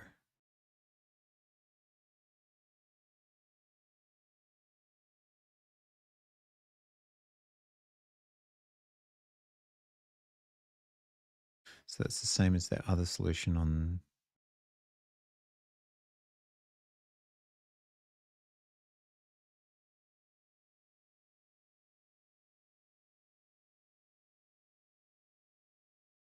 I want to see this working.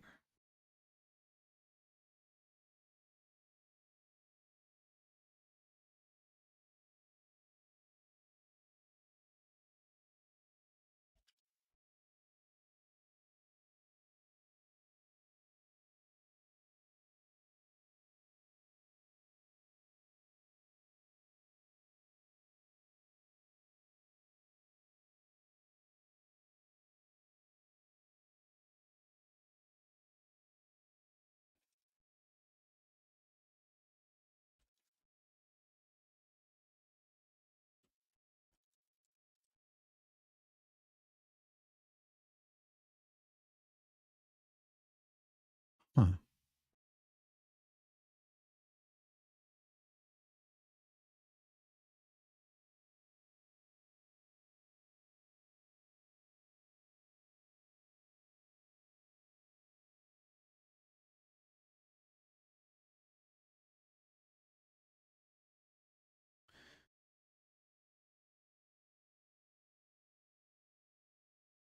But why? So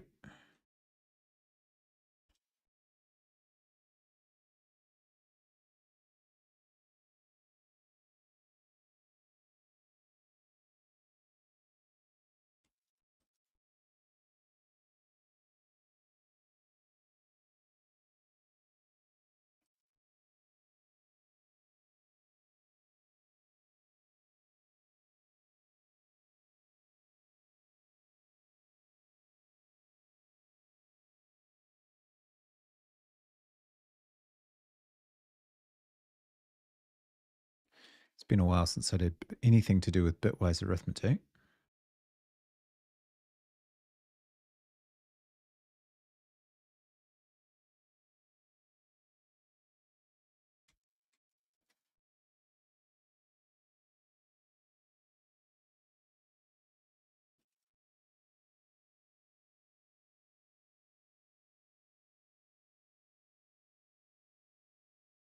Zero, 2, 0, 0, 3, 0.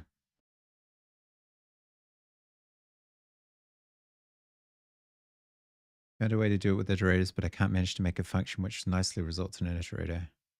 You can do it by only hand copying the lines.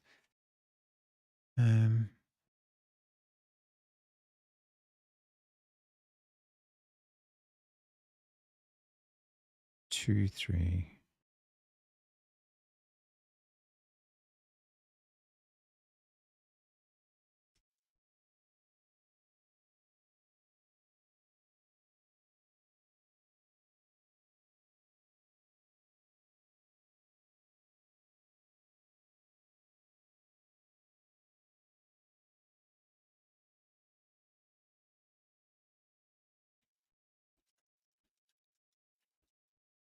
Explain the bitwise arithmetic here in more detail.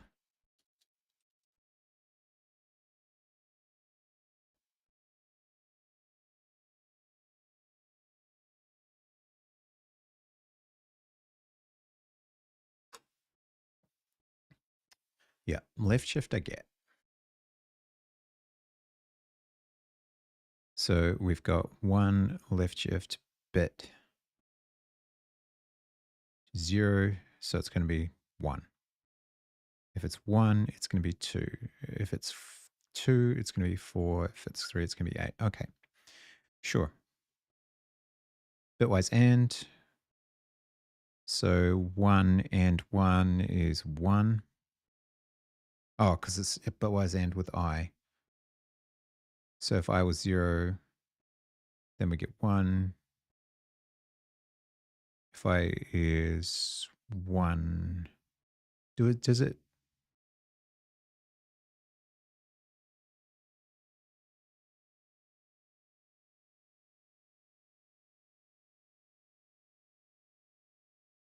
I is 6. 1, 1. I 6, I 2, 1, 2.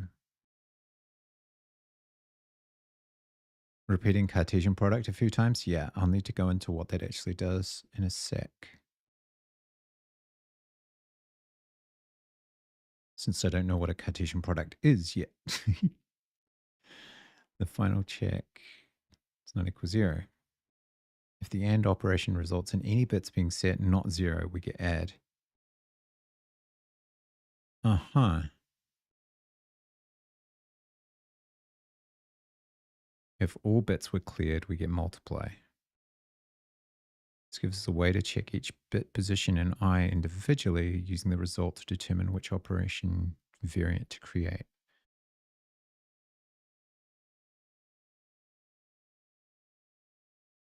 So sure, bitwise AND.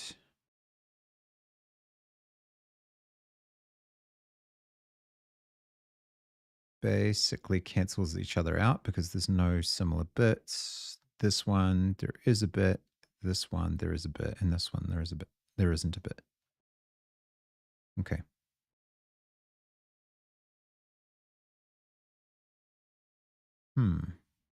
Interesting.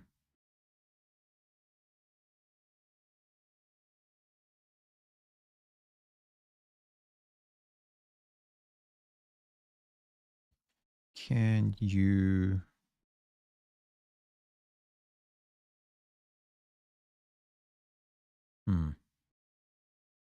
I think the way it would do it if it wasn't using bitwise arithmetic, it would do it using modular for this variant, except using modular 2.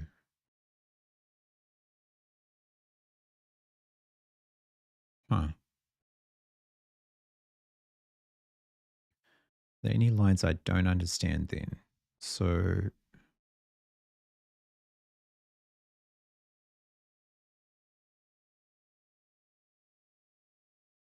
total combinations is, for example, the 1024 for 10 combinations.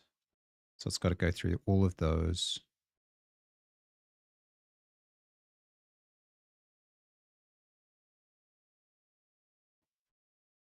Then O to N, where N is length.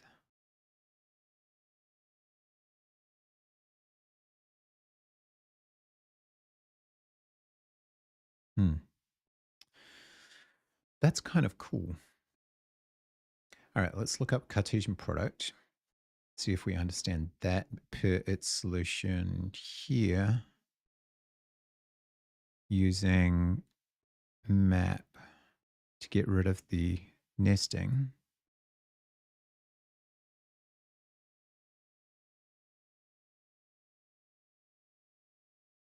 So let's try its solution and then we'll see if we can understand that one.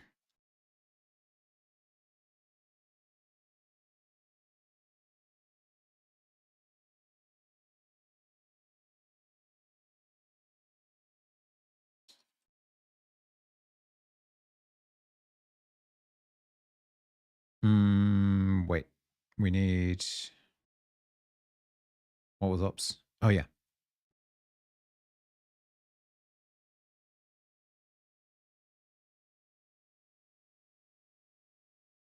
Uh, oh, you're going to need it multiple times. Okay. Let ops equals vec operation add, operation multiply.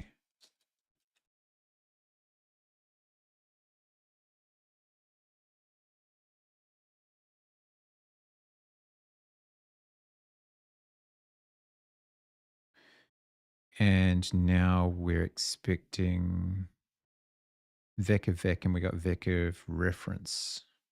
So that should be an intuiter.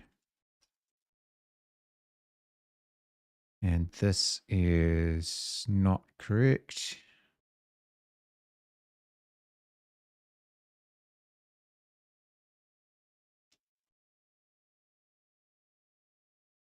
Oh, because again, we're using iter instead of intuiter.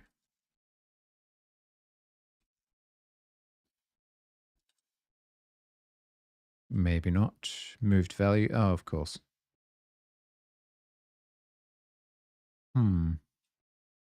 That's why you can get away with iter in that circumstance. I wonder if I can do iter and then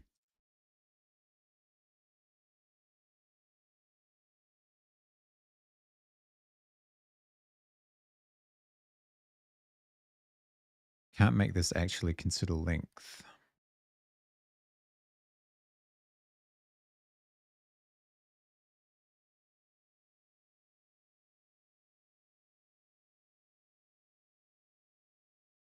Yeah. It's like having an additional loop level for each one.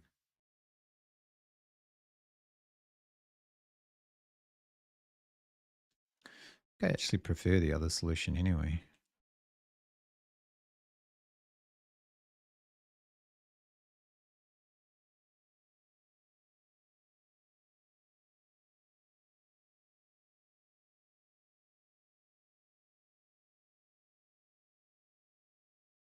Hmm.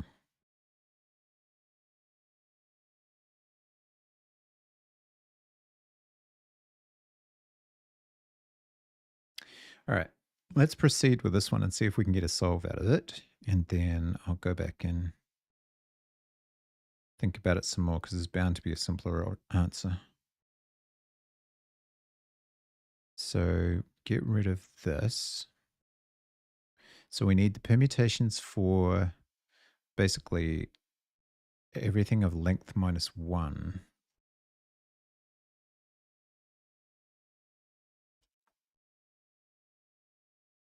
And is this even a permutations?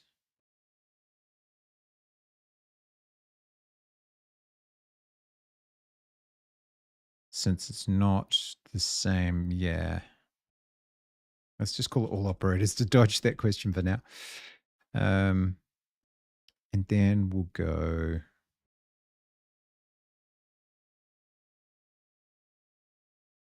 the remaining values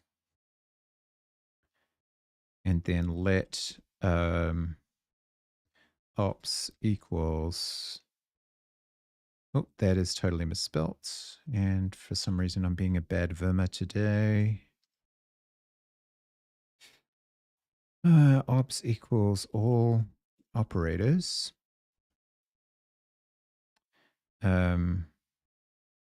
remaining values len -1.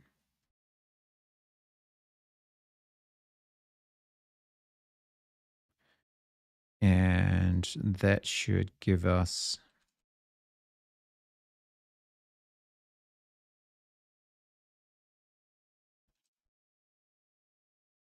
two, 4, 2.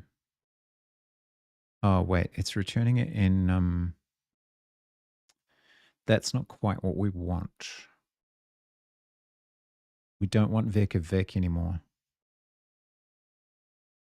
We just want Vic. No, we do. We do want Vic of Vic. I'm wrong. I am wrong. We want... So we get rid of all this logic around additions. For op in ops,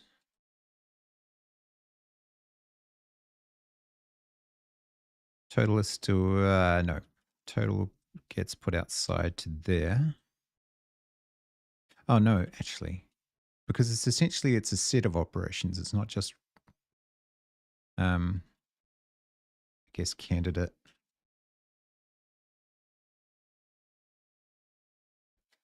Vowels is, yeah, we could still do this. I don't like these nested iflets, but I'm not quite sure how to lose them yet. We're not going to do that. We're going to do if, or just, we could do a match, I suppose. Match, it's only 2 options, but it's probably neater. Match candidate. Hang on.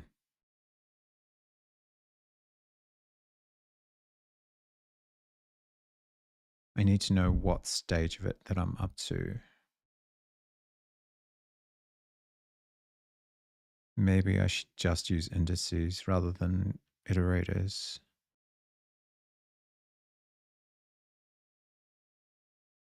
Might be simpler.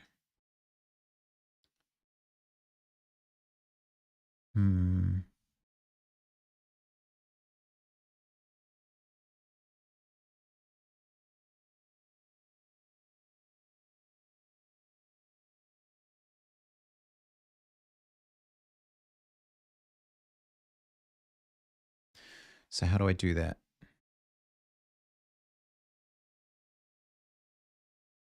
You need it to go to length -1.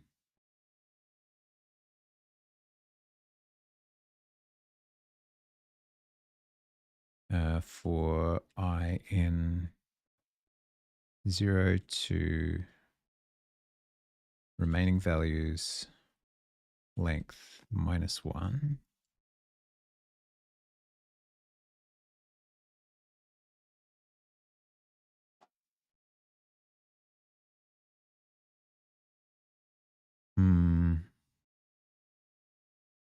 Because that will let us go all the way up to the end without passing it. I think.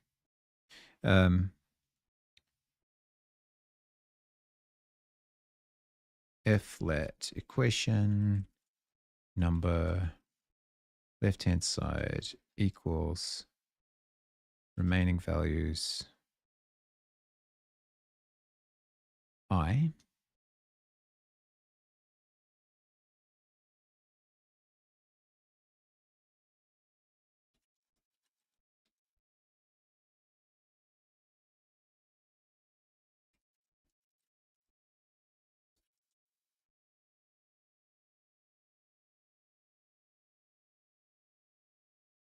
Okay.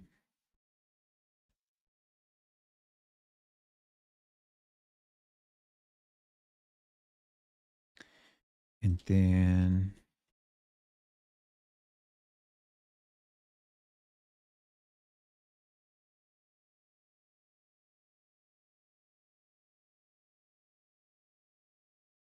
If letter question number blah, if letter question number blah.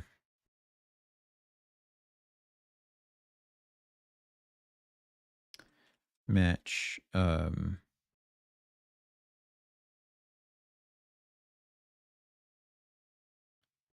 ops I.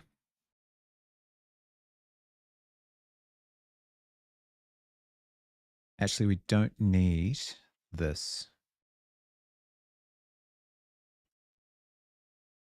Yes, we do. Candidate I. These are not good names.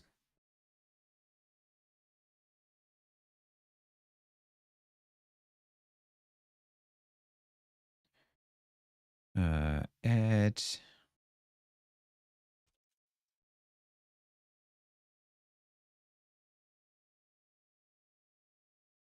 total plus equals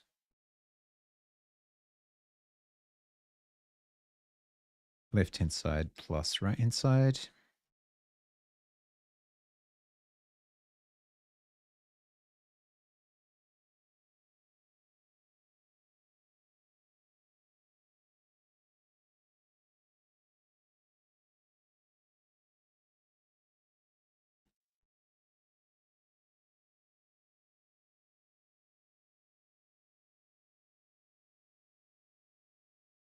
Interesting. So we never zero. Yes, we do. We zero out. So it successfully finds the first one, which is encouraging.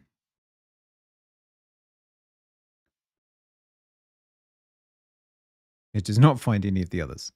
Okay, so let's get rid of this.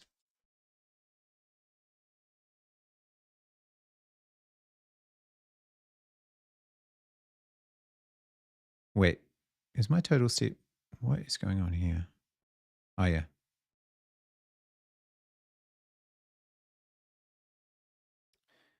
So thinking about this,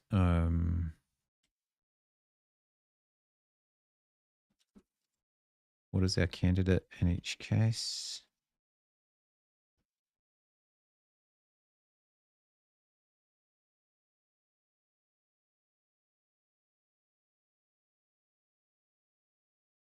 So I do let ops header first and then just clone that header. So like, oh yeah, I won't look at the solution just yet, but thank you. Match candidate value by RT. Oh yeah.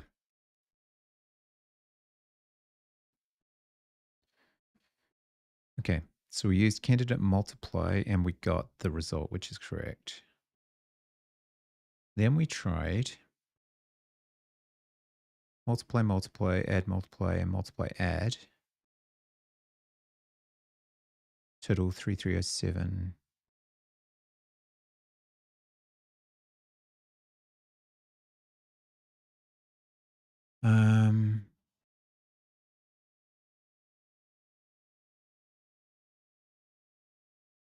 So we got 1201, 4320, and 3307.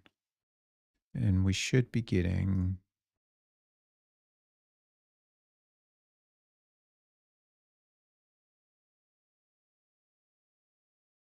this one, 3267. That's the one that should be passing, right? 3267, yeah.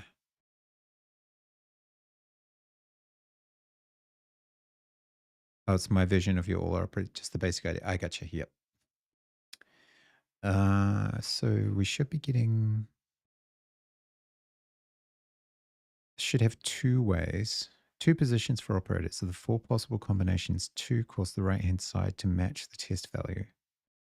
Plus multiply and times. Oh, is it maybe using precedence when I don't want it to?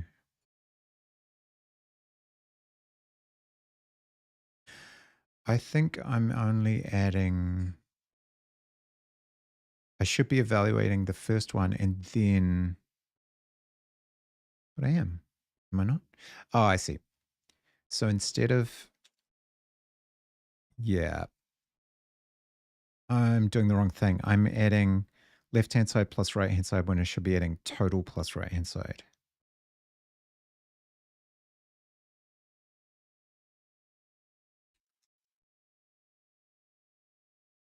In which case, we probably don't need left-hand side.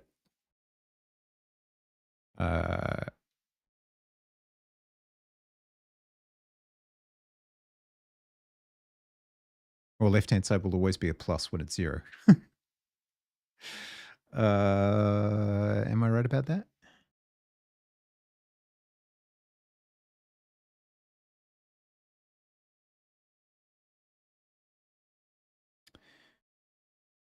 So I don't need to peek ahead because I always want to be adding to the total. The only thing that's changing is the operator.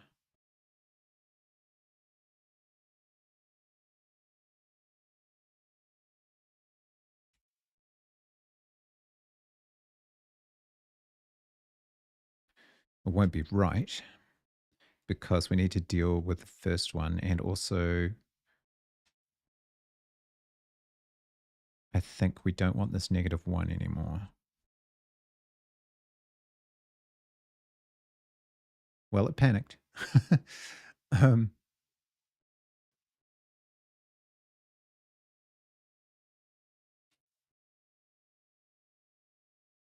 0 to remaining values length. Remaining values I, match candidate I. Oh, that's not going to have... One thing we could do would just be to insert a plus for the first one. So that's 0 plus the left-hand side.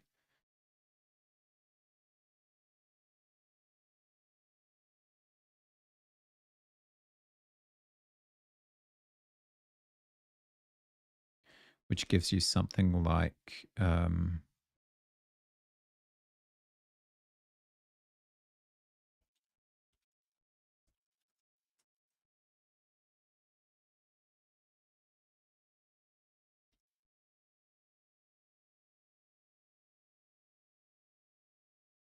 I swear you can do this, but I can't remember how. So let's go let mute ops equals vec operation add. First operation is always add to 0.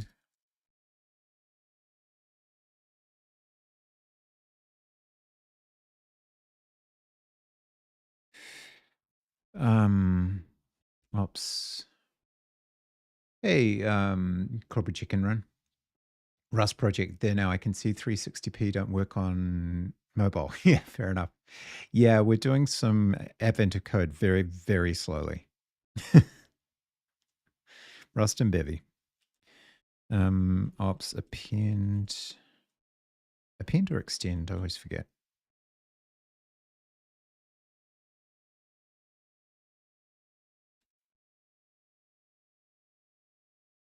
Needs a mutable reference. I think extend works without one.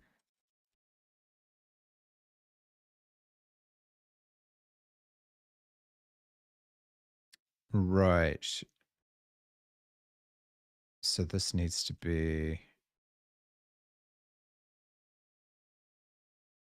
Oh, I see.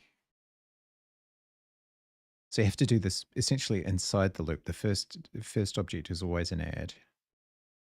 Okay, so undo all that shit.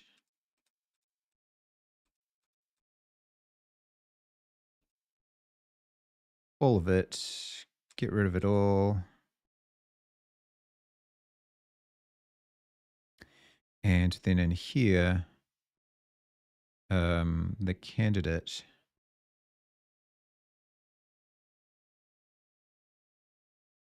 I think we could just do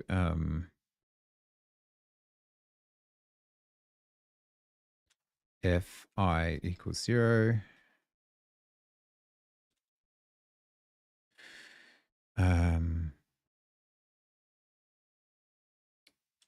Total plus equals remaining values I. Your connection will only take 720. Ah, bummer.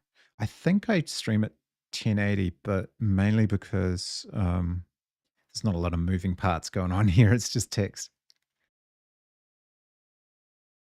Total plus equals remaining values. I continue. That's the cheats way of doing it. Oh,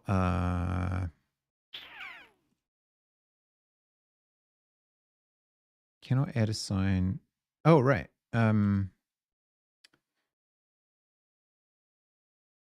We could do it here.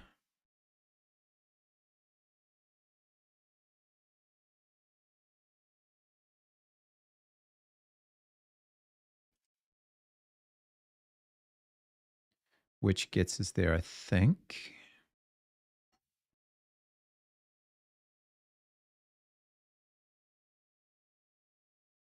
It doesn't solve the problem of this, so we'd have to go I-1 here. Huh, and it actually passes. Oh, that's ugly as shit. But I think it does the trick.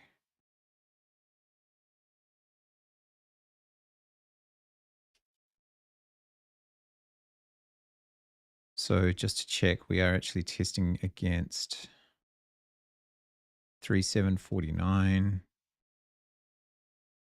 3749. Guaranteed it doesn't work on my actual input because I'm not that lucky. But let's give it a crack anyway. So how do we interpret that in our beviness? How do we interpret that? And actually, we could put that in a function too. Well, let's not go there right now. We will take the debugs out though. Now, how do we get it into resource? So we need a resource of vectors of equation, basically.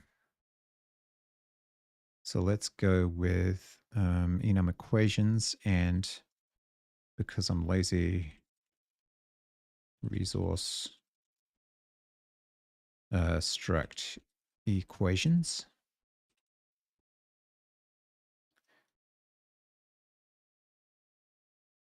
We could do a vec in there, but why don't we just do candidates vec. Wow, I can't spell. Vec equation.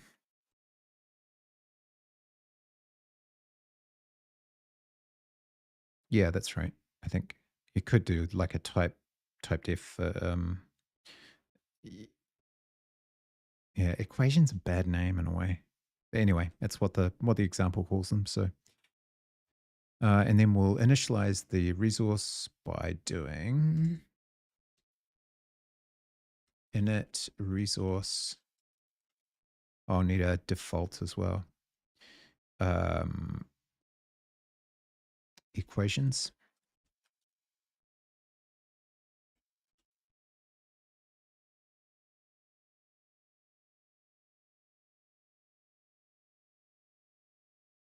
Which probably means I'll need a default on, oh no, I'm good. I'm all good. So in process, we need to repeat the passing that we did in the test. So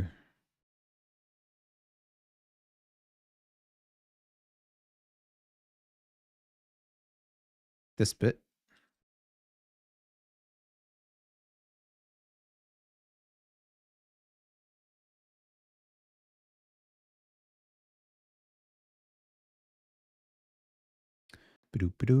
Process, thank you.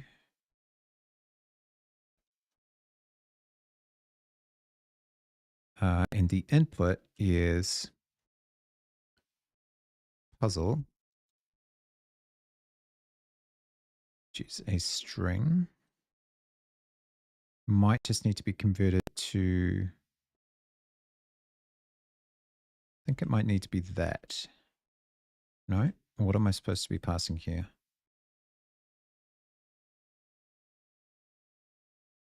A stream of tokens.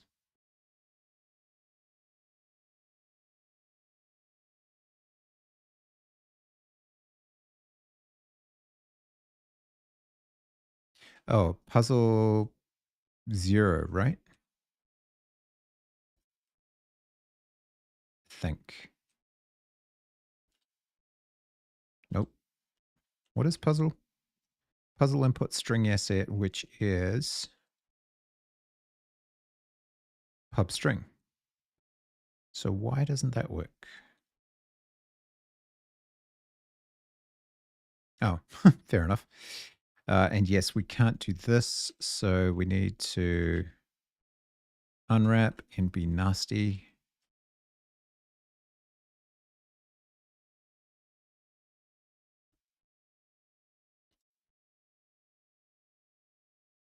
Wait, I can't do that because... Do I have to go Azref? So confused. My brain is fried. I need more tea.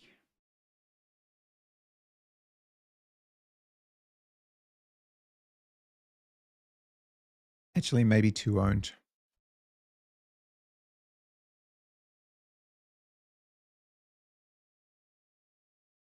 Yeah. We need our own copy of it. Clone probably would have worked as well.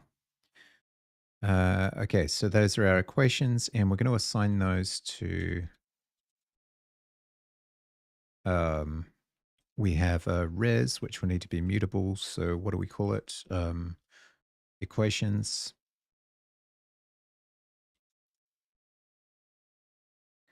equals res mute. Equations. And then line 5, we are equations candidates equals that. Okay, we got there. Now, well, we don't need all of that anymore.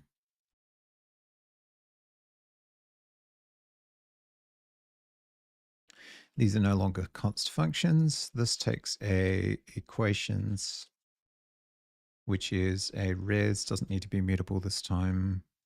At least I hope not. Equations. And we repeat the solve like this.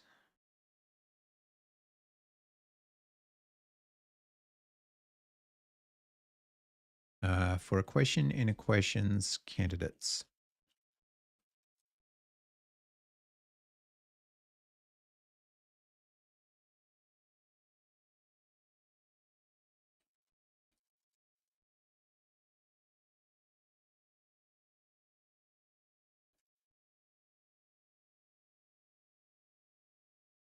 Okay. And then we ought to be able to debug actual.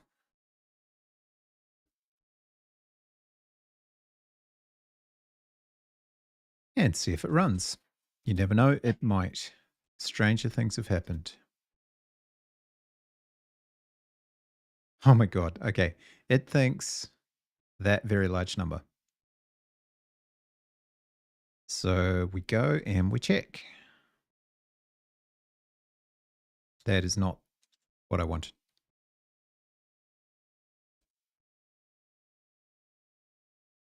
Wait, didn't have more zeros. No, that's it. Thank goodness. Holy shit, that was hard. Okay. Man, that was hard. Interesting learnings, though. I mean, the whole bitwise thing was kind of interesting. And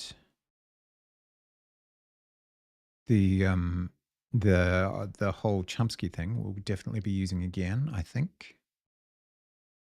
So yeah, I mean, hard, but probably a good result. So um, let's look at Chris's part 1 for the first solution, and actually the last part of part 6 as well, because I did not fully understand. I did it a really bad way, which is not surprising. We'll go to day 14. All right, welcome That's going to back be a bit too to Advent of loud. Code. If you've made it this And far, let's go congratulations. We're to more than halfway now. Let's see what we've got going on for day 14. his channel and videos and day 6. Move our character around. Now, there's two things we need to do So here. let's One go of them to the is, second part of day 6. create a Where's hash the second part set, of day 6? I think, for visited positions, which is just going to be IVEC2. Hash set does need to come in. I guess we can also do from the current player position. Stick that in an array. So now we should have a visited positions that has the current player position to start out with, because the player is standing on that position. And a set means that every time we insert into this, we don't have duplicates, so we will only have the number of positions that are actually visited. So if the player is in the grid, then player position, then we need to check for the next position, which will be player position plus equals direction. We're going to get Everybody the wall using that next position. Very good. If there is a wall, we need to turn right. Otherwise, the next position is valid. So player position equals next position, and visited position. Yes, still part 1, I think. Inserts the new. Yeah, still part position. 1. And then this can. So okay, so part 2. Looks like there's Let's see how he read it. So we don't want to like restrict it that way. We don't want. We've got some clippy warnings for, because that's day 6 part 1. Okay. So what have we done? We've constructed a very crude parser today. The thing that I wanted to get across in this parser is that we can use nom-locate span to get the location information for any parsed entity. This could be really useful for us in the future, and it seemed like a good introduction to the idea that it exists. This isn't necessarily the best way to do it. We do actually also do extra computation after we've done this parser to, you know, find the player and whatnot. I'm not terribly upset about this. I think it's fine. I'm sure we could run this cargo bench and it would be probably reasonably slow in general. Of course, if we do that, I should probably remove the debugs that are constantly getting churned out.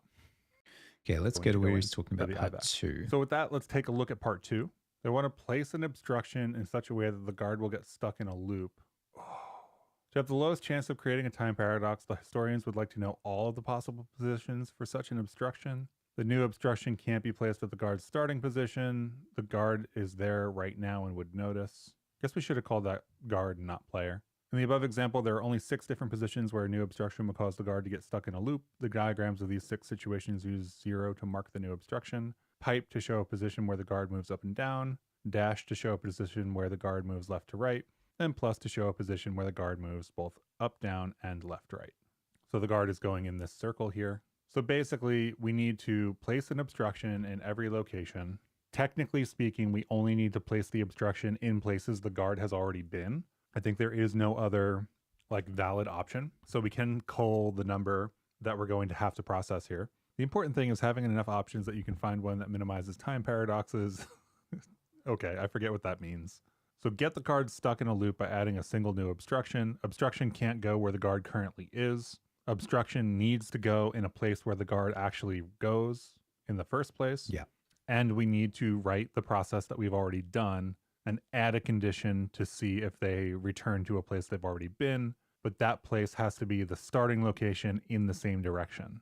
I don't think that's true, actually. Same direction. God, these diagrams don't show. He realized that where really the guard goes quickly. at all. Okay, so the guard here gets stuck in this like 3 by 5 loop.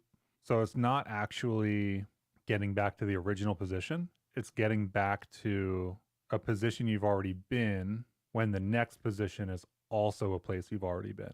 Okay, so let's get started with taking the code that we wrote for part 1 and putting it into part 2. The answer here is the number 6. So really, we are going to basically have to reuse this loop, but write it slightly differently. And I think we actually don't need to detect loops. It obviously is more correct to do the loop detection. But if we set a high Yeah. enough number, then they can all run, and the ones that stop would be the ones that don't have loops. So That's we what need the I original did. player position, actually. So I'm not going to I thought mutate that was a this. terrible idea. I'm going to take this and I'm going to say Oh, this is man. the original guard position. We can actually keep this mutable now because we have the original guard position saved. The walls are also saved. I think then we need to probably clone these with the additional. This could probably all get I pulled didn't out use into a walls. I separate just did bounce function. checking. So we have here visited positions. These are all the positions in which we could place something. So we have to place one in Yeah. all of those positions except for the guard's starting position. Can we remove one Yes. from the set? Okay, original guard position is one that we need to remove. And then I just there's don't that think I one that's added the out of original bounds that position we at also all. don't want to have. So we could probably take this logic here and just copy and paste it here for the bounds check. I mean, because we're doing this check now inside, we probably don't break and we get rid of that. So this should also work. Yeah. So we have our logic here. We calculate the next position.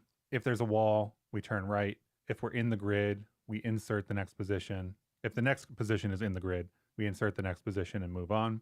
Otherwise, we break. And that gives us all the visited positions. We should take this logic and move it to part 1 as well. So now we have the visited positions that we need to do that for. We need to remove the original guard position from that because we don't want to place anything there. And then we need to iterate over each of these and place a wall there, right? This IVEC. In this case, we're just going to clone, like cloning the entire hash map is probably overkill. We could probably just reference it and add the new wall. Yeah. So let's do that instead. And we'll need to do this loop. And with this new visited positions and this new directions and stuff, right? So mapping over this, we get significantly further when we start the guard in the right position. So let's take that take don't tell me out, you did that as well. and the test is passed, I think. Let's make sure that this is actually passing. So this 6, I don't know, let's make it 67. Then we get a failing test. So our logic was correct. We just didn't have the right guard starting position, it seems like. Yes. Get rid of this debug as well.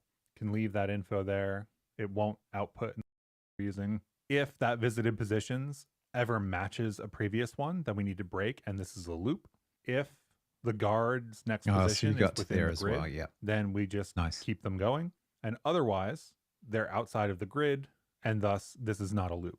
We chose to collect that into a vec of IVEC2s and then do dot length. We could also do dot count here instead, and then we don't need to do dot length because this will just count the number that we've filtered over. And we'll just run our test to make sure we didn't break anything there. I think count is more appropriate here. I do like the idea that we could log out all of those IVEC2s, but we could also do that here with dot. Nice. Okay, cool. So let's look at the first part of day 7 to see what I actually should have done. We'll go back to videos and day 7, day 7, day 7. Chris also has a Discord, which is at the bottom of that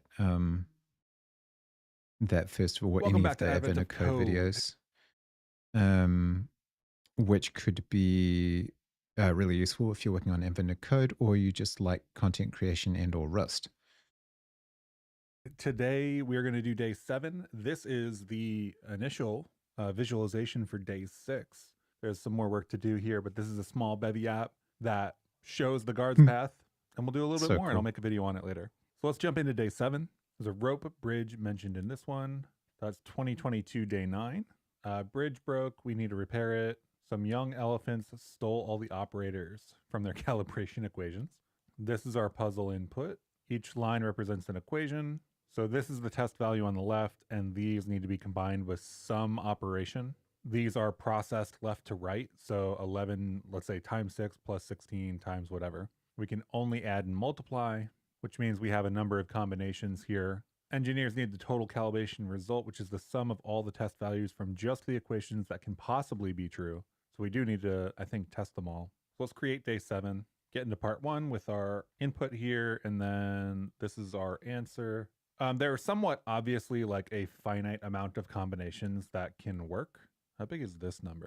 3, 6. Yeah, that's exactly 9, the question I had. 12, 13, 14 digits. 1, 2, 3, 4, 5, 6, 7, 8, 9, 10. So I think we have to use a U64 for the actual implementation. So that's good Or to an know. i64, We can but write a yeah. quick parser today. It's going to be really straightforward. We're going to do a separated list on the line endings, and then a separated pair, and then a many one, or maybe we'll do a separated list here.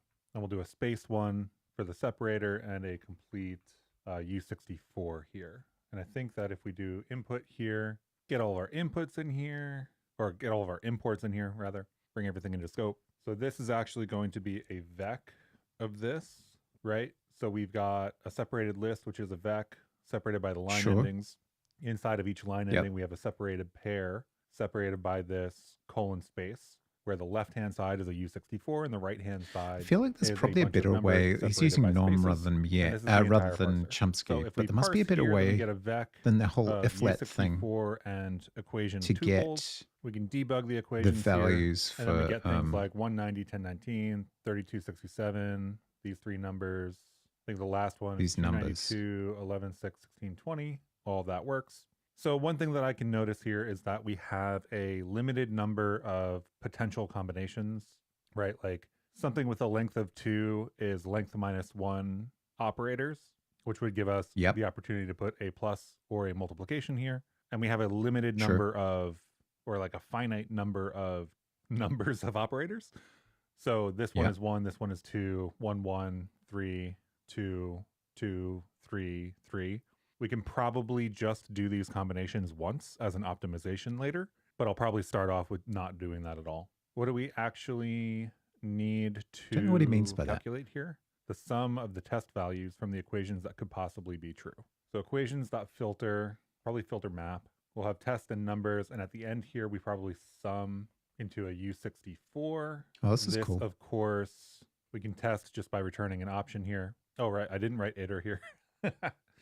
We can write iter here. We can also into iter here. We don't need to reference it at all. It doesn't really matter for us. So in this case, we're failing because of this, and we can OK result.toString, and we should get a number that's way too high, which we do.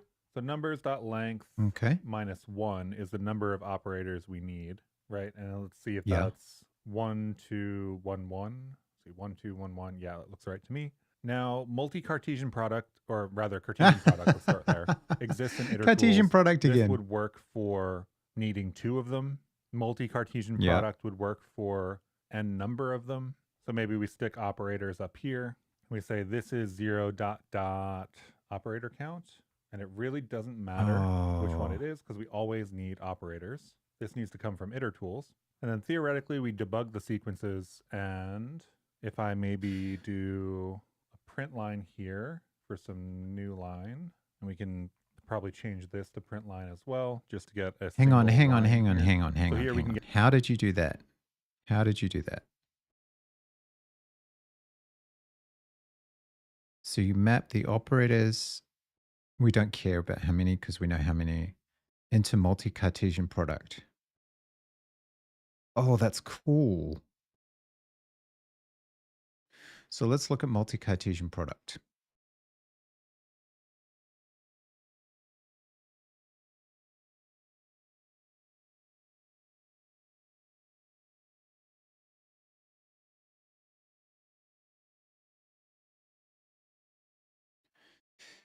Return an iterator adapter that iterates over the Cartesian product of all sub-iterators returned by meta-iterator self. That's not confusing at all. All provided iterators yield the same item type.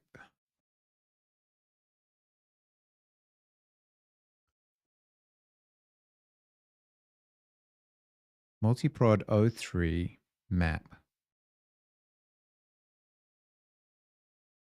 No, that doesn't help me. I mean, I'm sure it's right. I just don't understand. So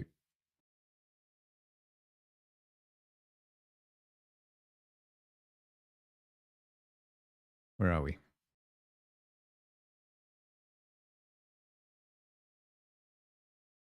Debug sequence. So it's getting that. Holy shit. How did he know to do that?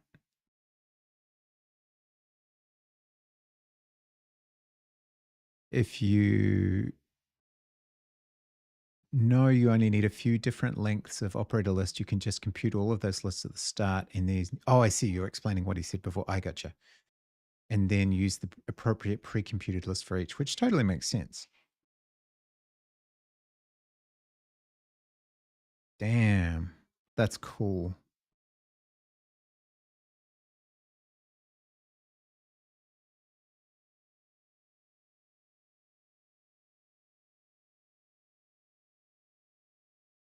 I'm just going to put a note on my thing in case I ever have to do this again.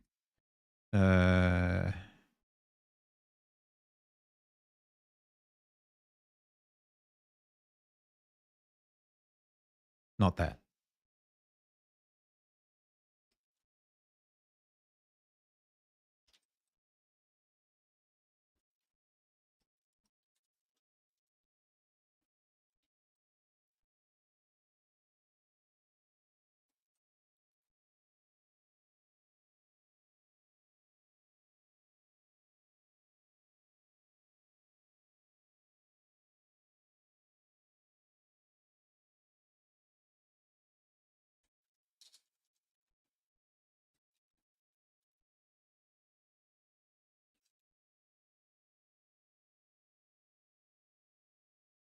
Let's filter map multi-Cartesian product.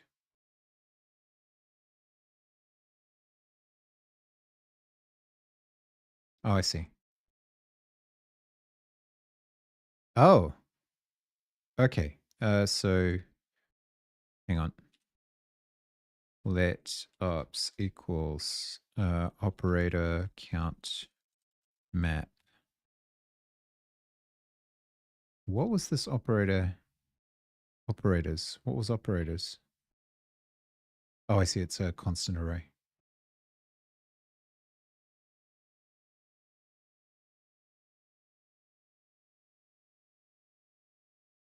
So this is pseudocode anyway, but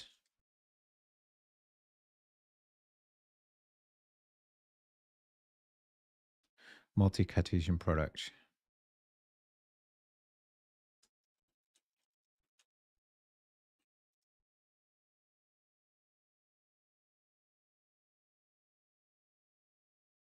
Okay, that's really cool.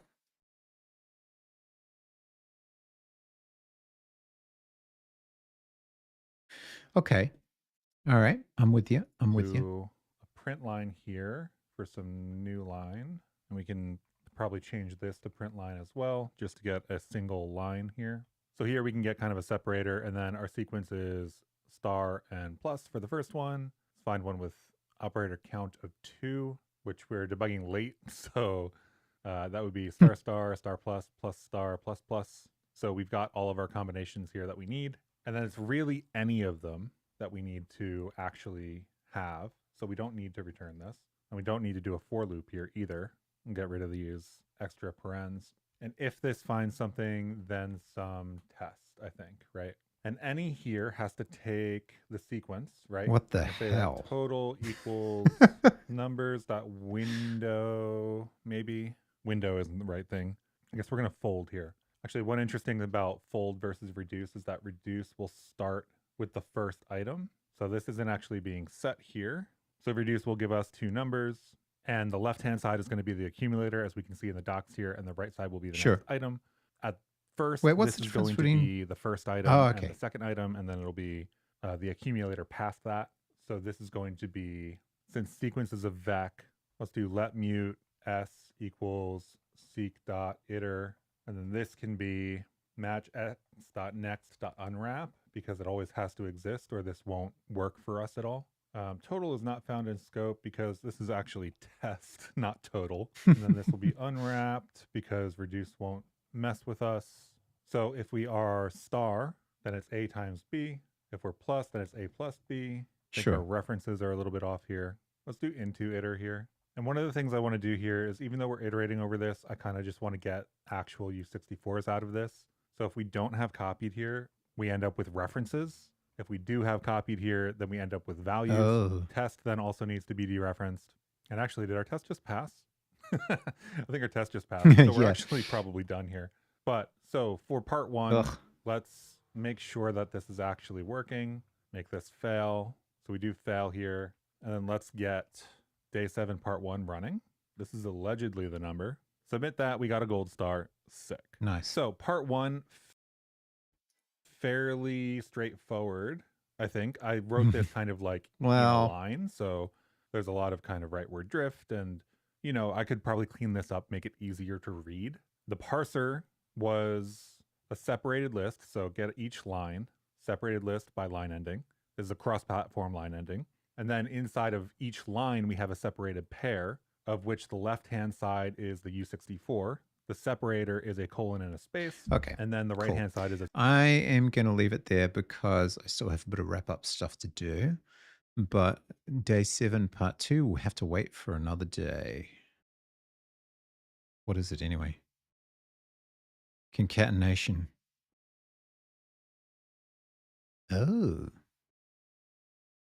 We knew they were going to add another operator. So, bastards. All right. Thanks so much for hanging out and helping. Appreciate it very much indeed. And we'll see you again another time.